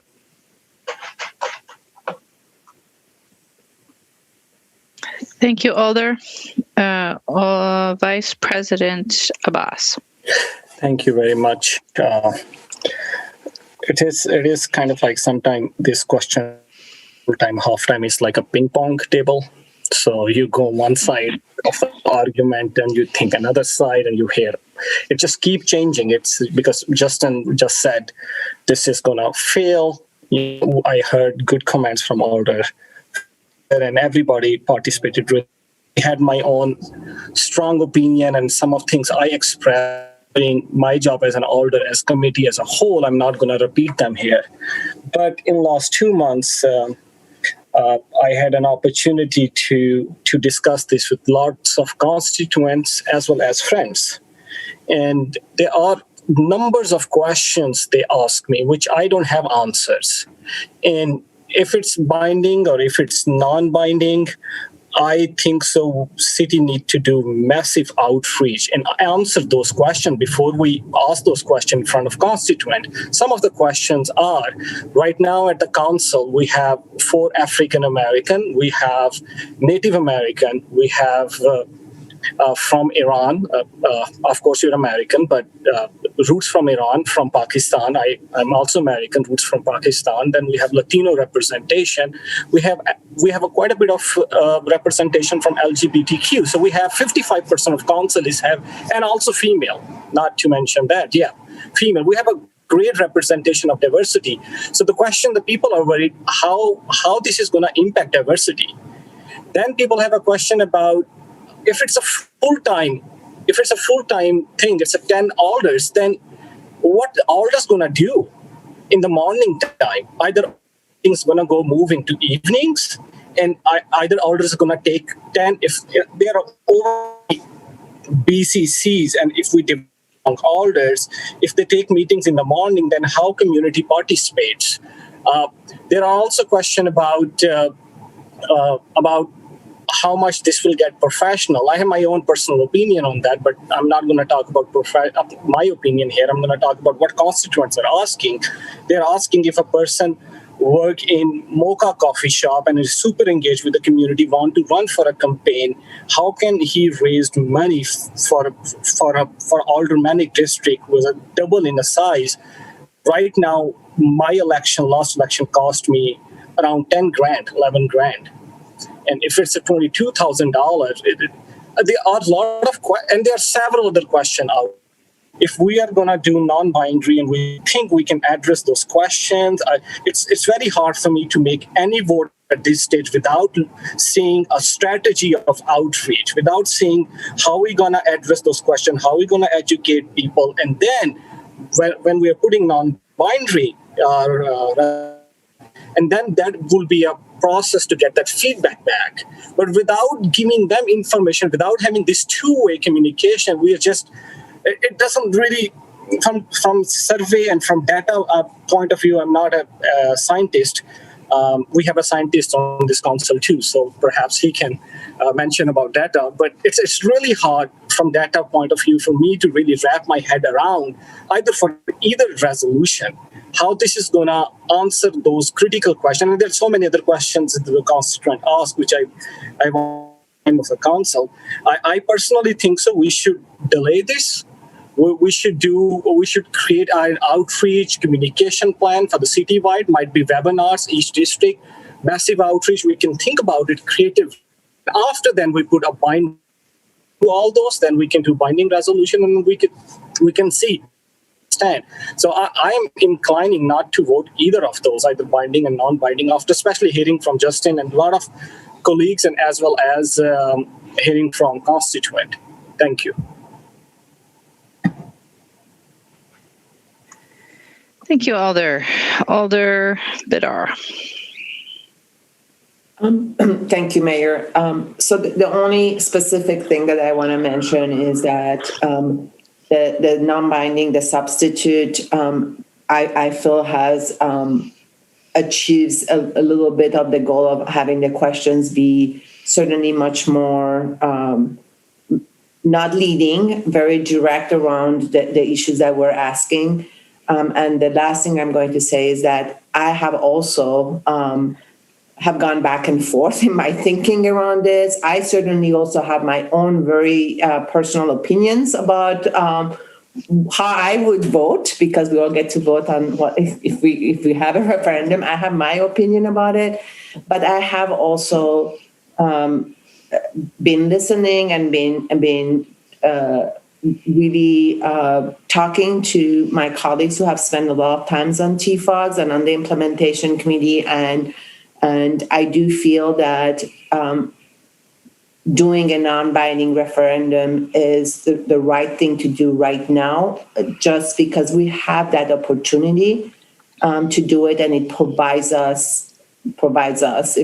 the next council really good information about how to continue this conversation. I agree with Vice President Abbas that there is a lot of information that's lacking, because I have had a lot of conversations with a lot of people too. And they ask a lot of questions, and referendums by definition, they are just a question on the ballot, and you have to get a lot of background information before you vote on them. So we do have to do that work, which is also another reason why I would never support a binding resolution right now. There is just not enough time to really be doing a good job, I think, of doing a full education that would lead to a binding resolution. And I agree actually with Alder Evers that if you wanted to get to an eventual yes on some or all of these proposed changes, the non-binding is the way to go right now. I actually, for somebody that has probably a different opinion, I'm still going to support the non-binding.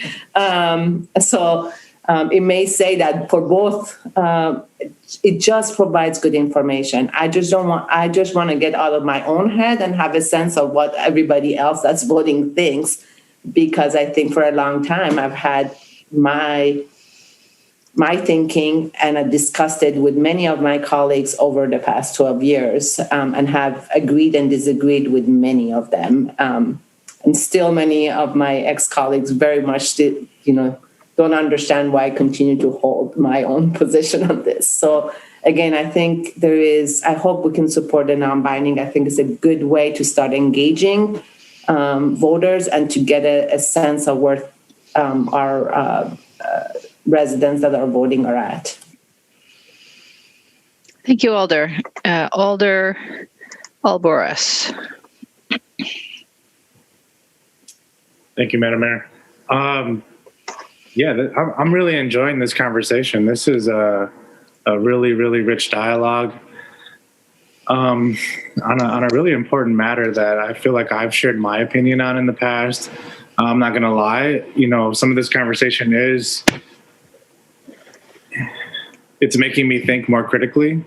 There is a big decision to be had. And so I'm definitely hearing the merits of my colleagues on the non-binding or quote unquote advisory referenda to put out to the voters. It's a good inquiry that we can get from the voters, and it's an easy way in which we can, or I shouldn't say an easy, but it is an efficient way in which we can gather information.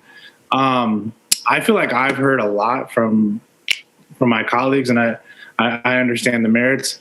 I would honestly like to hear Justice's argument again as to why he's so strong on the actual binding referenda. I kind of want to hear his thoughts and perspective on that, because he seemed to be very adamant on that. I think it would be helpful for me to hear that a little bit further. Alder Alboros, we're fairly far past public comment and questions. So I certainly would invite Mr. Castaneda to contact Alder Alboros directly via email, or Alder for you to do the same. But we've got enough Alders in the queue that I think we need to go on and not return to the public comment. Alder? Yeah. I guess I'd implore you on this one. I don't typically try and hold up the boat. For me, if he could keep his remarks brief, that'd be helpful. But if you're the chair, I'll let you make that determination, Madam Mayor. Alder, I think it is out of order unless the body wishes to move otherwise. I'm not seeing a lot of support from your colleagues on this one. But I would refer you to the registrant report. Mr. Castaneda is registered with his email address, and you could reach out to him. There's at least 5 other alders in the queue to speak, so you may have plenty of time to do so. Thank you, Madam Mayor. I appreciate your feedback and your decision. Thank you, Alder. Alder Rummel.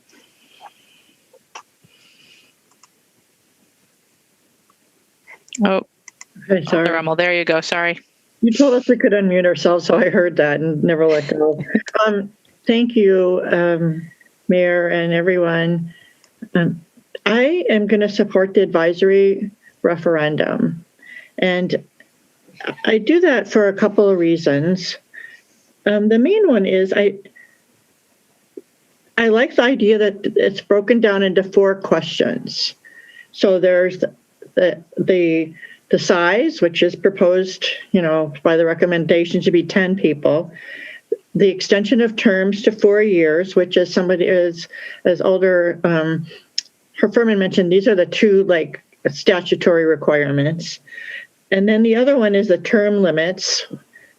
And the 4th one is a compensation package. And I think each of those will get different vote tallies. I don't think it'll be a positive across the board, same people will vote on the same for each question. That's what I'm really interested to see, the variety of opinion, where some people, as we all said, yeah, maybe 4 years makes sense. And maybe our constituents will say that too. And that might be like a really super majority. Who knows? I'm speculating, of course.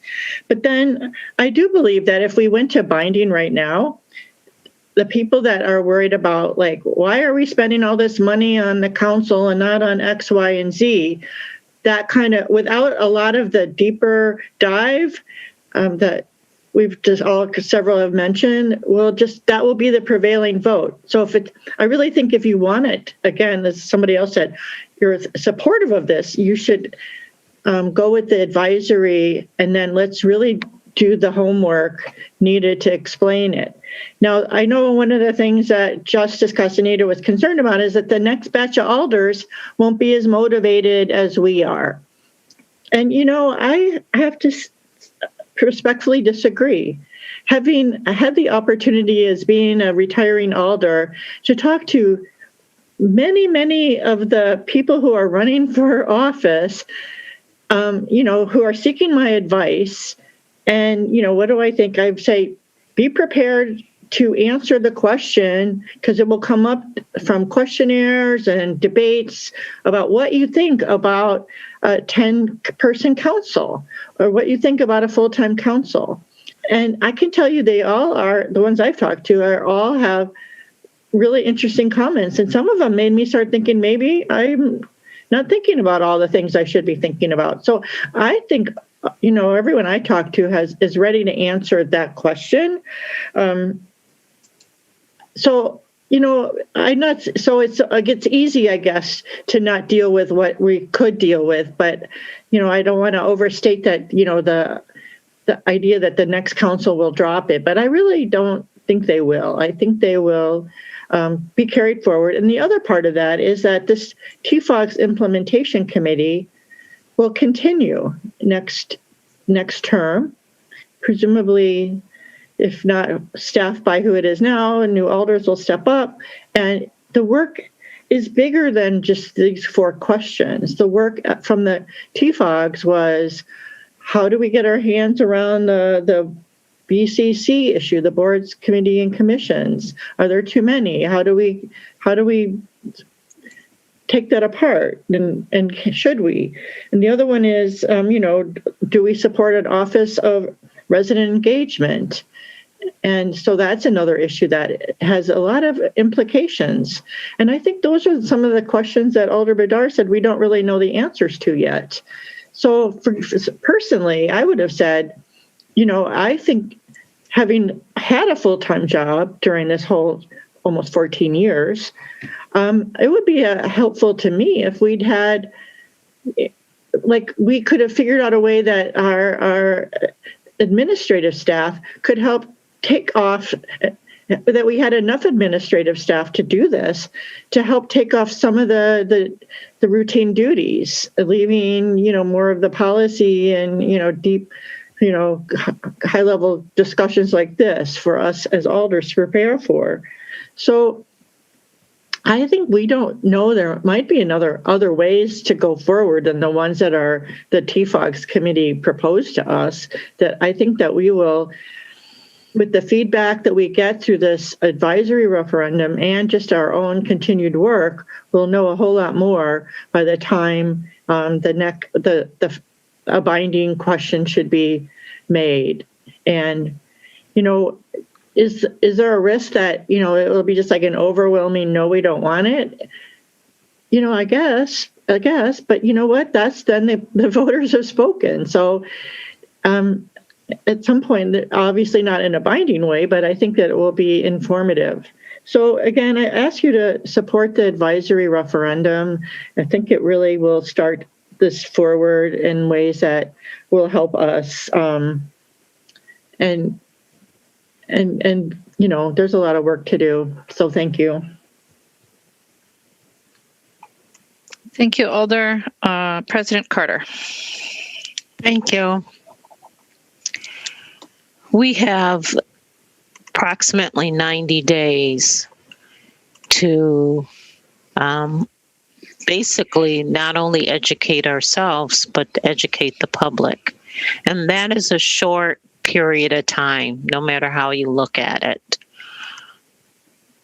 We talk about outreach to those residents that don't normally are attending a community meeting or attending a BCC. But when we talk about putting it on the ballot in 90 days, we're really saying that the people who normally vote are the ones that are going to determine whether we go forward or not go forward with this resolution. And my concern is I'd rather take a year, whether it's us or the new council, to really educate everyone on it than 90 days. That's how important it is for me. And I think that the bottom line is some of us need education on this. No doubt. I won't be voting for the advisory referendum. I do think we need to take a year out and then do a binding resolution referendum. And if it passes, as with anything that we vote on, whether we're on the prevailing side or not, I will support the effort. But I will not be voting for this. Thank you. Thank you, Alder. Alder Harrington McKinney. Thank you, Madam Mayor. Is it in order to do a substitute amendment? Tell me what my thinking is and tell me what needs to happen. Alder, it would be in order to propose an amendment to the substitute that is currently before us. Okay. But Alder, I would encourage you strongly to write the language down and email it to your colleagues. Okay, all right. And so let me put this out here for a discussion because this has been a very rich discussion and it has really made me realize two things. And it's already been said, but let me write down to tell you the things that I thought about. Imagine Madison did a phenomenal job in really community engagement all over the city, and they had the little clickers. They would present the information, and people voted. They had food. It was robust. It was inclusive, and they did an excellent job. And what my thinking is, I am not going to support the advisory resolution, not resolution, but the referendum, because we can get at the information that we need to get at without putting forth an advisory referendum. It is very clear that there is still education that is sorely needed, not just for the public, for us as well, because this question of whether it should be full-time, part-time, all of that has come up in so many of the conversations that I have been in. The advisory referendum gives us time to do the work we need to do. But I don't think that we need to have an advisory referendum to put it on the ballot to do it. So I bring up Imagine Madison because they did a Herculating job. I mean, they really got out and asked the people what they wanted. And sometimes there were 10 people in the room, sometimes there were 200 people in the room. But they really got to the core, and people got an opportunity to vote with their little clickers. I was out there with my little clicker as well. I don't think that we need an advisory referendum to really, truly get to the people and ask them what they need. A well-constructed, the model, the way that Imagine Madison did, was superb. And so I am not going to support even though I support everything that we have talked about and the need and the lack of more information. And I respect the alders that are on the implementation work group, but I also respect the president, the vice president, and all of those who spent 2 years getting to where we are tonight. Getting to where we are tonight says we're not ready and we are a year out. And that we should have really intentional, robust conversations modeled against Imagine Madison. I mean, we don't have to go out and find it. We did it with Imagine Madison. And so I am not going to support the advisory referendum. I am going to support the need to have a very intense engagement process. And I keep bringing up the fact that we have equity by design. I mean, we have the Imagine Madison team. They know how to do it. It doesn't take an advisory referendum to get at what is missing in this whole conversation. Each one of us says that there is something that's missing, and our constituent says that we need to have more information. You don't need an advisory referendum to get that information. And I would ask that my colleagues would not support the advisory referendum. And I'm going to put forth an alternative, and I will send that around immediately. But I am not going to support the advisory. Thank you, Alder. Alder Martin. Thank you, Madam Mayor. I came into this discussion with a completely different mindset than I have now. I want to thank my colleagues for this thoughtful conversation on a fundamentally important topic in the structure of how this city runs. And the conversation that I've heard has actually really changed how I'm thinking about this. I guess previously I had thought about we need to have a binding resolution. The TFOGS group has done the work. We need to have this. We need to get what people think right now. And that's like the end. And then we go from there.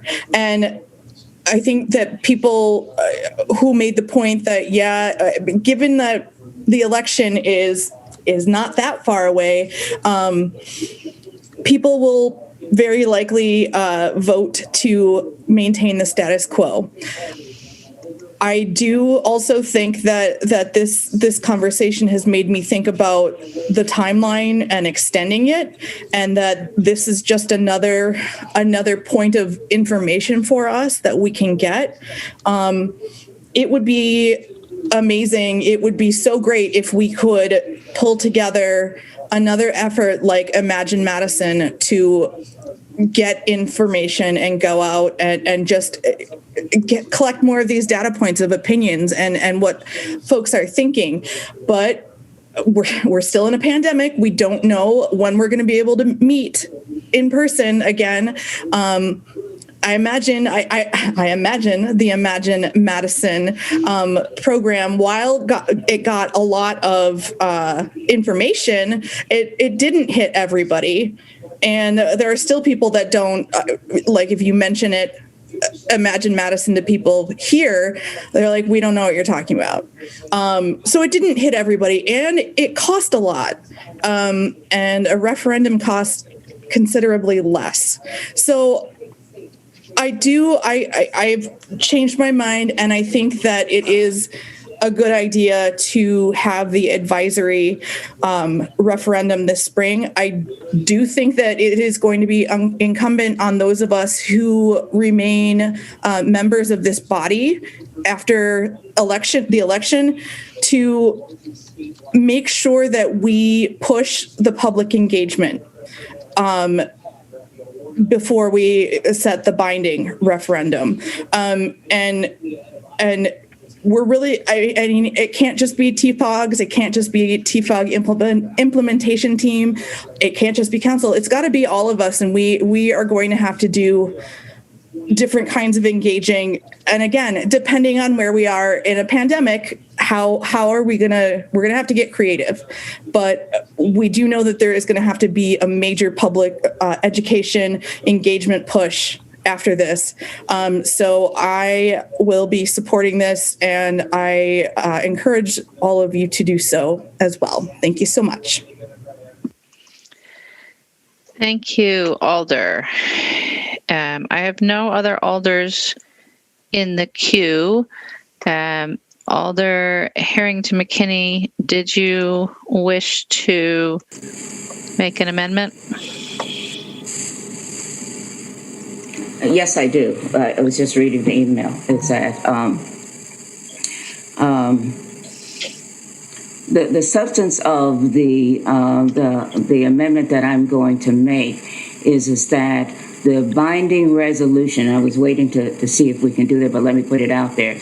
The binding resolution would not be on the spring 2021 ballot, but the binding resolution will be on the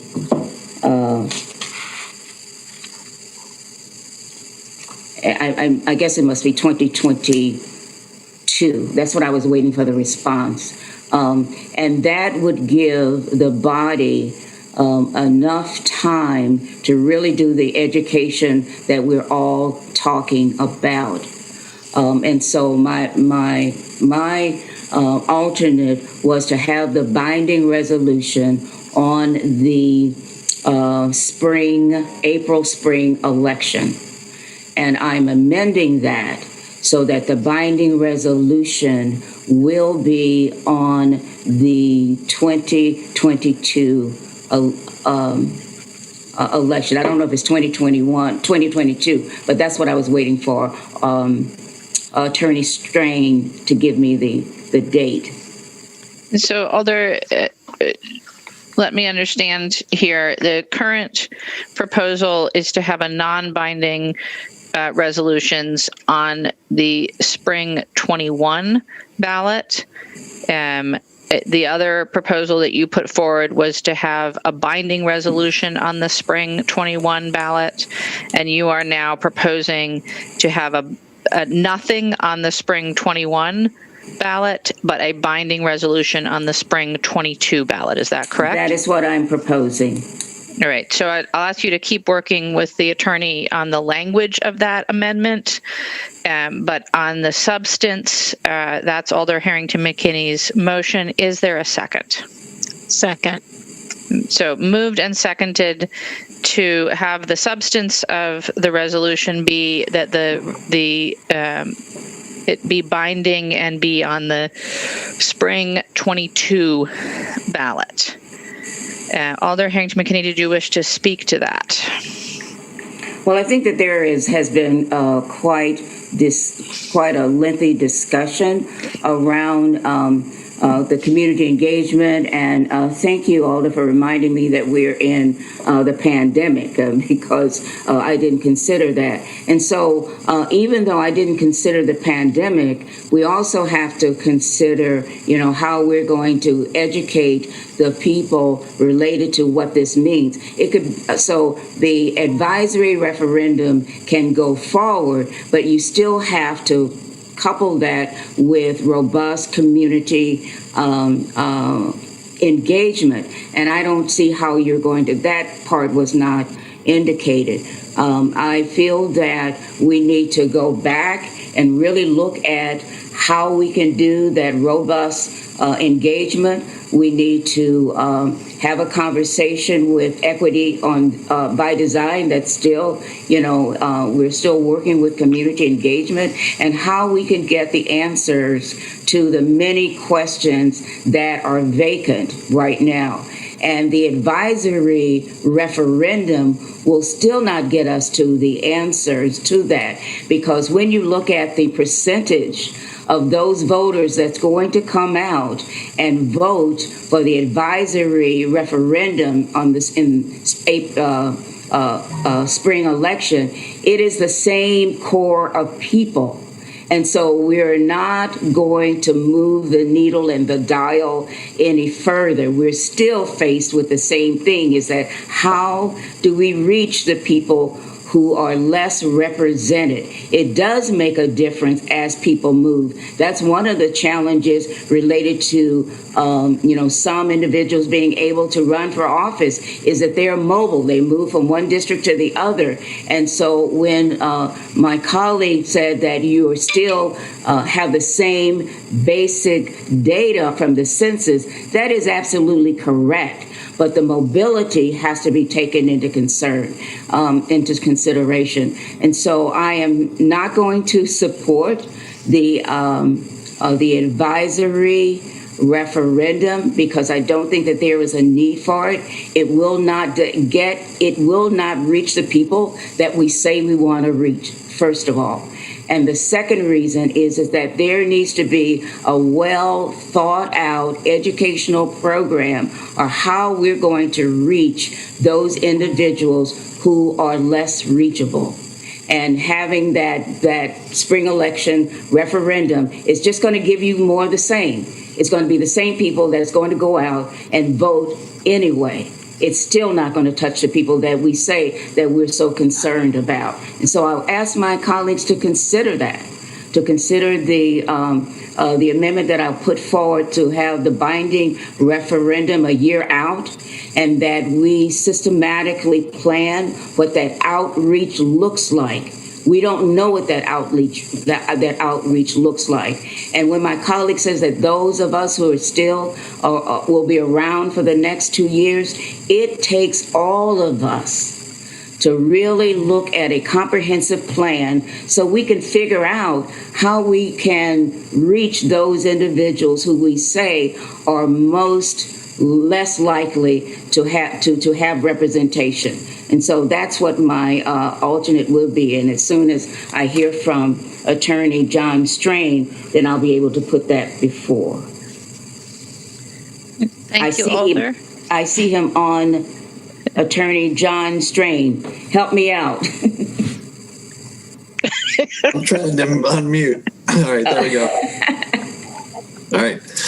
Yeah, so I think I understand what you want to try to do. So you have the alternate that is in Legistar, and it would be a binding referendum. So what you're proposing is a substitute to the alternate that would replace spring 2021 with spring 2022 everywhere where it appears in that document.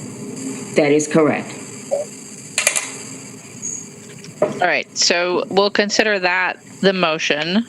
And so for the clerk's purpose, right, we've got the alternate, we're just changing the date. And we'll continue with discussion. Alder Badar.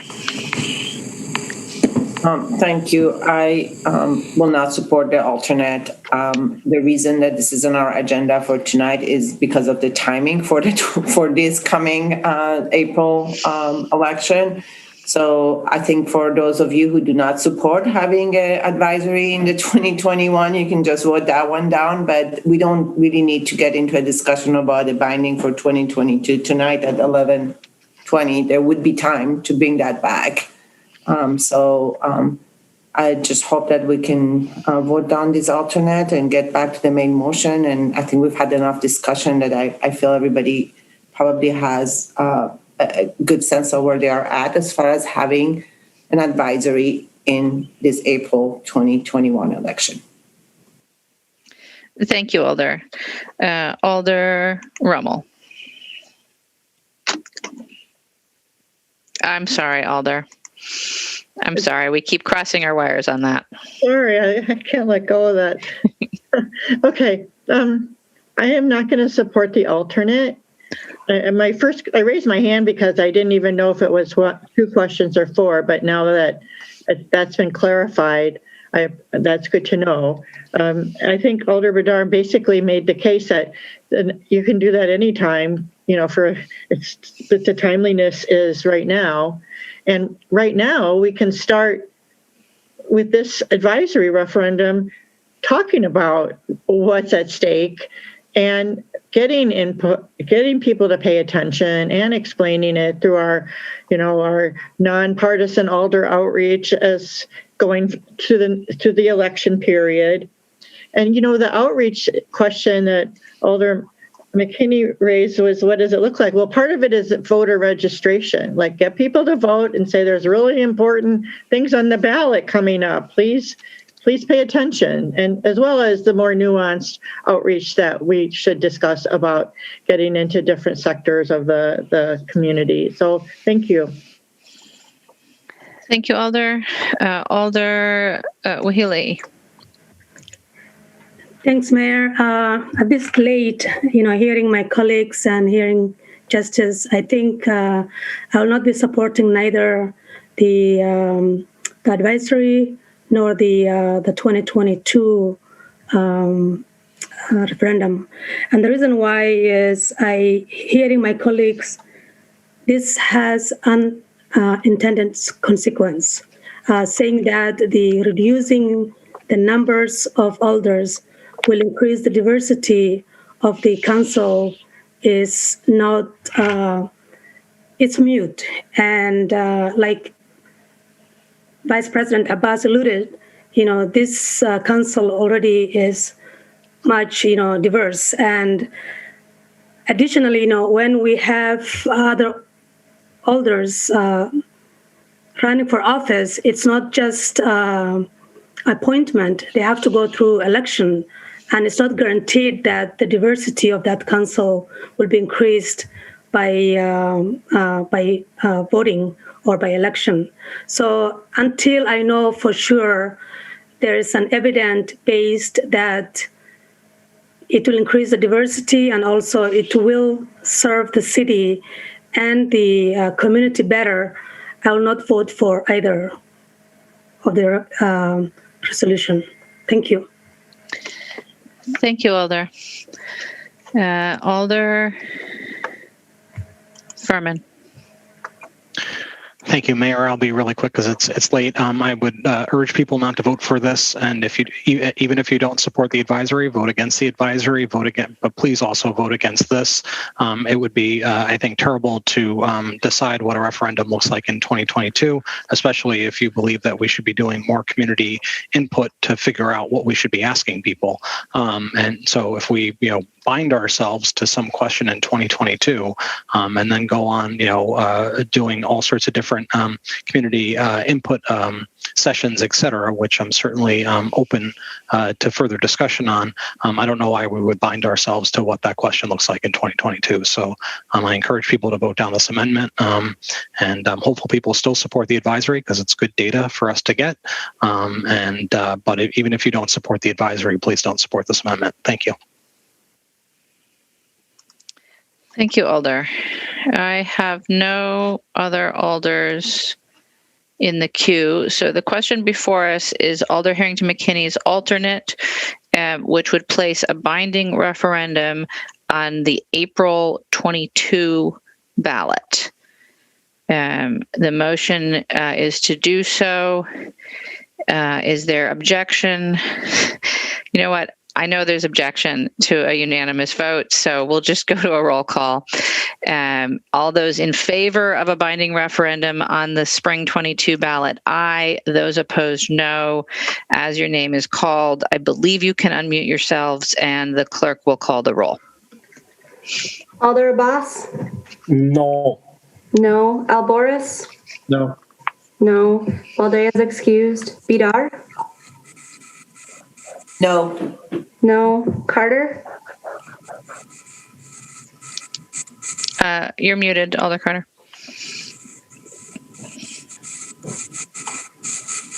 Aye. Aye. Evers? No. No. Foster? No. No. Furman? No. No. Harrington McKinney? Aye. Aye. Heck? No. No. Hennick? No. No. Kemble is excused. Lemmer? No. No. Martin? No. No. Presta Giacomo? No. No. Rummel? No. No. Skidmore? No. No. Tierney? No. No. Verveer? No. No. Bohelier? No. No. That is 2 ayes and 16 noes. With 16 noes, the motion fails. We're back to the main motion. That is the substitute that's on the agenda.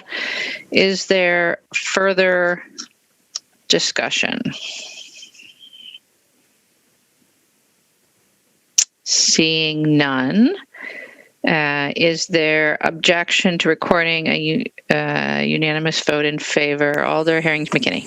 I call for a roll call. Thank you, Alder. We'll have a roll call then. So all those in favor of the substitute on the agenda, aye. Those opposed, no. As your name is called, and the clerk will call the roll. Alder Abbas? No. No. Alboris? Come back, please. Sure. Valdez excused. Bidar? Aye. Aye. Carter? No. No. Evers?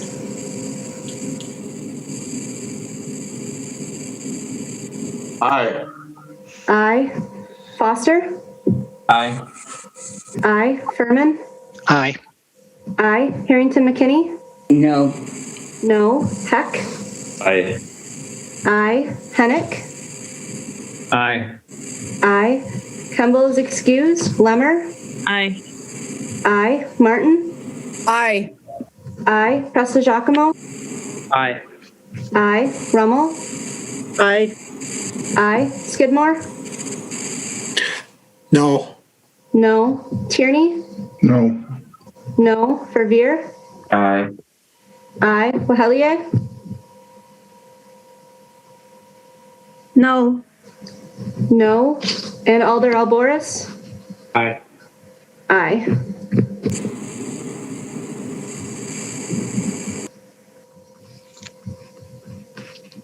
That's 12 12 ayes and 6 noes. With 12 ayes and 6 noes, the motion passes. And we will move on to item 56, which is Legistar 63561, a report from the Madison Police Department on tear gas usage and alternatives, as requested under legislative file number 61265. Alder Carter, let's get a motion. Move acceptance of the report for item 56. Is there a second? Vice President Abbas. Madam Mayor, I raised my hand before thinking to do another motion. Go ahead, Vice President Abbas. I believe we've suggested a different motion on the consent agenda. Yeah, anyhow, I was going to ask if we can move rest of the exclusion list for the January 19th meeting, if the council colleagues are fine. All right. So without objection, President Carter, Vice President Abbas is moving the balance of the exclusion list to the January 19th meeting. Is there a second for that motion? Second. Moved and seconded. So just so we're clear, that would be items 56, 57, 61, 62, 63, 64, 65, 66, 67, 68, and 120. And for remaining staff on the call, I'm going to stall a moment and ask you to raise your hands if there are any issues with any of those items being referred to our meeting on the 19th. Again, the list is item 56, 57, 61, 62, 63, 64, 65, 66, 67, 68, and 120. And this looks like Attorney Paulson. Sorry, me. Of course, my kid walks in, right? Sorry, that's what when you live with college kids. So the Journey Mental Health MOU, Mayor, is on the agenda. I believe it's number 67. I just walked away from my notepad. That one, the contract was up in January, so it would be best if we could take that one up today.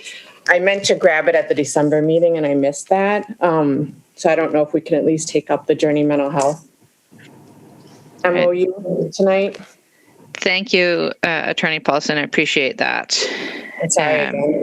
No, quite all right. It's Zoom life. All right. So with that information, and I invite any other staff that have items to flag them for us, we'll go to Alder Hennick. Thank you. I was just going to ask that we take up 64, the early childhood education plan. I believe it will be non-controversial. And last meeting, I only pulled it to comment on what a great job Coral Manning had done on that process. So I would ask that we approve that. Thank you, Alder.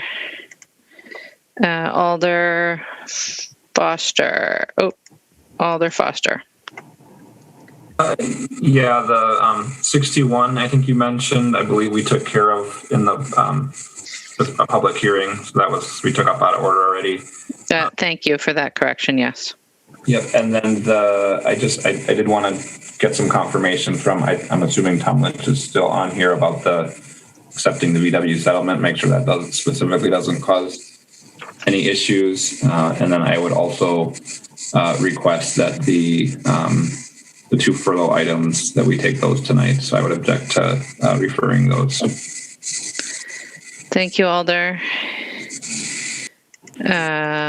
Alder Evers. Well, thank you, Mayor. I was going to say the same, that the furlough items are time sensitive. And I also want to remind my colleagues that January 19th is going to be a doozy already. There are two Plan Commission appeals, including Edgewood, scheduled for that night. So, pick your poison. We could stay up late tonight. We're going to stay up late 2 weeks from now. And the question also is,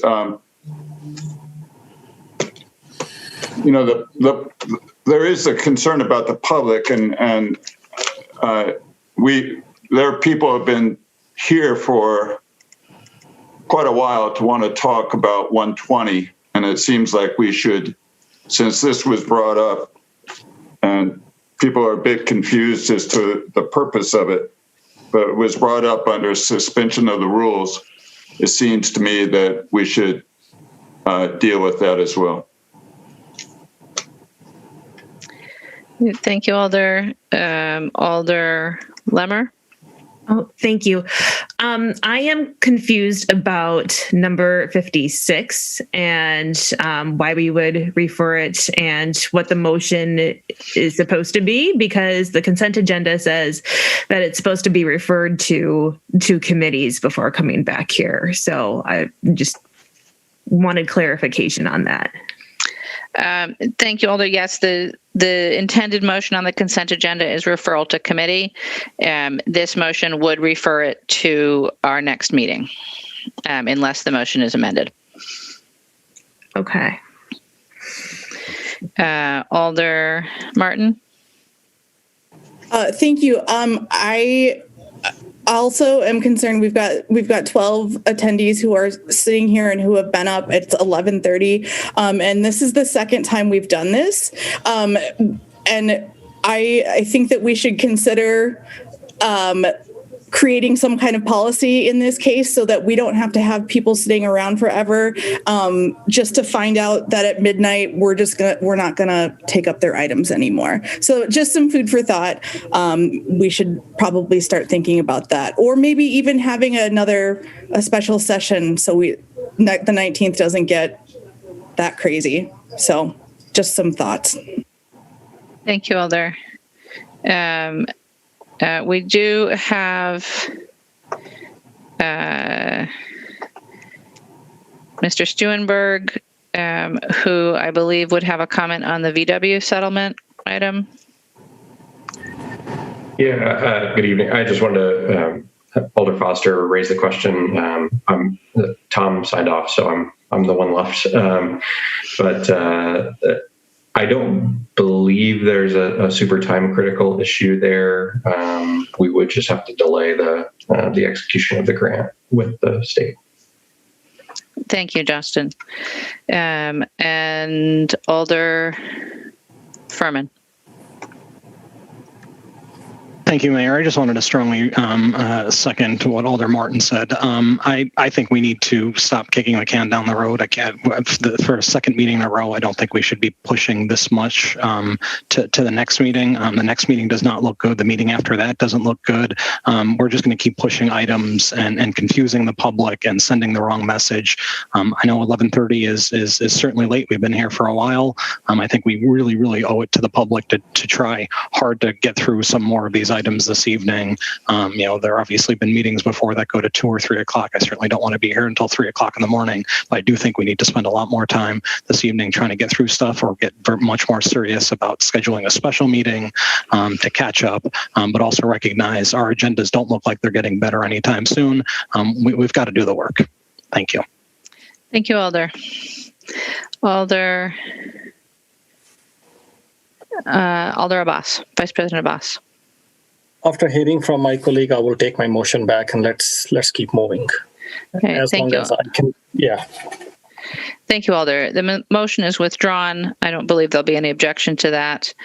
I would just suggest perhaps to council leadership that you may wish to put an item on a CCEC agenda to discuss the issue of meetings running late and how we could do a better job of moving through our work expeditiously and in a way that remains accessible to the public.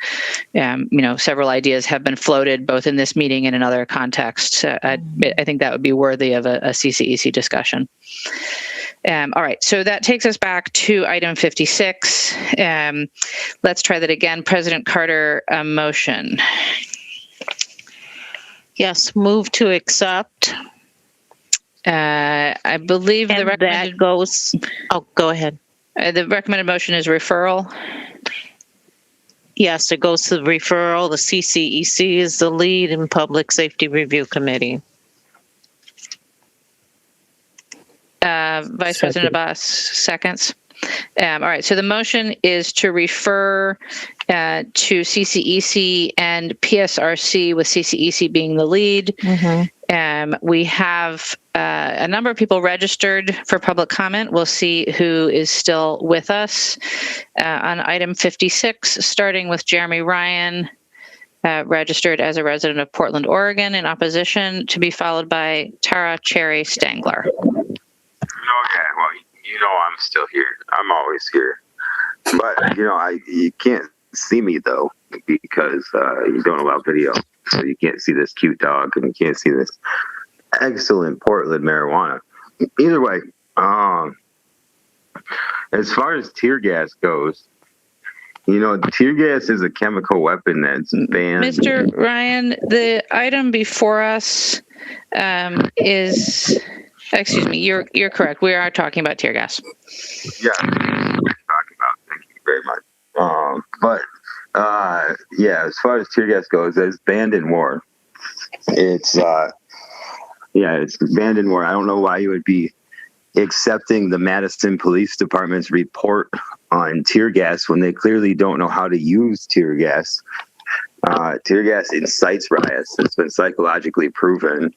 And if you watch any of the live streams from the times when there were riots, it was actually the police that incited the riots, particularly through their use of tear gas. All that does is inflame people. And it actually also has a counter effect of spreading them out, in which case, even if it's a small minority of the crowd that's doing destructive things, they're spreading out and they're, breaking car windows and whatever, expressing their grief, their frustration. And they're getting gassed. And so what do? You get angrier and angrier. I don't know. Tear gas makes me angry. I know y'all got me on all the cameras, so I don't participate in the violence or the destruction personally, but tear gas makes me angry. It does. Tear gas makes everyone angry. And so you really shouldn't be trusting Madison PD because they have not shown the ability to properly administer tear gas. So their opinion should therefore be irrelevant to any logical person because they do not know how to use it clearly. And the Police and Fire Commission doesn't know how to do their jobs either because they don't listen to the public at all. And so what we end up having is a rogue police department with a chief that nobody wanted.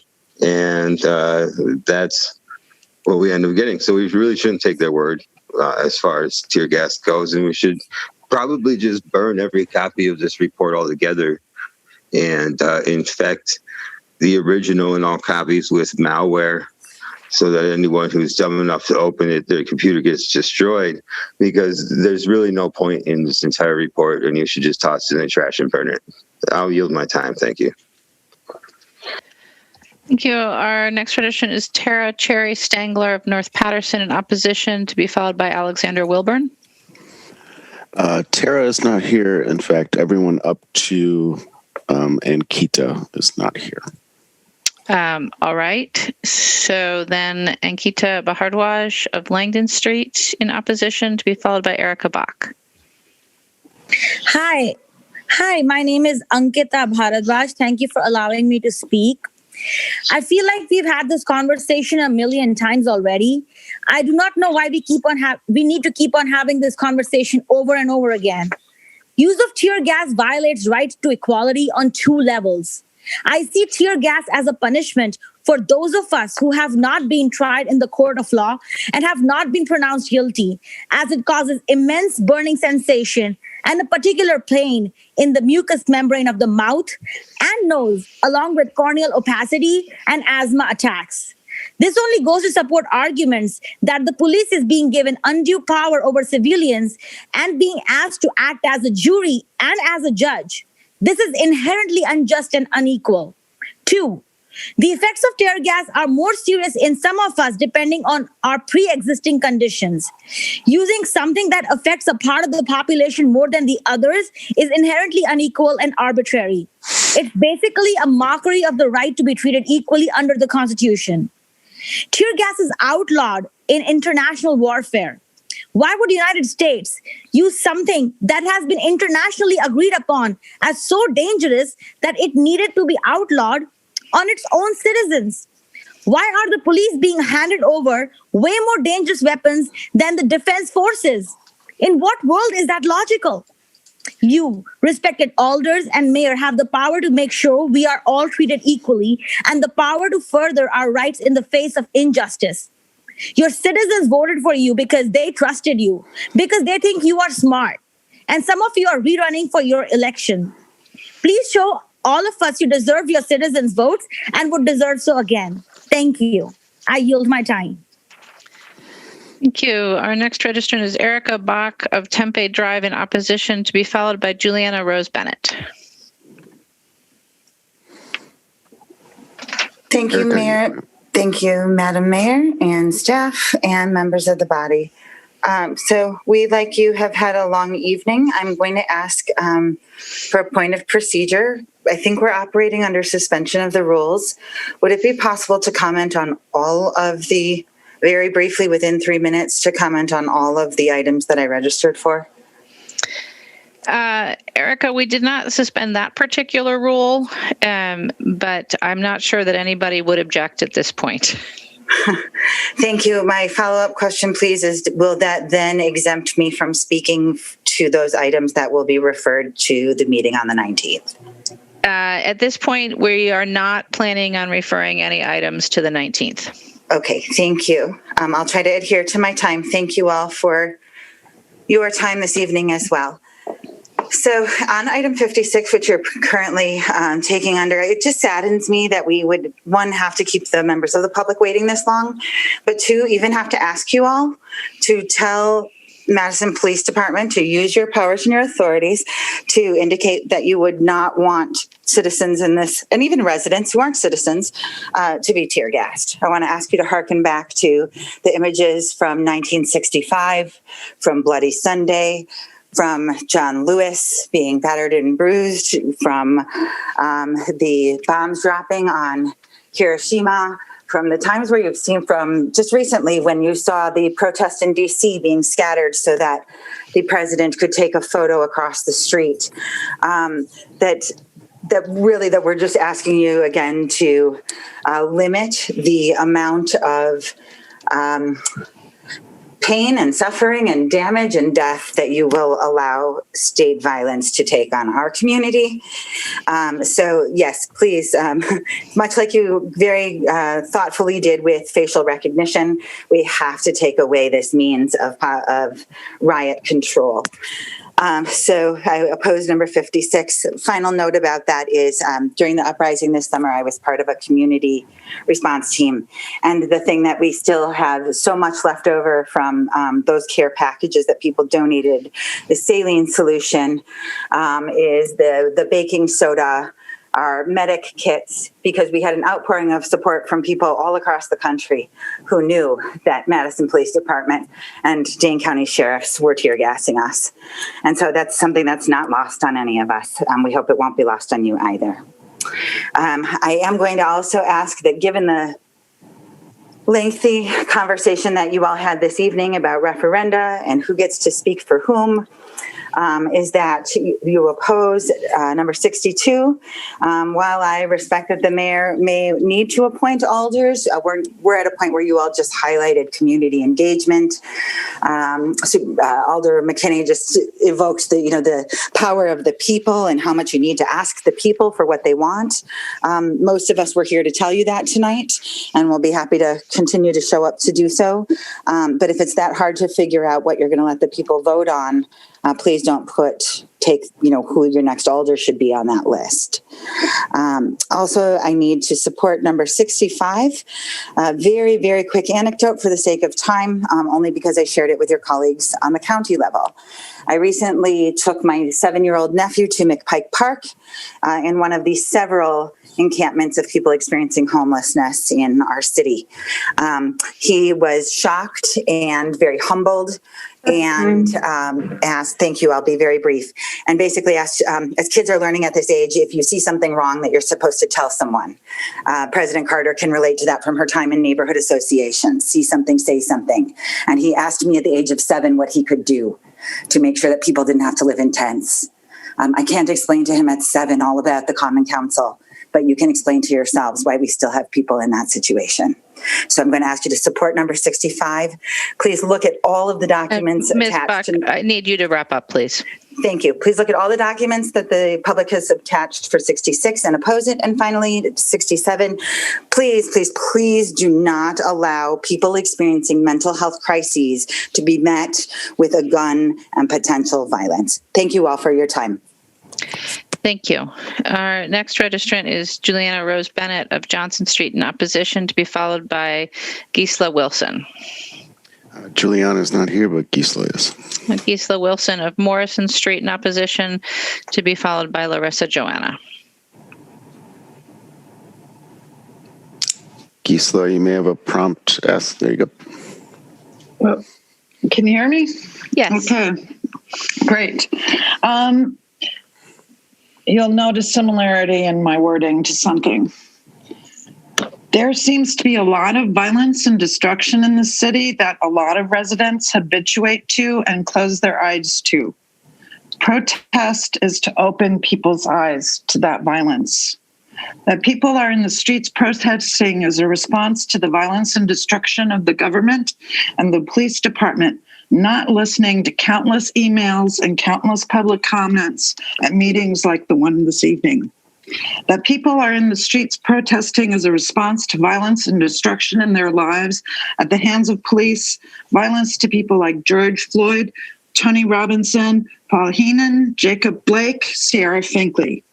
That people are in the streets protesting is due to police targeting race and poverty and rarely being held responsible. Tear gas is a violent method of crowd control in response to protests, so that's adding violence on top of violence. Tear gas is a violent response to people trying to tell you about the violence that already exists in their lives. Tear gas escalates. Tear gas turns peaceful protests into a riot. Tear gas creates chaos out of generally ordered and peaceful protest. Tear gas makes it even more difficult for protest organizers to maintain peace. Tear gas is indiscriminate, harming many people, peaceful people, bystanders, or peaceful protesters, when more limited or specific methods could be used. Tear gas does not only cause short-term immediate chaos, it causes long-term medical harm and increases the odds of COVID transmission. Tear gas is not a good thing to use and has been outlawed internationally. I see no recognition of these details in the police report on tear gas. So please see the hypocrisy of this report, especially in view of 63578 condemning the use of violence and destruction. It's so hypocritical. Please see the hypocrisy. If you want to reduce violence, cut funding to the police, invest in housing and community services, as has been suggested all summer. Thanks. I yield my time. Thank you. Our next registrant is Larissa Joanna of Blair Street in opposition. To be Larissa. followed by Benji Ramirez Gomez. Larissa's no longer here, and neither is Benji, but Tara Cherry Stangler is in the list now. Okay, well, let's go back to Tara then. Yeah, it's actually Tara. So hi, my name's Tara Stangler. I'm a student at the University of Wisconsin-Madison, and I'm here to speak in opposition of item 56 on the agenda.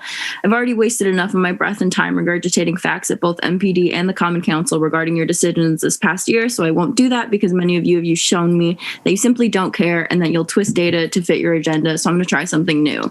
I'm not here to speak to you as Tara the student, but as Cherry the organizer, and if what you hear me say tonight doesn't impact your decision to continue supporting the tear gas use in the city of Madison, then know that we see you, we hear you, and we will leave you behind because you don't deserve to say that you serve our community when you are directly responsible for their abuse. I have so many stories from the first 3 nights alone that you would need to give me hours to describe the atrocities and horrors that I witnessed, but because of time constraints, I'll stick to the one that haunts me the most, because if I had to live through it as a result of your blatant disregard for your community's safety, then you have to listen to the consequences of your actions.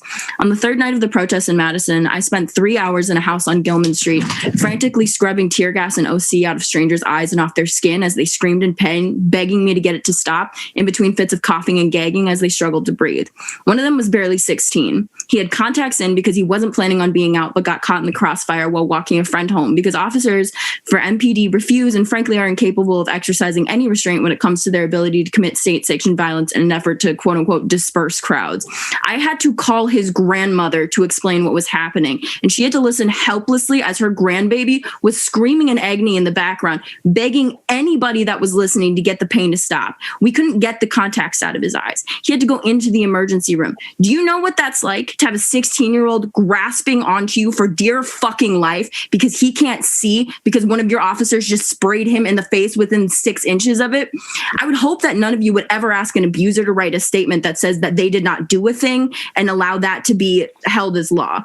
And if you can still sleep peacefully tonight knowing that you support the use of tear gas in any capacity of crowd control, consider yourself lucky. My nights will continue to be restless, disturbed by dreams that echo with the screams and pain and the visions of my community vomiting and choking on their own blood as a result of the abuse that you allow. I'm going to leave the rest of my time as a moment of silence for every stupid decision that you've made this year, and I hope that you have to sit with this.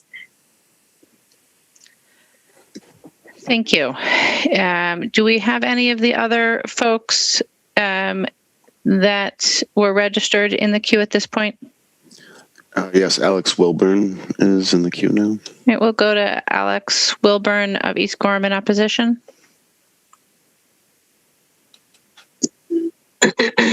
Hello, can you hear me? Yes.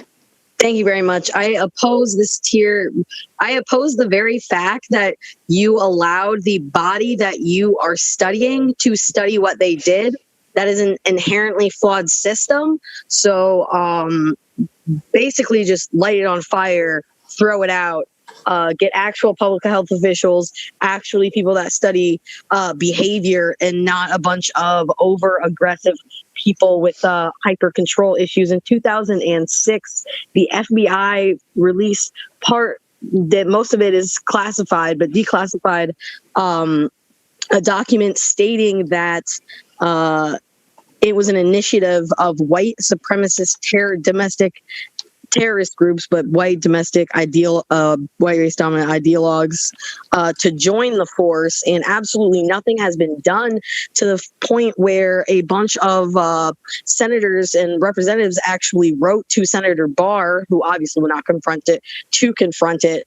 You definitely should believe that there are members of white supremacist groups on MPD. They definitely are there. Otherwise, the rate of excessive force, use of force statistic of 2019 would not have been 56.8% black of a town of 8% black people.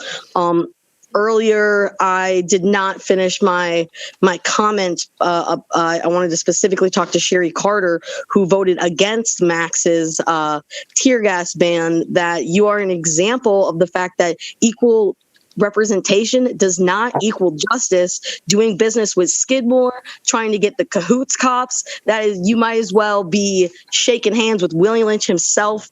And when Brandy Grayson takes your seat, I hope you go back to school and take African Studies, Black History Studies, and communication courses so you can actually understand the issues that you claim to try to champion for the Black community. Matt Kenny should be off the force. The rest of my time will be silent for Tony Robinson. Thank you. Are there any other registrants who are present that we skipped before? Nope. All the names that are registered on this item that are here have been called on. Thank you. Are there questions for any of our registrants? Alder Prestigiacomo, do you have a question? Thank you, Mayor. I was just saying, Juliana Bennett is having struggling to get her name changed, and it's Kati under. She's rejoined like a couple times under attendees. Oh, thank you. All right, so we'll go to Juliana then. Yeah, I re-registered like twice. Also, I hope all you alders aren't sleeping right now because this is really important information. Just echoing Tara's story as someone that was literally out on the streets the day of this happening, just sharing my experience. As someone out here, we were very, very scared. And most of us were like we were obviously like peaceful protesters, peaceful people. And out on the streets, it was very much so a time where the community was like against police. We lost trust in police because literally it was a time where all the white people had to like go in the front, link arms, because we know that the police are not for people of color. And then when they tear gassed us, I cannot tell you what it feels like to like have this come into your eyes and it comes into your throat. And literally I threw up all over my mask, all over my friends. Kids even were out here. Kids, like Tara was saying, teenagers were out here throwing up, crying in agony because of the tear gas use. And it even just incites more distrust of police. And at the end of the day, wasn't an effective way of crowd control because we were still out there protesting against police brutality. And just the thought that this is happening with an entity, the police, that is supposed to be there to protect us. And I still can't forget that, like, even after all this happened, alders and even our mayor went and like told the police that they support the police, and not the people that were like out there with no gear. The person that was there to protect them was actually harming them. I don't understand why we like asked the police to audit themselves to offer this report in the first place. It seems like there certainly isn't police accountability there.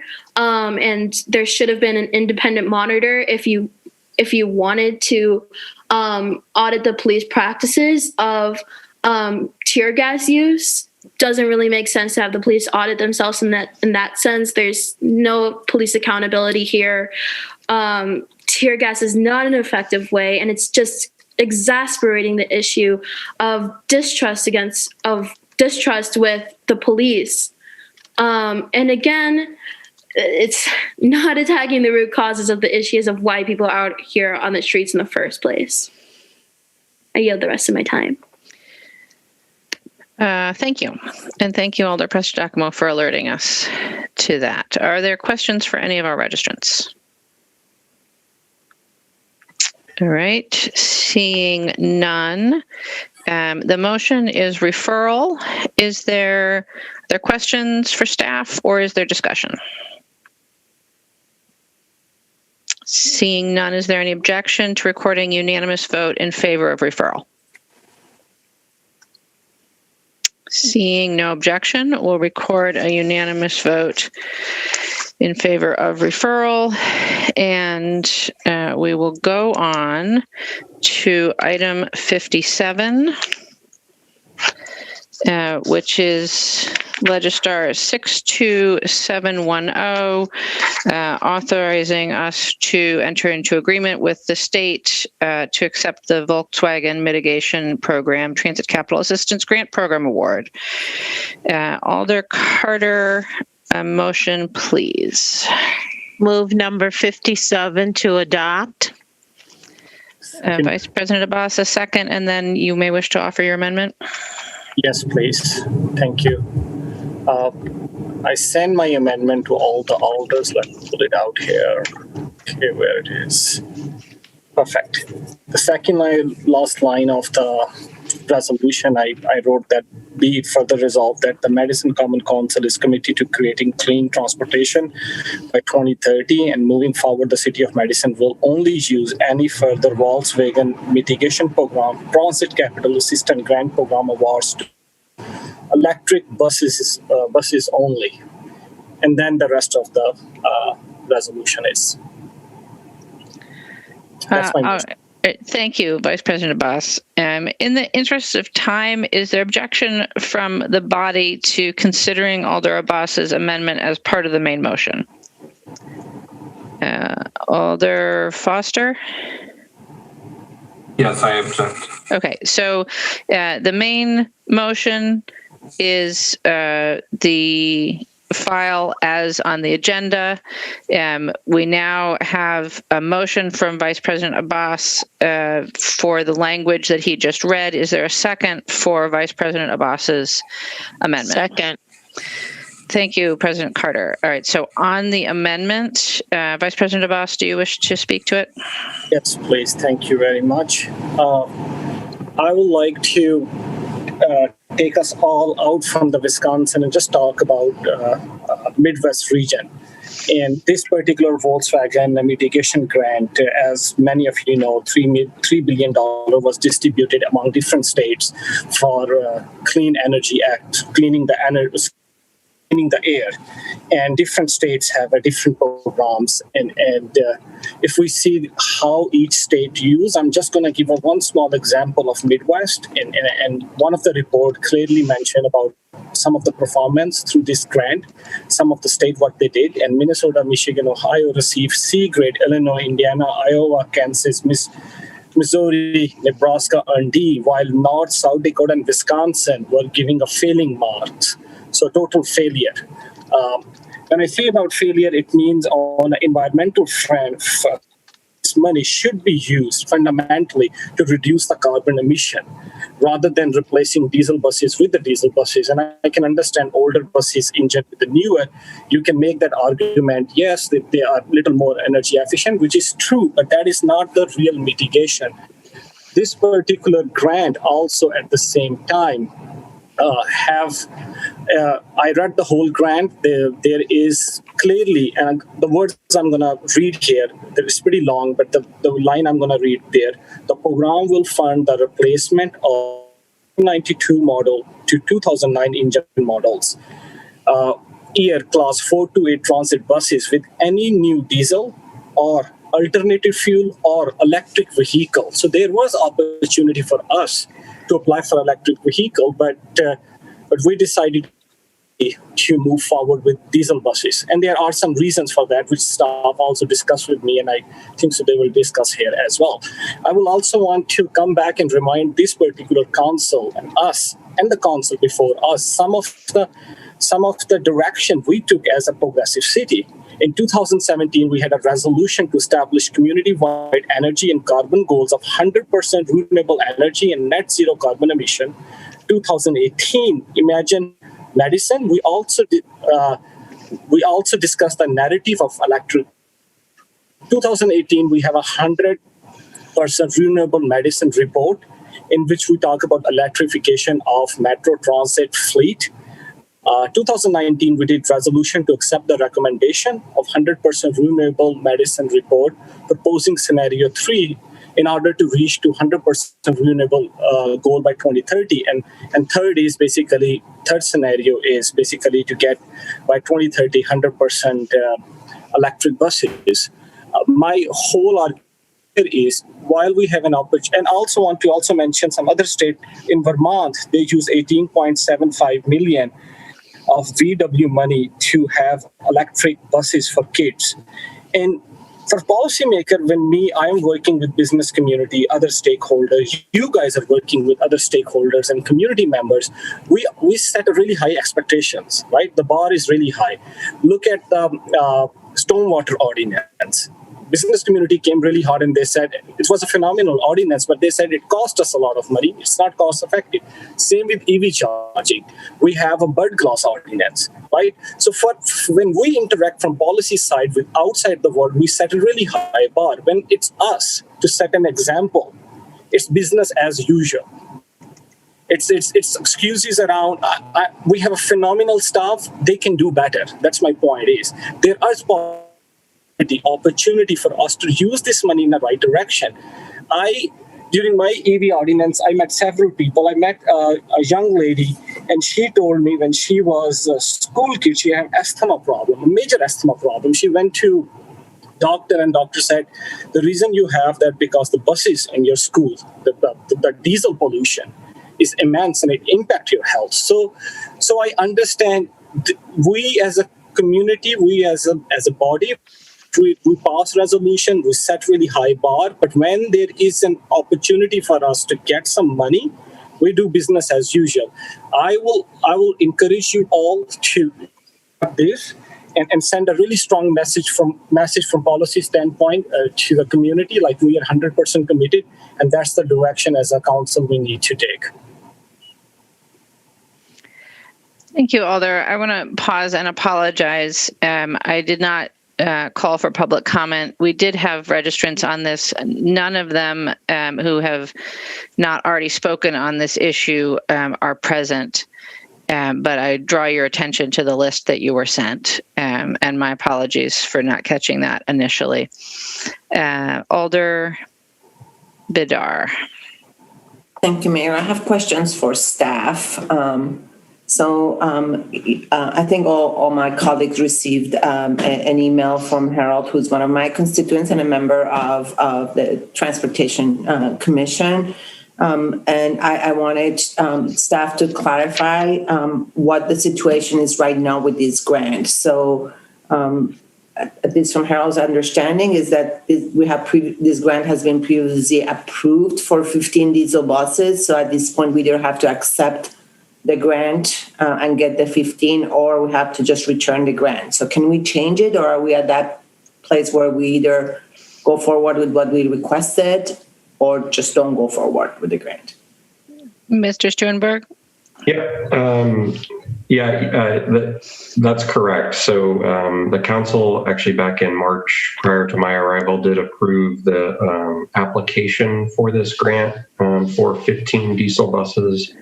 And that's what was applied for, and that's what was awarded by the state. And so at this point, we do not have the option to change that to electric buses.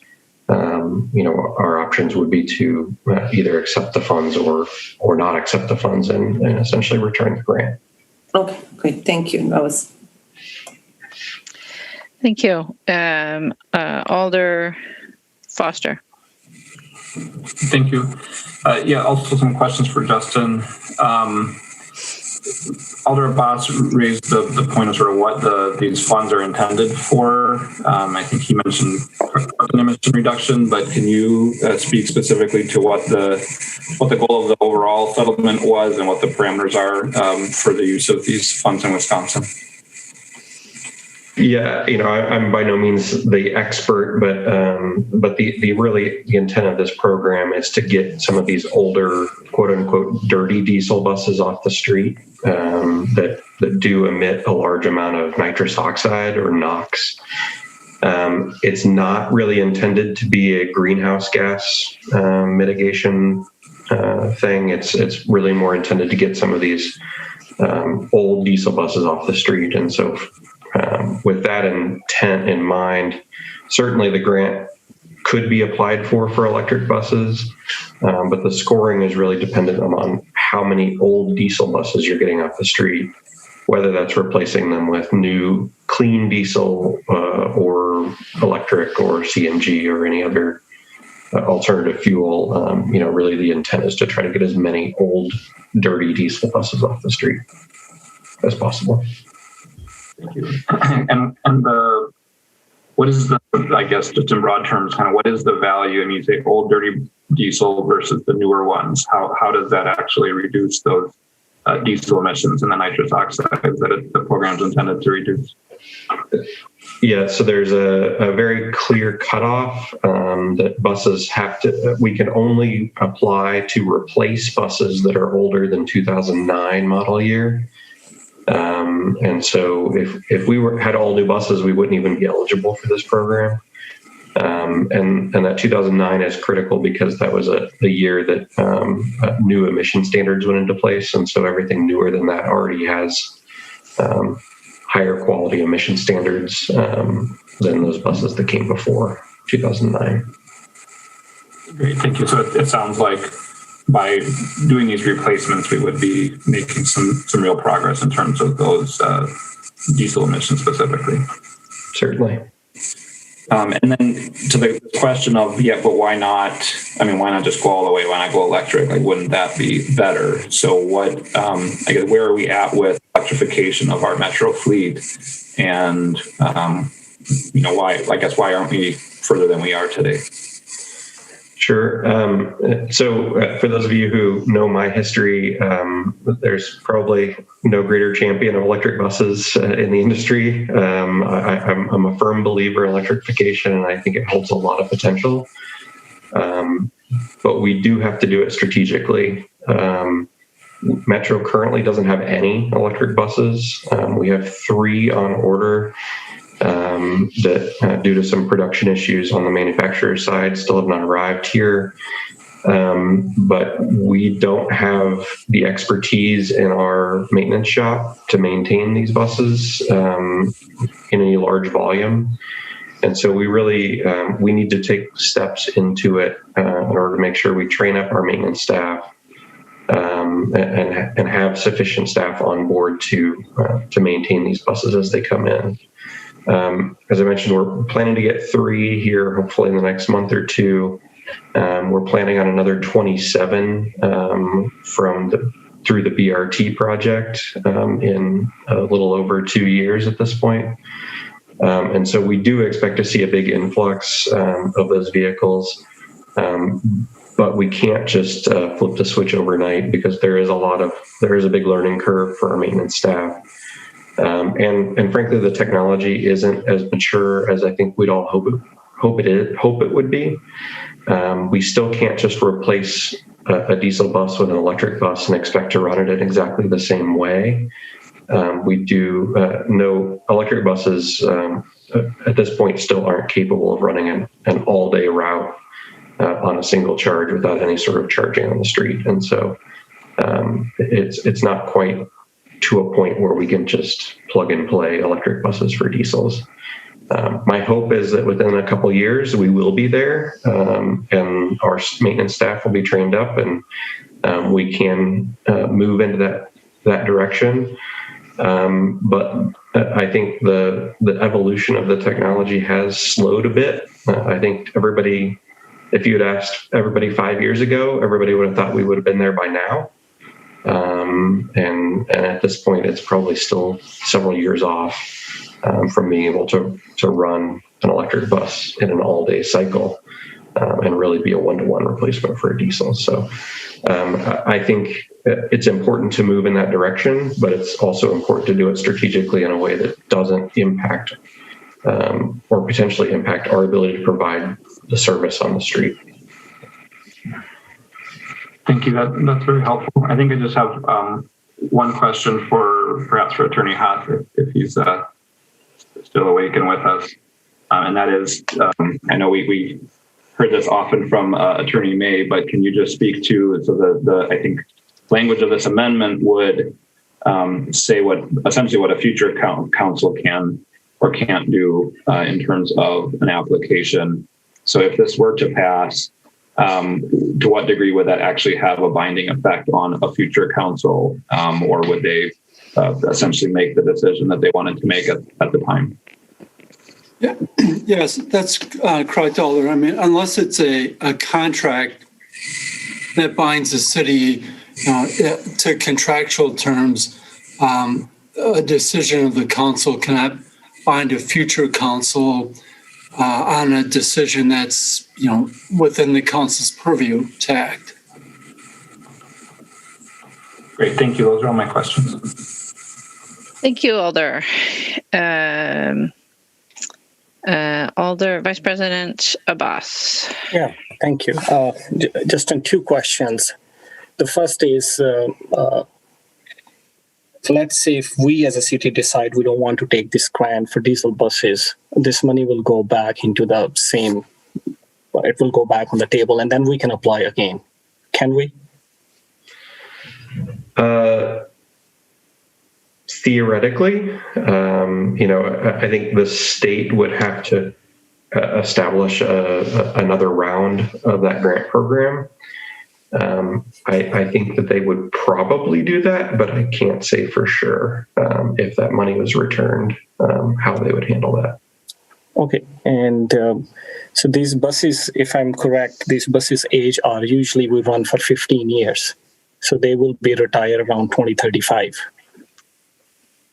So yeah, I think that's generally correct. 12 to 15. Yep. Yeah. So when Metro purchase or through VW mitigation money, when Metro is going to get these 15 buses, have ever any emission analysis done to look at the comprehensive medicine renewable plan and see which stage when we're going to change the bus, how much emission we are adding after 2030 and how we can get there and how buses are going to impact. Is there any analysis presented to any committee?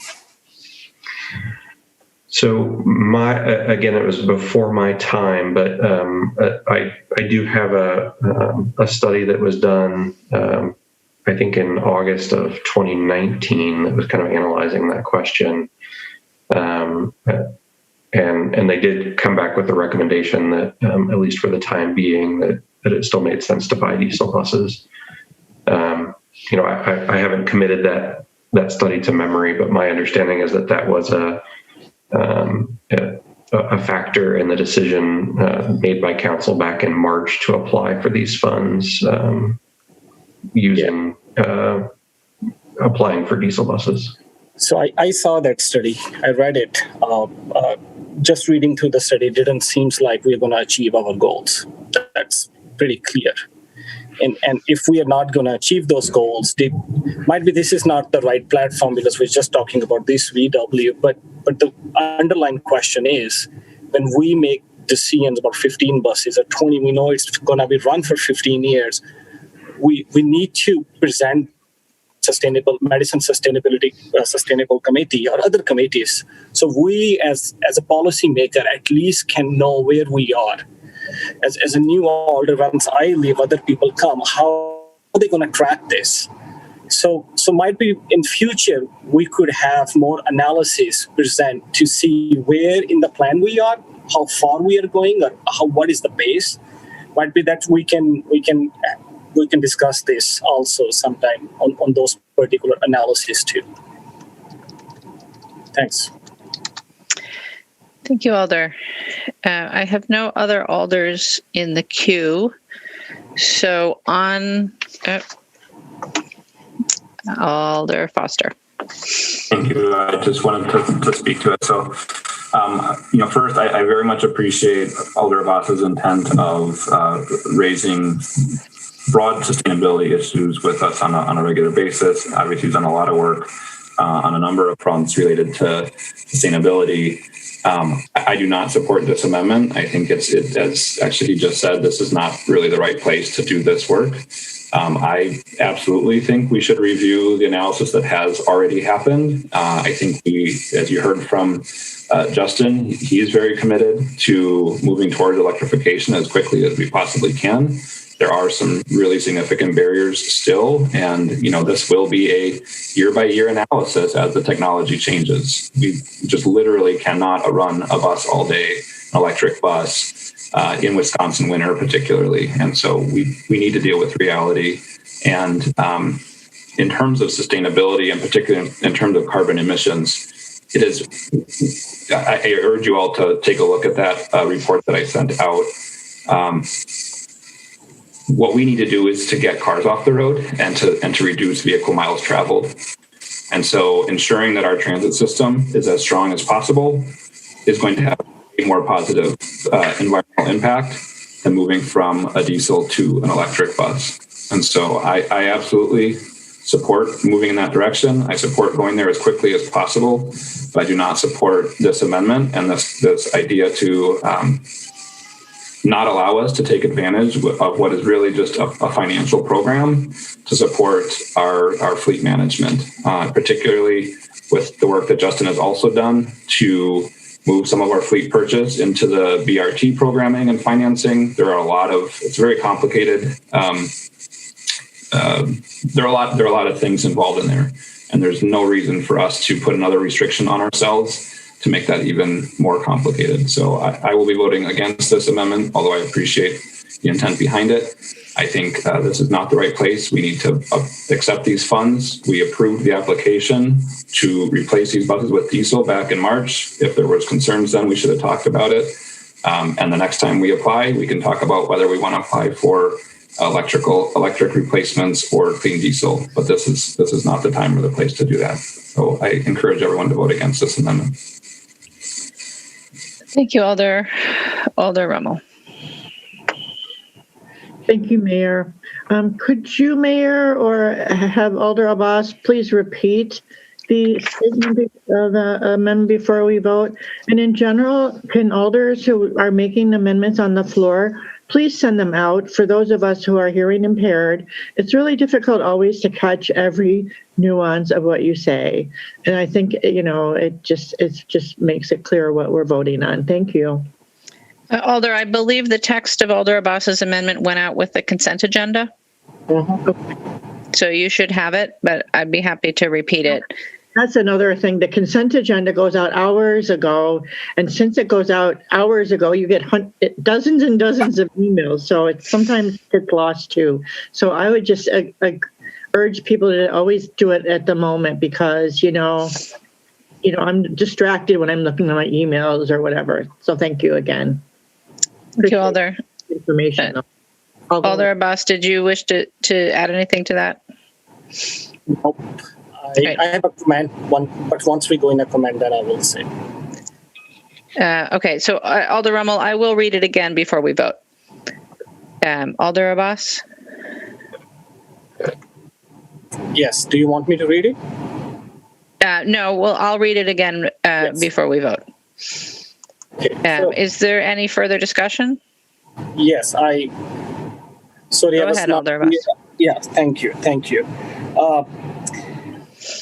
So I understand what my colleague said on the floor, and I understand the logic, and also, we don't want to restrict ourselves.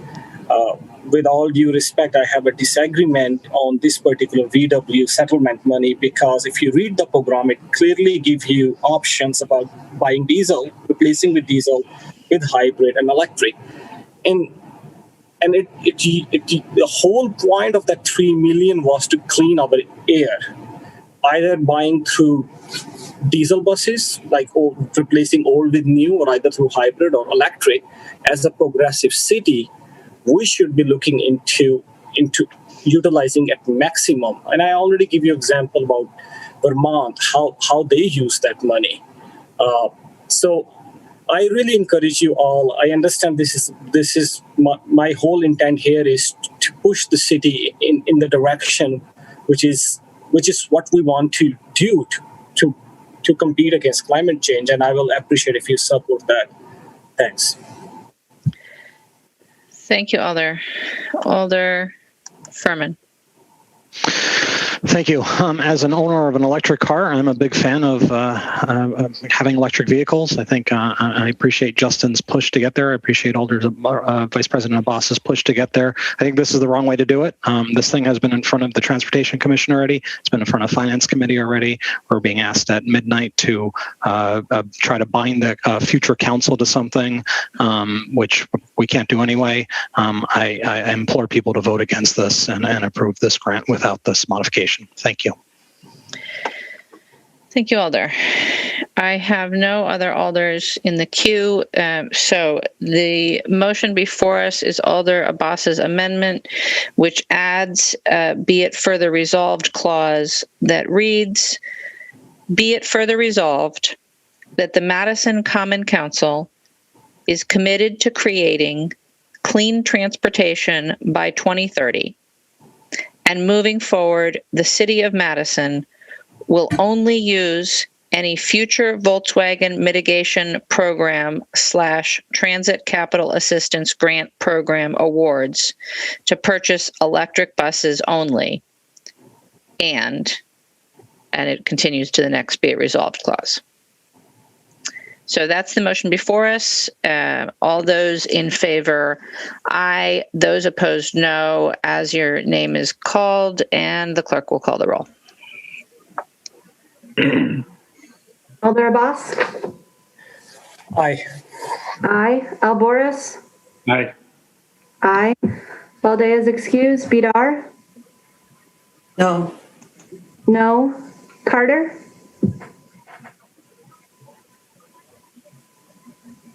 Carter?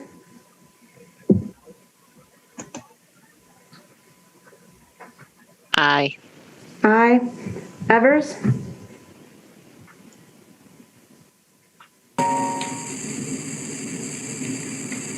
Evers?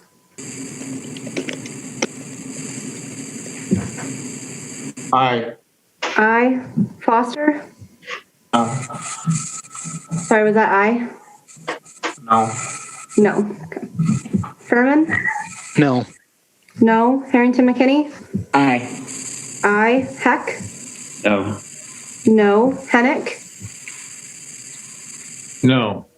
No. Kemball's excused. Lemmer? No. No. Martin? No. No. Pressa Giacomo? No. No. Rummel? No. No. Skidmore?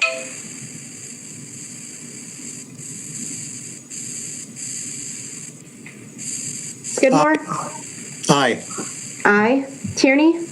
No. No. Verveer? No. No. Wahelier? Aye. Aye.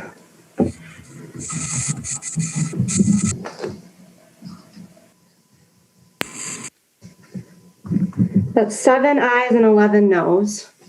11 noes, the amendment fails. We're back to the main motion. Is there further discussion? Seeing none, is there any objection to recording a unanimous vote in favor of the main motion? Vice President Abbas. Please add me as no. Vice President Abbas is requesting to be recorded as a no vote. Is there other objection? Alder Harrington McKinney. Yeah, record me as a no vote, please. We record Alders Abbas and Harrington McKinney as a no vote. Is there any objection to recording those two no votes and otherwise yes votes? Alder Wahili. Oh, my apologies. There you go. No vote for me as well. Any further objection or requests? No for me. Thank you. All right, we're up to 4 noes. Madam Clerk, I'll ask you to do the math and tell me if we have 11 ayes.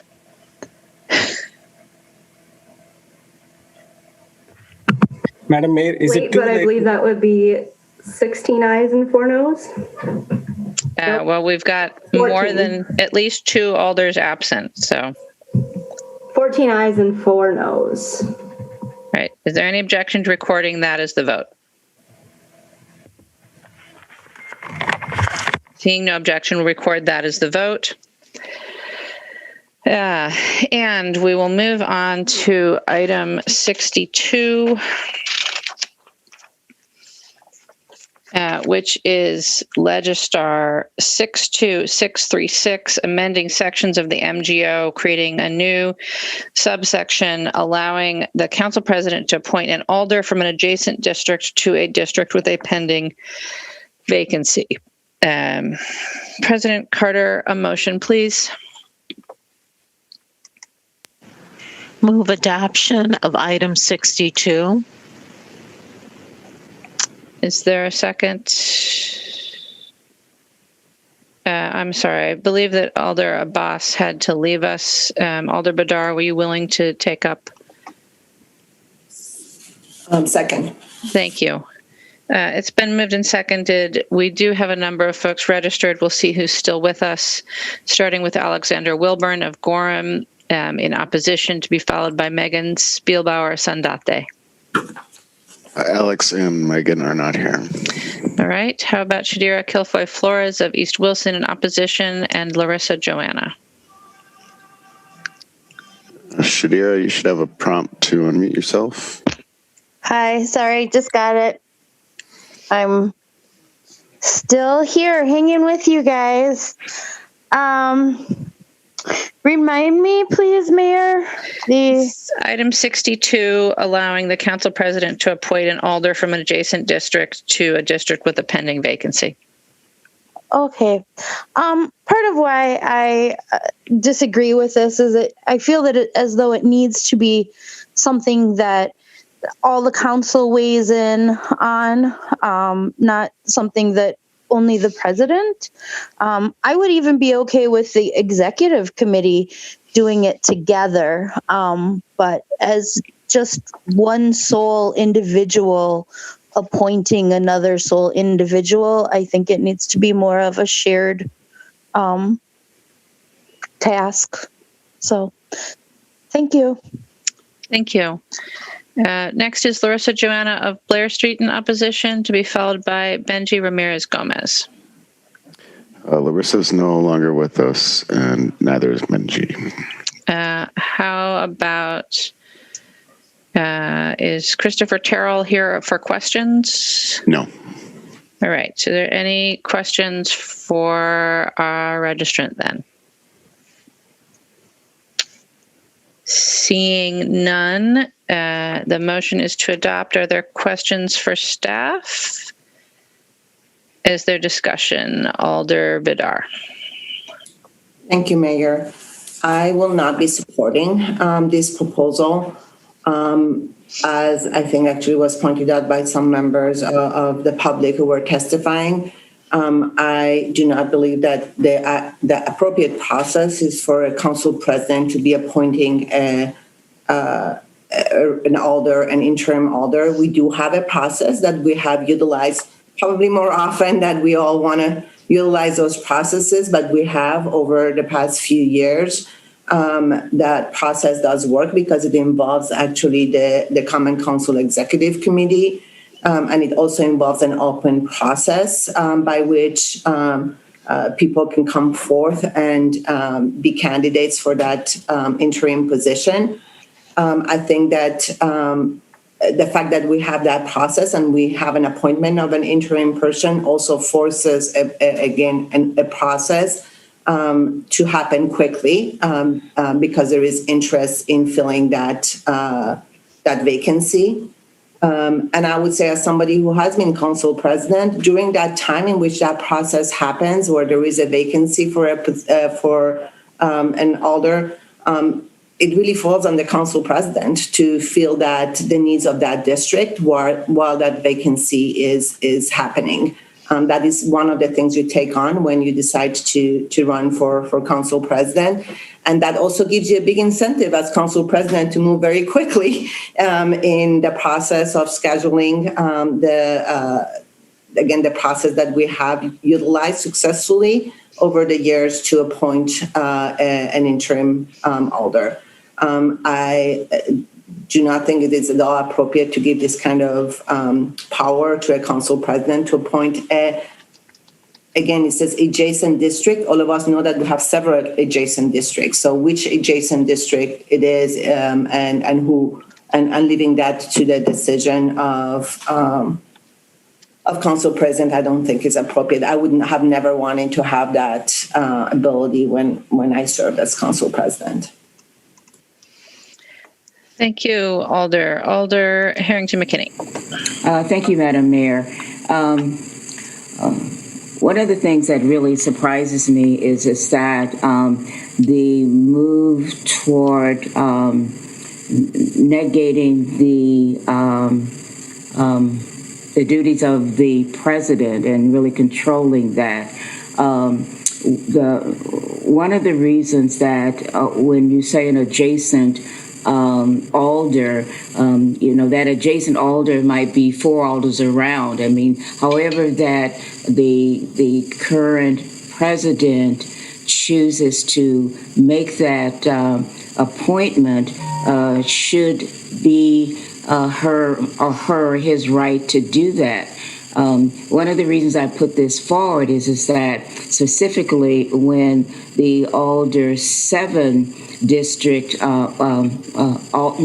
7th district Alder vacated that space, it was important because we, as the West Side Alders, had started a process, and we were working through that process, and to have the 7th district not represented, that is exactly why. And so during that time, there is a process of appointing and having the candidates that are interested in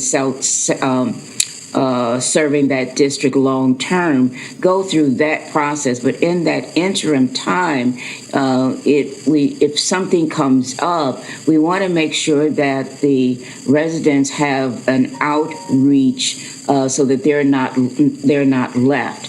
And in my experience, the presidents have had the power to make a lot of decisions, and it just seems now that there's a question about the president being able to make that decision. I would hope that the president would be in consultation with those alders in the adjacent district, or at least, trusting the judgment of him or her in making that decision, consultation with the adjacent districts. I would question the fact if someone lived way on the north side and chose to come over to the West District to serve in that capacity until someone who lived in that area and knew what those issues were. It's a short interim time. It is just holding the space until the process of putting another alder in those duties, but there is a gap, and we have a responsibility of serving the people of that district so that they will not be left out of what's going on. It's normally a short term.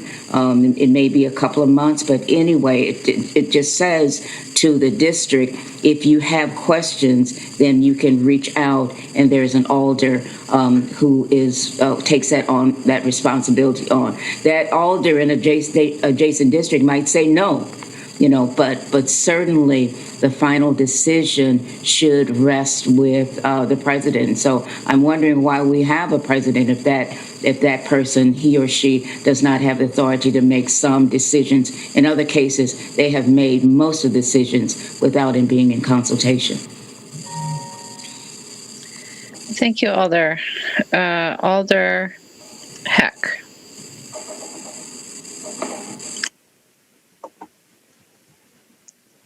Oh, my apologies, Alder Heck. Thank you, Mayor. I think it was my fault.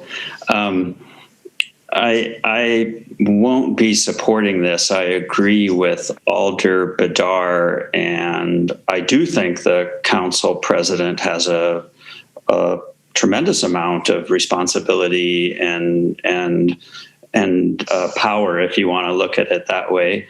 But in this situation, it seems that working quickly to replace a vacancy is the most important matter that that the president should look after. I do also have concerns about the content of this, in that a replacement alder that's chosen by the president can not just participate in the subunits that the previous alder was appointed to, but also vote. And I find that a little bit unwieldy, especially with some committees that even require training for alders to participate in some of the major committees, if you want to call them that, and that I wouldn't really feel comfortable with a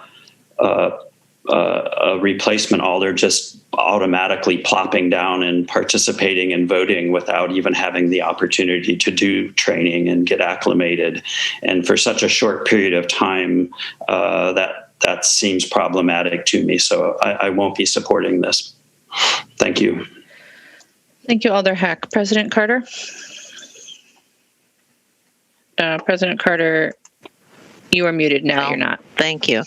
I just wanted to provide some clarity on what happened last year, because, of course, some of you have more of historical knowledge, but when Alder Moreland resigned, she resigned immediately. My experience has been that someone who's going to resign will say, I'm going to resign in the next 30 days. I'm just throwing that out there. And we've had time to not only advertise, but select so that their last day is the first day, so to speak, of the replacement for the remainder of their term. In this case, that was not possible. And we did meet and we did go through the process. At that time, I did appoint Alder McKinney to be the contact for District 7, not to serve on committees, but to be the contact for the constituents. And I think that is fair. And so I just wanted to give you some context on what happened in the most recent history. And I think Shiva and Mike could do a much better job with going back further. Thank you. Thank you. Alder Badar. Thank you, President Carter. I do want to clarify that informal assignment by a president of an alder that, again, probably is adjacent because of the reasons that Alder Harrington McKinney mentioned has happened in the past.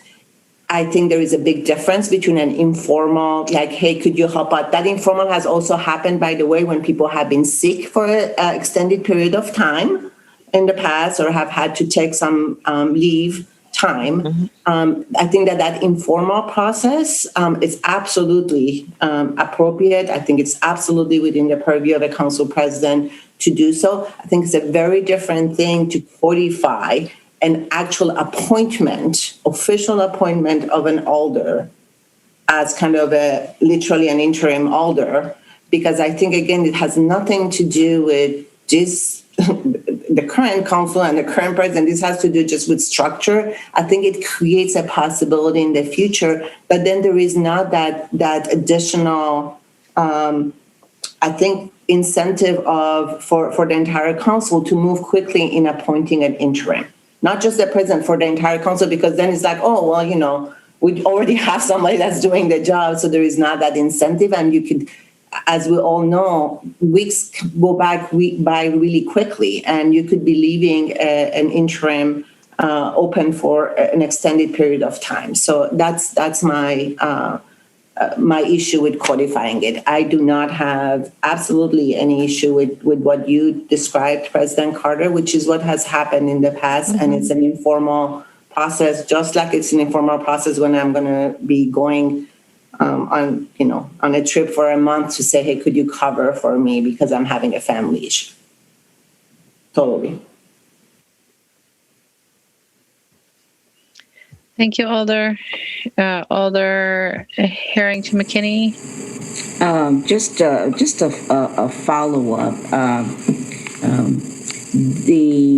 It does need to be codified in terms of a structure, and because this happened with District 7, the council office was able to take control of the weekly blogs and updating information that came directly to the council. But having someone a name, and it really was a situation where it was just a temporary appointment. Alder Heck has said, not Alder Heck, but it was Alder Heck that said that interim person would be sitting on committees and functioning and voting as the alder for that district. That was absolutely not the intention. The intention is having a process by which if someone leaves for whatever reason, if an alder has to leave, the process is to have an alder, a series of alders to select from to be in that space until that term ends. It is always good to know what steps to take. And so in that particular incident, it had not happened before. When alders left, that district or the constituents was left without someone to contact until the process of who's going to be appointed to take that space. And to decide not to codify it and saying that alder from District A, B, C is, if you have any questions that you need to really address, contact alder A, B, and C. But these were limited. This was not involved. It was not decision making. It was not voting. It was none of those things.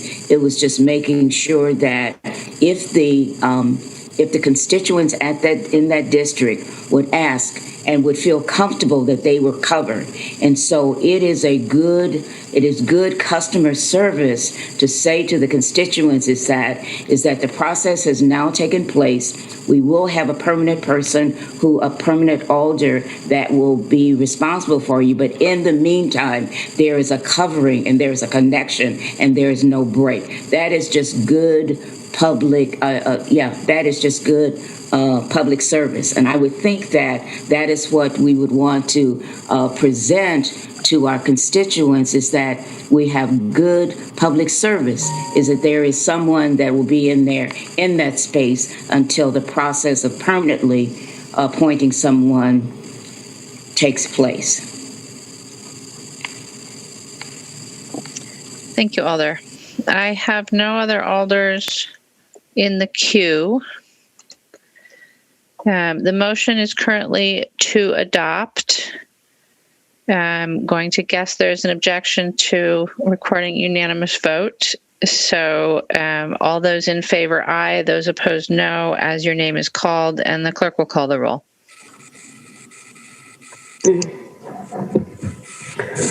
Alder Abbas is excused. Alder Alboris? No. No.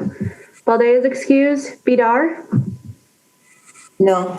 No. Carter? No. No. Evers? No. No. Foster? No. No. Furman? No. No. Harrington McKinney? Yes. Aye. Heck? No. No. Hennick? No. No. Kemble is excused. Lemmer? No. No. Martin? No. No. Presta Giacomo? No. No. Rummel? No. No. Skidmore? No. No. Tierney? No. No. Verveer? No. No. Wahelier? No.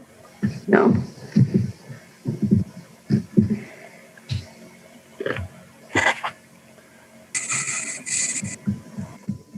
That's 1 no and 16, or sorry, excuse me, 1 aye and 16 noes for 17 total. Thank you. With 16 noes, the item fails, and we will move on to item 63, which is Legistar 63169, amending sections of the MGO. And we do have registrants, or one registrant wishing to speak, Neil Rainford of Nob Hill.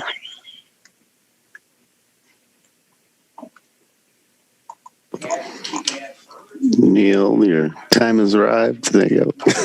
Thank you very much. Good evening, and thanks for your patience and efforts to pursue this tonight. I wanted to encourage you to support the ordinance amendments in 63 and 68 and their resolution. Furloughs have a significant impact on the employees,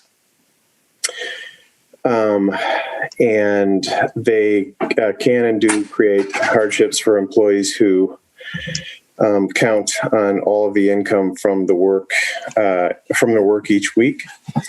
And accordingly, it's only appropriate for the council to oversee this important decision to deny employees that work on a weekly basis. As you are all well aware, there's a $1.2 million hole in the 2021 budget, and that employees are being asked to fill from their own pockets this year as they continue to struggle from the pandemic. Unfortunately, Congress has also passed federal unemployment assistance in the amount of $300 per week that, if used promptly through a citywide work share program between now and March 11th, will eliminate any need for furloughs in 2021. We implore the city administration to direct the department and the divisions to take advantage of this federal stimulus funds. And in doing so, the city's general employees would not face any greater hardships through pay reductions through the furloughs. And we want to point out that we think, merely reducing the budget gap during this 11-week pay period would be a grave missed opportunity and a real failure to take advantage of this. After the $300 stimulus passes, every dollar not paid to any employee during a mandatory furlough would be a dollar stripped not only from that employee and their family, but from our whole community, as these dollars are typically recycled several times through other businesses and other employees in the community. So in short, we ask for the council's support, both for the resolution tonight and the ordinance amendment, and also for a rejection of the mandatory furloughs after March 11th. And thank you again for your time. Thank you. Are there any questions for our registrant? Alder Evers. Thank you, Mayor. Neil, if you recall last year when we passed the voluntary time away, conversations with the Municipal Employees Association indicated that there was some hope that we could delay any kind of mandatory furlough or delay any decision on that until after the first quarter of 2021. Do you recall that? Yes. And I think we did this, from what I understand, in the hopes that the incoming administration would come forward with some assistance that might create the possibility that you referenced. Is that correct? I think that's true, yes. Could you speak to that a little bit more to help us understand how this works and why this is so important? Yes. So as you mentioned, I think one of the hopes with the delay to quarter two of the required mandatory furloughs was that the Biden administration might have the wherewithal to provide some additional relief, which we had hoped was going to come from Congress back in October, and so on and so forth, and just never arrived. As we saw, just somewhat unexpectedly, right before the holiday, Congress was able to put together this package during this this period right after the new year. And I think for those of us who watch that process carefully, there's really little expectation that that Congress is going to be able to act again. It seemed to take a movement of heaven and earth almost to get this done. And I think there's every indication that that some in Congress won't be looking favorably on doing anything more with the Biden administration after the change in the administration. And so it's a really brief opportunity right now for the employees not to suffer the pay reductions that are required in the mandatory furlough program, and instead to take advantage of a work share arrangement that would be available through this $300 weekly pandemic. But already there's a week and a half or 2 weeks that have passed of the pretty brief 11-week process. So we are really hopeful that that the council will really advise the administration and the departments and the divisions that they have an opportunity here to take advantage of this $300 weekly pandemic, and if they miss it, they really shouldn't be able to come back later and say, well, we just couldn't do it, or we couldn't get our act together, and now it's time to make the employees pay to fill this $1.2 million. Well, thank you. Thank you, Alder. Are there any further questions? All right. Seeing none, I just want to remind us that the question of work share is not currently before us, but since it's been raised, if the council was required to approve such plans, we would be waiting until the 19th at the earliest to be able to move on work share, whereas we currently have department heads that will be submitting plans at this point tomorrow. So just to note that timing, since that was raised. Is there discussion on the item? Alder Foster. Thank you, Mayor. I was going to ask if it would be in order that we take up 68 along with this, since they're companion legislation. We could take care of both of them together. Is there any objection to taking up both items 63 and 68? Not seeing any objection to that. Excuse me while I scroll through names. We'll ask Mr. Rainford if he wishes to speak any further on item 68 then.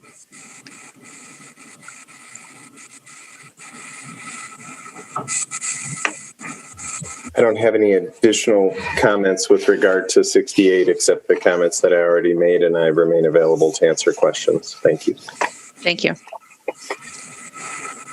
All right, so then President Carter, on items 63 and 68, a motion, please. Okay, but I have a cracker in my mouth. Okay. My apologies, President Carter. A move adoption for 63 and 68. Is there a second? Alder Bedar will second. All right, so now the items are before us. Is there discussion? Or are there questions for staff? Not seeing any questions for staff. Is there any discussion? Not seeing any discussion. So the motion on both is to adopt. Is there any objection to recording a unanimous vote in favor? Alder Hennick, requesting a roll call. All right, Alder Hennick requests a roll call. All those in favor, aye. Those opposed, no. As your name is called, and the clerk will call the roll. Alder Batz is excused. Alboris? Aye. Aye. Balde is excused. Bidar? Aye. Aye. Carter? Aye. Aye. Evers?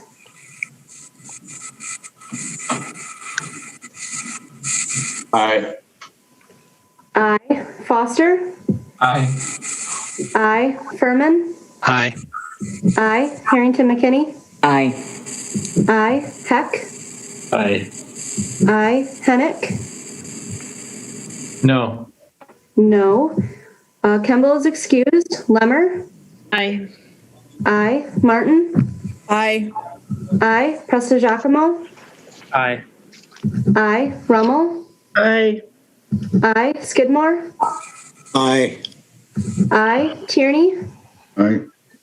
Aye. Verveer? Aye. Aye. Wahelia? Aye. Aye. That is 16 ayes and 1 no. The 16 ayes, both 63 and 68 pass, and we'll move on to item 64, which is Legistar 59738, accepting the 2020 Early Childhood Plan for Madison. Let's do this. Alder Hennick, do you want to make a motion, please? So move approval. Is there a second? Alder Carter will second. Alder Hennick. Yes, and I just wanted to say a big thank you to Coral Manning. We are one of very few cities in the country that have a early childhood accreditation program. And Coral Manning just does a great job working with our different service providers, and especially at this time during the pandemic, it's been critical for the city support to be working with those entities and trying to hold up the industry. And I just wanted to say thank you to her. She's also reached out and put together a robust community feedback from different service providers to different entities that are involved in the industry. And I just wanted to say a big thank you to her. And I hope we'll be able to approve it. Thank you, Alder Hennick. Alder Wahilahe? I want to second Alder Hennick. I had the opportunity to meet Carol, and it's really fascinating with this great initiative, and I look forward to serving the committee as I come into this new position. So it's great work. Thank you. Thank you. I have no other alders in the queue. So is there any objection to recording a unanimous vote in favor of item 64? Seeing no objection, we'll record a unanimous vote in favor of item 64 and move on to item 65. Which is Legistar 60412, confirming the emergency order number 2 and providing a COVID-19 response for people experiencing unsheltered homelessness, etc. President Carter, let's get a motion before we go to public comment. Yes, and I just have a quick question on this because I know Alder Balde was very concerned with 65 and 66. Can we move that to do we have anyone Registered for 65. Alder, we have a number of people registered on both 65 and I believe 66 as well. Yes. Whether they are still here, I do not know. Okay. Move adoption of 65. And seconded by Alder Badar. So then we'll go to public comment on 65, starting with Alexander Wilburn of East Gorman support, to be followed possibly by Megan Spielbauer Sandate. Mayor, none of the people registered wishing to speak are with us anymore. All right. So that makes that easier. And we'll go to questions for staff. Alder Hennick. Seeing as we don't have any of the registrants still here to speak, and if there's the possibility that we also don't have any of the registrants here for 66, I would move referral to the February meeting. Staff, can you give us a quick look if there's anybody here still on 66? There is not. All right, so Alder Hennick moves referral of items 65 and 66 to the 19th, Alder Hennick? No, the one after the 19th, February. I apologize. We do have Shadira Kilfoy Flores is here. On item 66. 66, yeah. Okay, thank you. So, Alder, let's try for 65 then. The motion then is to refer item 65 to the February 2nd meeting. Is there a second? There is. Is there any objection to referring item 65 to February 2nd? Alder Rummel. I would move we put it on the table and see what happens with 66, because we could still then refer them both if we decide to. Alder Rummel suggests a motion to table 65 and take up 66. Is there a second for that? Second. Is there any objection to placing 65 on the table? Seeing no objection, we'll place 65 on the table and move on to 66. And so let's start with public comment then, and Shadira Kilfoy Flores of East Wilson in support. So I actually want to clarify about my stance on number 66. That I'm in opposition of kicking people out without having a plan in place, right? I live right across the street from McPike Park, and so I'm eyewitnessing on a daily basis. I'm also newly elected to the Marquette Neighborhood Association, in addition to now being the chair of the Civilian Oversight Board. And my community has given me this trust because I show up, because I stay up with you guys, because I truly care about our community and our neighbors. And we absolutely cannot kick people out of the only place that they have to stay warm right now until there's an alternative. Like the fact that we have all of these buildings sitting empty while we have families sleeping in the snow is an absolute atrocity. Shame on us, Madison. Shame on all of us. I absolutely wish I could open my home to more than the 3 young people I have living with me right now. This should not be happening at all. And it certainly should not be happening during a pandemic. Like we have to do better, because we can do better, guys. We really, truly can do better by our neighbors. This is not okay to witness every single day. Community members complaining about smoke going into their homes. Don't complain about the smoke. Complain about the fact that there are human beings out in the cold right now, warming their hands, begging for firewood. Like, why is this even happening, my friends? We have to come up with better solutions. And I'm sorry if it means that some of us lose sleep. There are people out here right now losing their lives. You know, let's pray and hope, but more importantly, let's work on making sure that our neighbors are cared for, that they're not disrupted and hurt by the police. Instead, that they're supported and that our police officers are given the mental health and training and support to make sure that no more of our neighbors are killed. Like, come on. We need to have some real priorities. And what is happening with Skidmore and Sherry Carter and their fascism, I hope that the rest of you see through this. I hope you see through what they're doing here in making a mockery of our justice and promoting their own campaigns. That is time. Thank you. Are there questions for the registrant? Seeing none, I'll just check again. Are there any other of the registrants present? Not on 66. Someone did. Oh, no. Yeah, someone did jump back in on 65 that wasn't there before. Okay, thank you.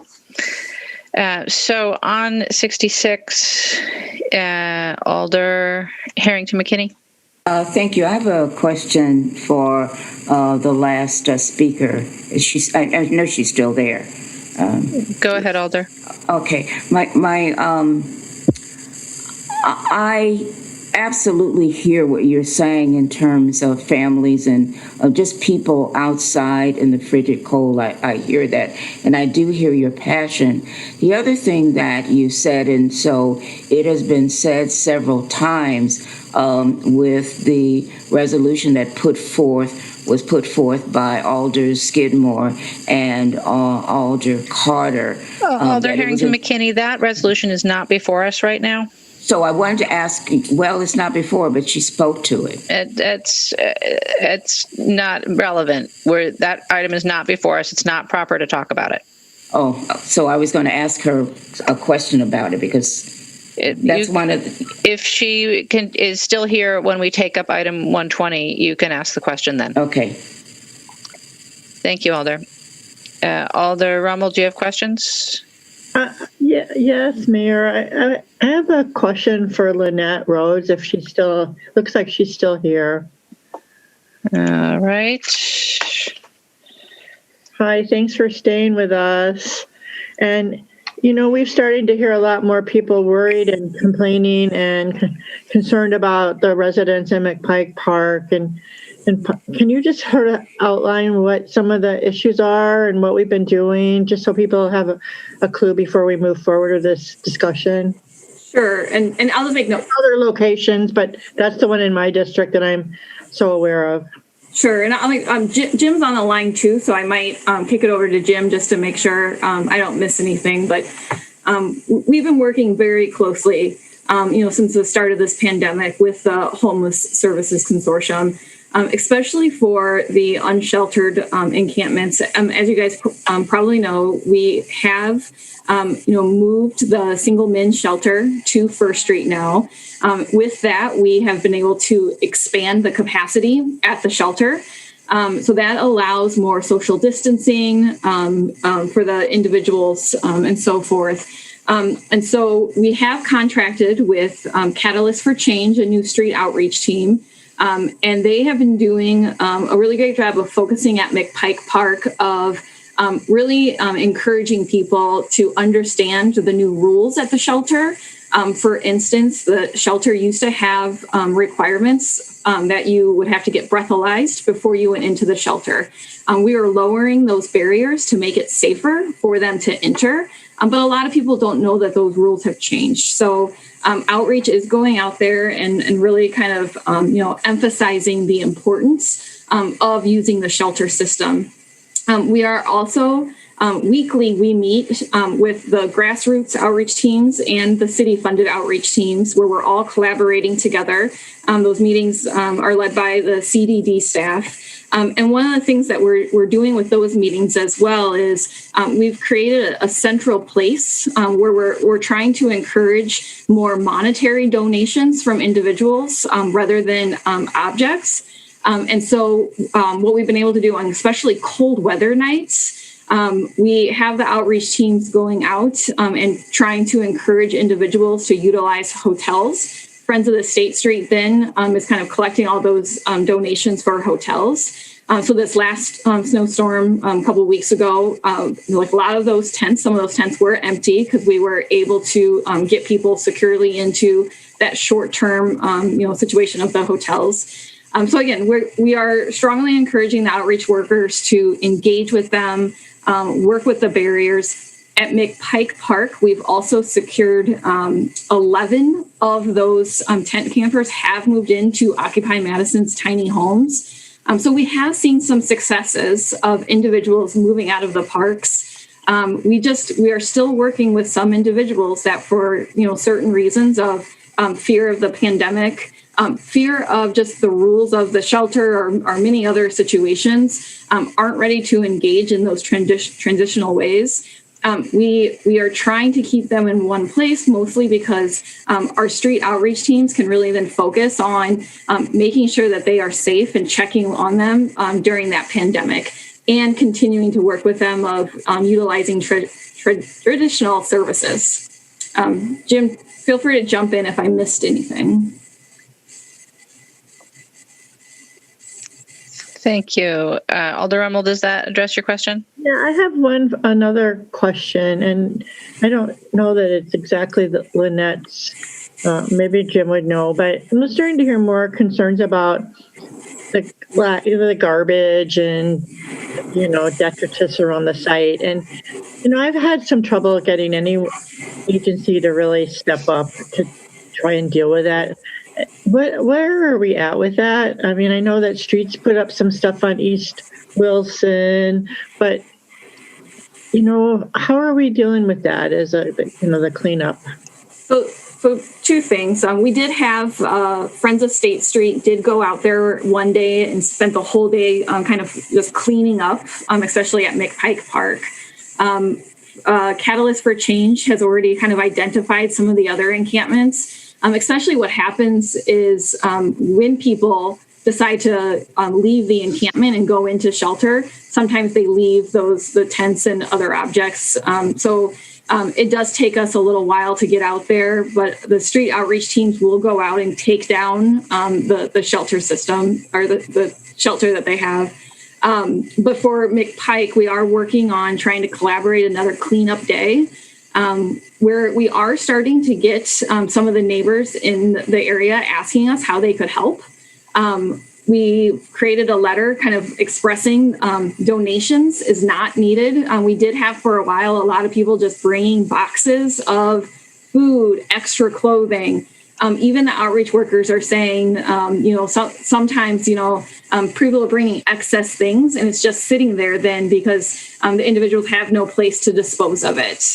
So monetary donations we're trying to strongly encourage so that we can use those to do car repairs. That's a big issue of individuals saying like they're struggling to get to, job employments and certain things. And then those hotel stays. But we are trying to start to organize with the outreach teams some more cleanup. It grows really fast, mostly because, the donations kind of come in.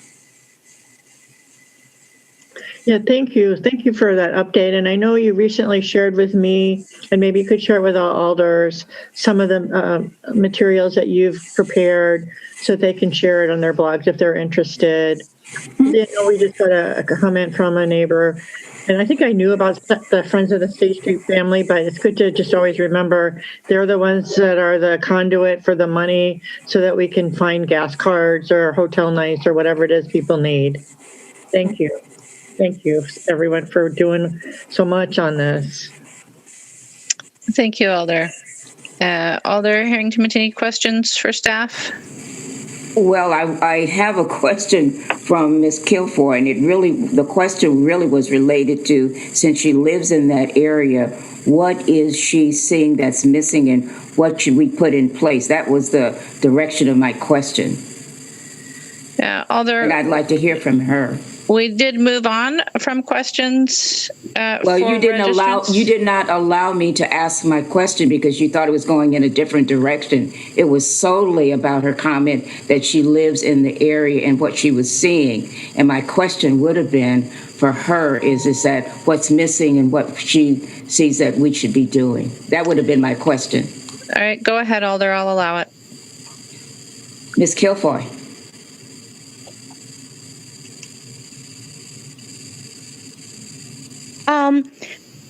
Thank you for your interest, Alder McKinney. What I see that people are in need of, besides for housing, are storage, like personal bins to keep in. Really, also the fact that, they're there without, adequate showers, adequate, anything, adequate, just even places to cook or warm food up. That's why I say that this is an absolute atrocity in a place like Madison. What they need are to have more places to go, like libraries. And unfortunately, we're really at a loss right now because of the pandemic. And so it would make sense to be able to open up more spaces during the day so that people can spread out more and get warm as well. And have programming for the children who are stuck out in the cold, not necessarily going to school, but something in the way of, these children who they don't have access to computers and their Chromebooks the way that children who are adequately housed are. And so I think that has to be a huge initiative in making sure that people, especially families with children, are being housed right now. Thank you. Thank you. Thank you, Alder. Alder Rummel, did you have something again? Oh, no, Right. Thank you, Alder. Alder Hennick? Yes, is Supervisor Knapp still on?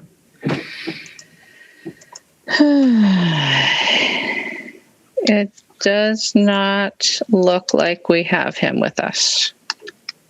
Or Josh from the Park Rangers? Does not look like Josh is here either. Thank you. Then I'd move on to either Jim or Lynette would be the response to this one.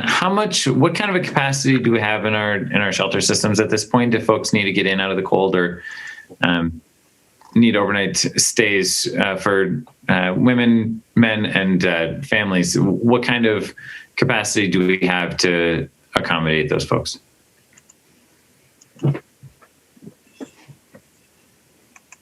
Jim? Alder Hennick, we have for single men, the shelter at First Street can accommodate upwards of 250 men. It is nowhere near capacity. It's probably less than half of that on a regular basis. The Salvation Army shelter for single women on East Washington Avenue has the capacity to serve about 60 guests. They have been serving on average over the last couple of weeks between 40 and 50, so they have additional capacity there. We are aware of very few, if any, families, particularly families with children, that are unsheltered in this city.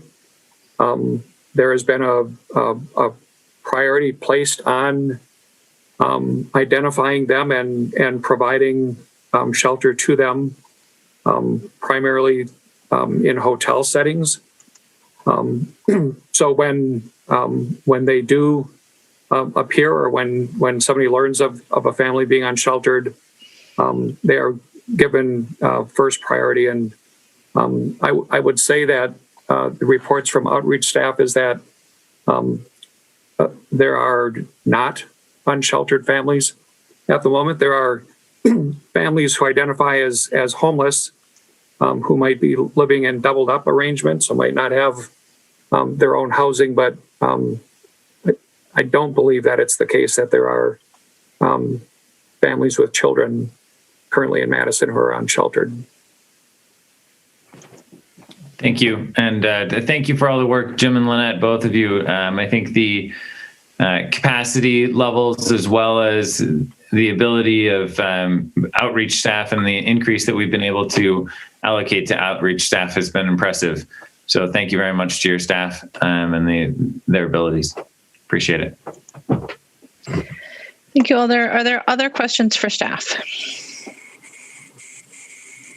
All right. Seeing none, we are on item 66. We have item 65 on the table. Would somebody like to make a motion on 66 and or 65? Alder Hennick. I would still prefer to refer both of them to the February meeting. I understand if it's the will of the body to address them this evening, I'm happy to do so.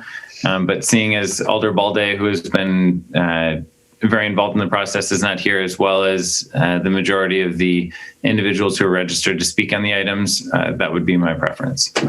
And I would make that motion. All right. So Alder Hennick moves to take 65 off the table and to refer both 65 and 66 to the February 2nd meeting. Is that correct, Alder? Is there a second for that motion? Second. The President Carter will second that motion. All right. So the motion is to refer both to February 2nd. Is there discussion? Alder Foster.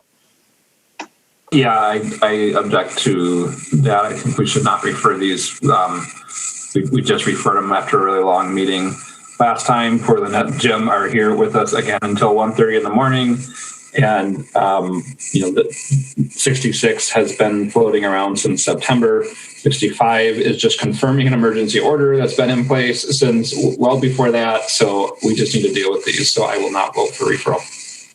Thank you, Alder. Is there further discussion of the motion to refer? Seeing none. Still do have one speaker on 65. Yes, thank you. So I'm sorry, we've gotten ourselves into a little bit of a convoluted procedural question here. Is there objection to hearing from the speaker on 65 at this point? Seeing no objection, let's hear from the speaker on 65. I believe it's Erica Bach of Tempe Drive in support. Thank you, Madam Mayor, members of the body. Just out of respect for your time this evening, I'll keep this extremely brief. Yes, please continue the order, support 65. If the 18 of you present here, if 1/3 of you had children, those children would be hungry and cold tonight. So we need to continue to explore options. I know Staff O'Keefe had indicated that there aren't any children homeless. That's because parents have prioritized their children. We need to prioritize them as well. And if you refer to next meeting, I'm happy to talk with you then. Thank you. Thank you. Any questions for the registrant? All right, seeing none, the question of referral is still before us. Is there further discussion? Seeing no further discussion, I anticipate a request for a roll call. So all those in favor of referral, aye. Those opposed, no. As your name is called, and the clerk will call the roll.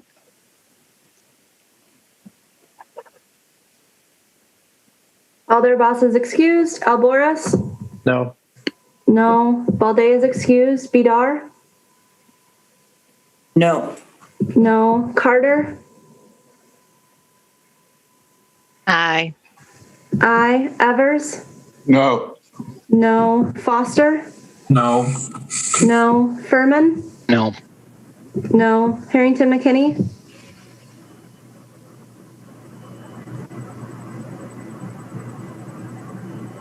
Harrington McKinney?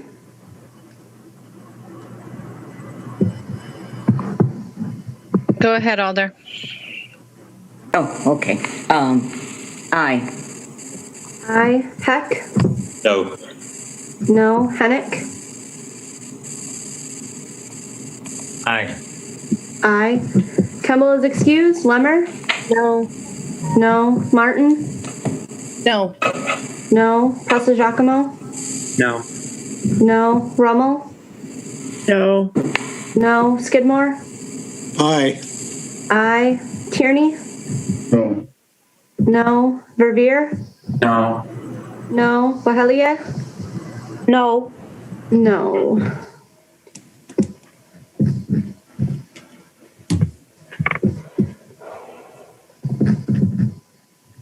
That's 4 ayes and 13 noes. Yeah, with 13 noes, the motion to refer fails. So 65 is still on the table. 66 is in front of us. Without objection, we'll dispense with 66 first because that's less convoluted. So on item 66, is there discussion and can we get a motion? Alder Badar was first. I'd like to make a motion to place on file. Is there a second to place on file? Alder Foster will second. The motion is to place on file. Alder Badar, would you like to speak to it? No. Thank you, Alder Badar. Alder Hennick. Yes, thank you. So the biggest impact that I see at this point in time is that we've got an emergency order that it basically is ineffectual at this point because we haven't, we've established locations that fit the emergency order, but we're also not enforcing those locations and asking people to be at those locations. So we've got Starkweather Creek and we've got Rindall, both of which combined even have less individuals than our downtown location. Which doesn't fit the criteria. So it's a very difficult situation that from my chair that any of my residents that look at the situation, if they say, hey, if this were our park, it wouldn't work. We're prioritizing the use of a number of our parks for a very small number of people, and it limits the ability for anyone else to utilize them. So in looking at it, we also, it is largely a choice at this point in time. We have plenty of capacity at all of our interior locations for people to reside overnight. And if it's not something that we can find a resolution for this winter, those encampments are going to continue to be an issue next summer and grow. So I think we've got an opportunity to find solutions for folks this winter, but I don't see that resolving with our current path. Thank you. Thank you, Alder. Is there further discussion of the motion, which is to place on file? Seeing no further discussion, is there objection beyond Alder Hennick to recording a unanimous vote in favor of placing on file? Alder Hennick, I'm assuming that you wish to be recorded as voting no. Right, is there any objection to recording Alder Hennick as a no vote and the balance of the council as aye? No for me. President Carter would like to be recorded as voting no as well. Seeing no further objection, we'll record 2 no votes and the balance of the council as aye, which means that the item is placed on file, and I now need a motion, please, to take 65 from the table. I move to take 55 from the table and to adopt. All right, the motion is to take 65 from the table and to adopt. Alder Badar? Second. All right, so 65 is before us. The motion is adoption. Are there questions for staff? Is there discussion? Alder Badar. I just would like to be added as a co-sponsor. I will add Alder Badar as a co-sponsor. Alder Martin. I'm sorry, Alder Martin. There you go. I would also like to be added as a co-sponsor. Alder Martin will be added as a co-sponsor. Alders Furman and Alburis wishing to be added as co-sponsors as well. Are you getting all of this, Nikki? Yes. All right. Alder Lemmer as well? Yes. Okay. Anyone else? All right. Thank you. With those additional co-sponsors, is there any further discussion? Is there any objection to recording a unanimous vote in favor of item 65? Alder Hennick. I don't need a roll call, but I would like to be recorded as a no. We'll record Alder Hennick as a no vote. Is there any objection to recording Alder Hennick as a no and the balance of the council as an aye? Seeing no objection, that vote is recorded and item 65 passes. And that brings us to item 67, which is Legistar 62908, authorizing a memorandum of understanding between MPD and Journey Mental Health Center. Let's get a motion, President Carter. Move to adopt item 67. Alder Badar. Second. Moved and seconded to adopt. On item 67, pardon me while I get to the appropriate list. Let's see if there are any of our registrants still with us. Alexandra Wilburn, Shadira Kilfai-Flores, and Kita Bhardwaj. Alex is not here. Shadira is. All right, so let's go to Shadira Kilfai-Flores of East Wilson in support, possibly to be followed by Ankita Bhardwaj or Erica Bach. Yeah, hi there, guys. Yeah, I think this is a good idea. I'm truly disappointed to see the way that that the way that government is happening right now. It's eye-opening. I'm sorry that this is happening so late so that more people aren't witnessing and listening to what's going on here. But I'm going to yield my time because I really appreciate that you guys are still here. Thank you. Thank you. Do we have Ankita Bhardwaj or Erica Bach or Benji Ramirez Gomez? Yeah, Ankita Bhardwaj is here. That's me. Okay. Go ahead, please. Thank you for staying up so late. This means a lot. About 67, I would like to say this is an okay-ish step, in my opinion, in the right direction. I won't say it's a good step because if I'm having a mental breakdown, I do not want to be held by a group of folks who are carrying guns and have the power to kill me and get away with it because of qualified immunity.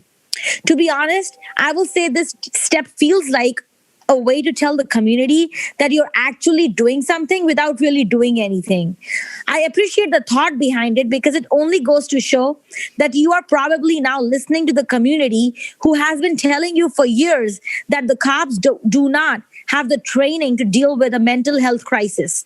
However, you must not make cops jack of all trades, expecting them to work like master of all trades.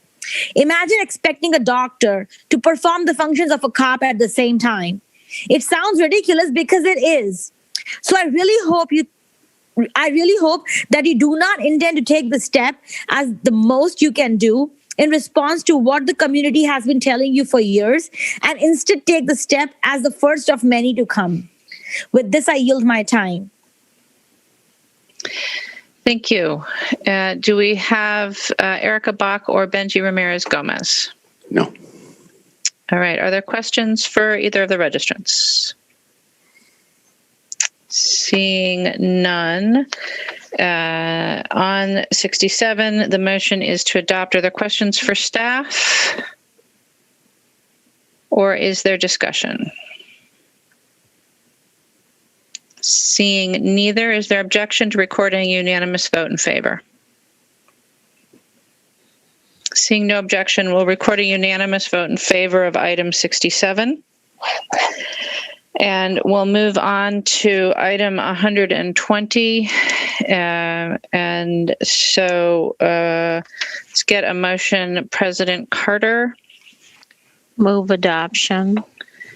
And Alder Skidmore, would you second? Second. All right, moved and seconded to adopt item 120. We'll see if we have our registrants on this item with us, starting with Ananda Deacon and Megan Spielbauer Sandate. Hello, can you hear me? Yes, go ahead. Ooh, okay. Yeah, my name is Ananda Deacon, and I'm speaking on behalf of nobody but myself. I just wanted to speak against item 120, the resolution proposed by Alder Carter and Skidmore. I'd like to start by saying that the city of Madison thinks that they're real slick with the coded language they love to use. This resolution against all forms of violence is really purposeful language because speaking in opposition makes it seem like you're for violence, but this is not the case. Being against the resolution means you know that what this bill would actually do and who or what it would actually protect. These legislations or resolutions are not crafted in a bubble. They are crafted in response to what's happening in the world, i.e. the destruction of property that sometimes happens during protests. Protests, mind you, that are in response to the violence inflicted onto BIPOC by the state every single day. So you all cannot sit there and tell me that if this resolution had been in place a month ago, that it would have protected a known community activist who was abused in her own home and was taken into custody and had or still has her children taken from her. And you cannot look me in my face and tell me that this legislation would have protected her and her children from the state-sanctioned violence inflicted onto them. If y'all want to talk about violence, we can talk about violence.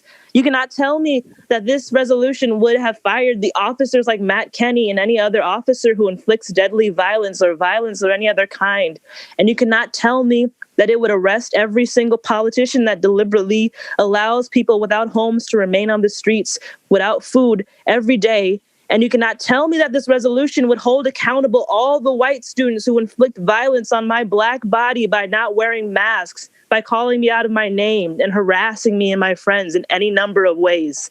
If you all want to rid City of Madison of violence by 2030, feed people, house people, protect sex workers, defund the police, protect people of color at all costs. Don't prioritize property over people. It just shows your priorities once again. And I yield my time. Thank you. Next, do we have Erica Bach of Tempe Drive? No, Mayor. We have none of the other people wishing to speak are here. All right. Are there any questions for our speaker? Alder Harrington McKinney? Thank you. I have a question for Erica. May I call you by your first name? Erica, when you... that wasn't Erica, Alder. It was Ananda. Was that Ananda? Yes. Okay. Ananda, when you look at this resolution as it is written, what would you have done to it to be, because when we're talking about violence, are we rewriting it? What would you do with it? What should we do with this resolution to take it back, refer it, and bring it back to you? What should we do with it? Yeah, I think that is an excellent question. And had I been asked that question about 2 hours ago, I would have had a better response. I'm trying to look to pull it back up. But I just think other speakers who spoke about it in the early public commentary, they were talking about how it's not specific enough, how it doesn't address like victims of domestic violence explicitly, the crime inflicted upon like sex workers. Like it's not mentioning by name, like if violence is done onto the trans community, that type of violence is condemned. And so when you read it, it just seems like it is condemning violence against property and businesses specifically.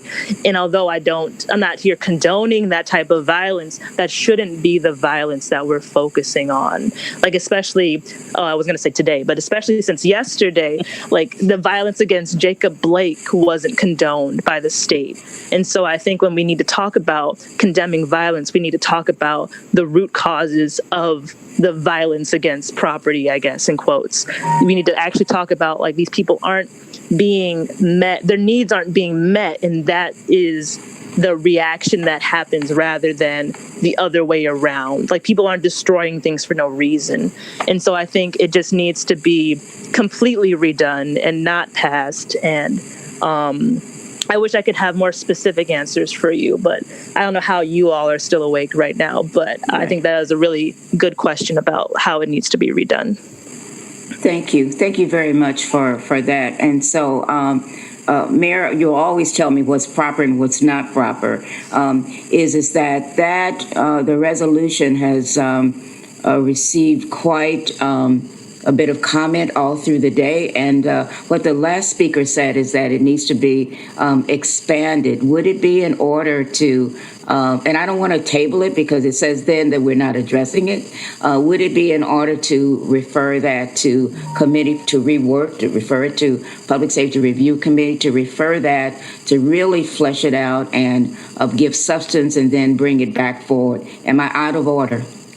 Although the motion currently is to adopt motions that would be in order at this point, would be to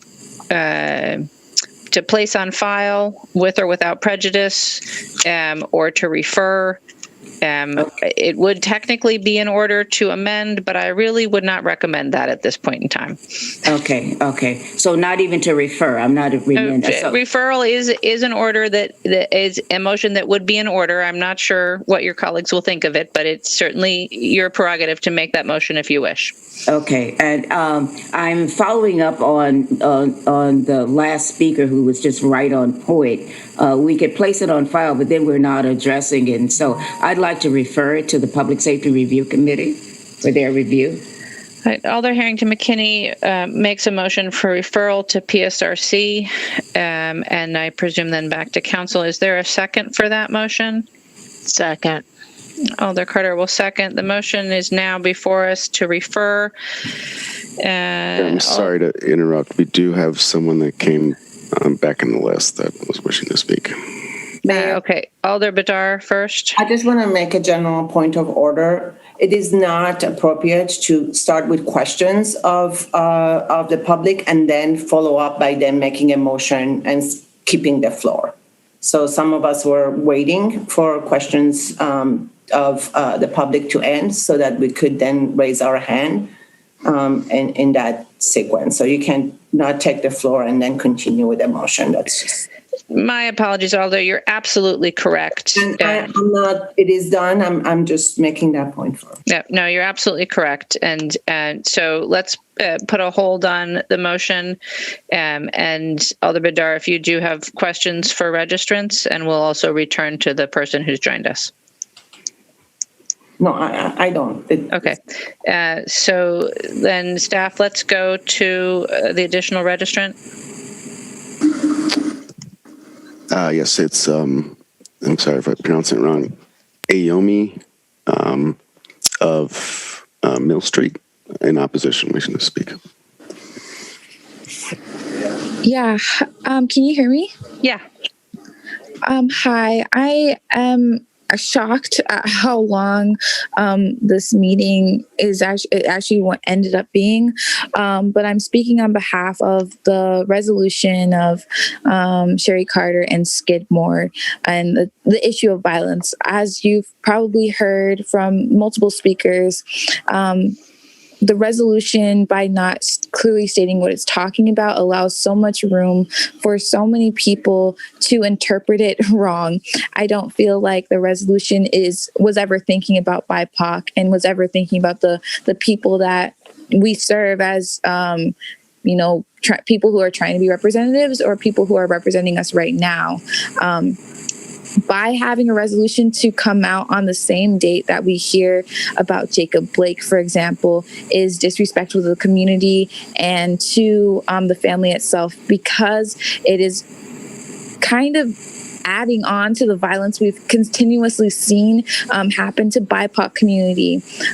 Today, for example, I was even out on the streets protesting for the lives of so many people, protesting for you, everyone here on this meeting today, making sure that we seek justice for the community. If Madison wants to begin the conversation of violence, they need to first address Matt Kenney. They need to first address how they have not done what it takes to even begin to address violence, because they're not actively noticing the violence that continues in their city.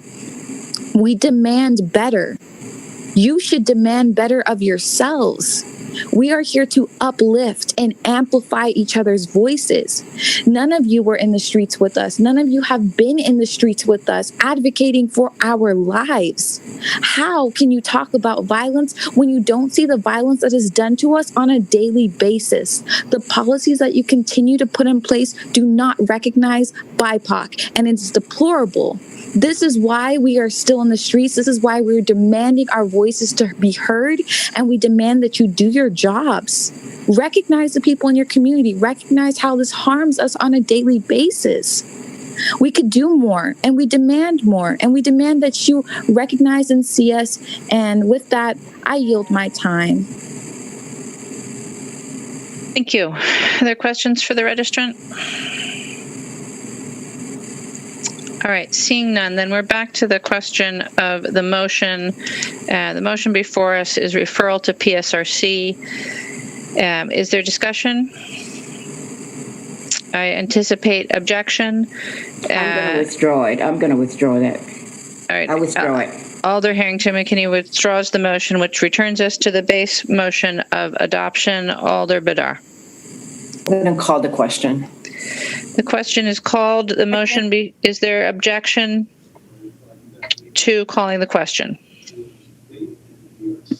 Seeing no objection, the motion before us is to adopt. I anticipate the request for a roll call. So all those in favor, aye. Those opposed, no, as your name is called, and the clerk will call the roll.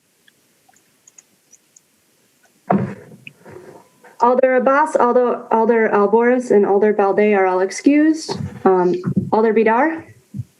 Abstain. Abstain. Carter?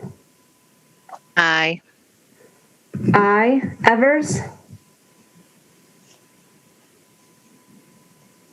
Abstain. Abstain. Foster? I'm sorry, can you repeat that?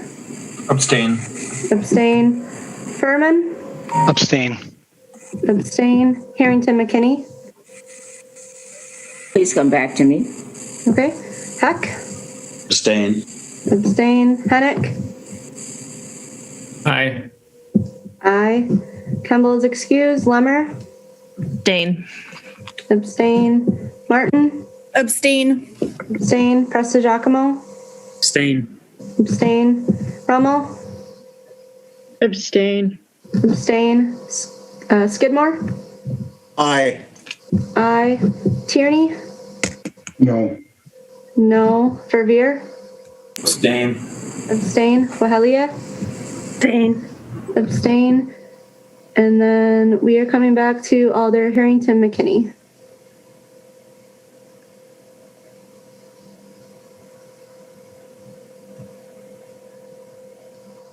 No vote. Are you abstaining or are you voting no? I'm voting no. Okay. No.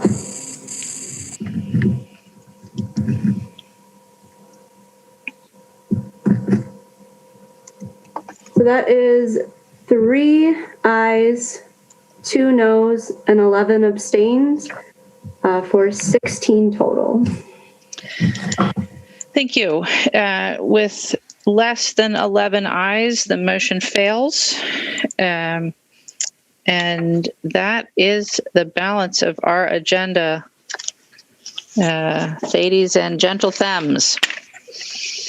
Alder Evers. Yes, I just want to note that Alder Kimball, who couldn't be here tonight, texted me a little bit ago saying that she had landed and that our meeting took up the time of an entire transatlantic flight. So, anyways. Thank you, Alder Evers. And we should wish Alder Badar a happy birthday one day closer than it was the last time we did. And are there any further announcements or introductions from the floor? Seeing none, I would entertain a motion to adjourn. Move to adjourn. Alder Wahilia, you were almost close enough. Go ahead and second. Oh, I'm sorry. Go ahead. Second. All right. Moved and seconded to adjourn. Is there any objection to recording a unanimous vote in favor of adjournment? Seeing none, we are adjourned. Thank you all very much and have a good rest of your night. Good night, everyone.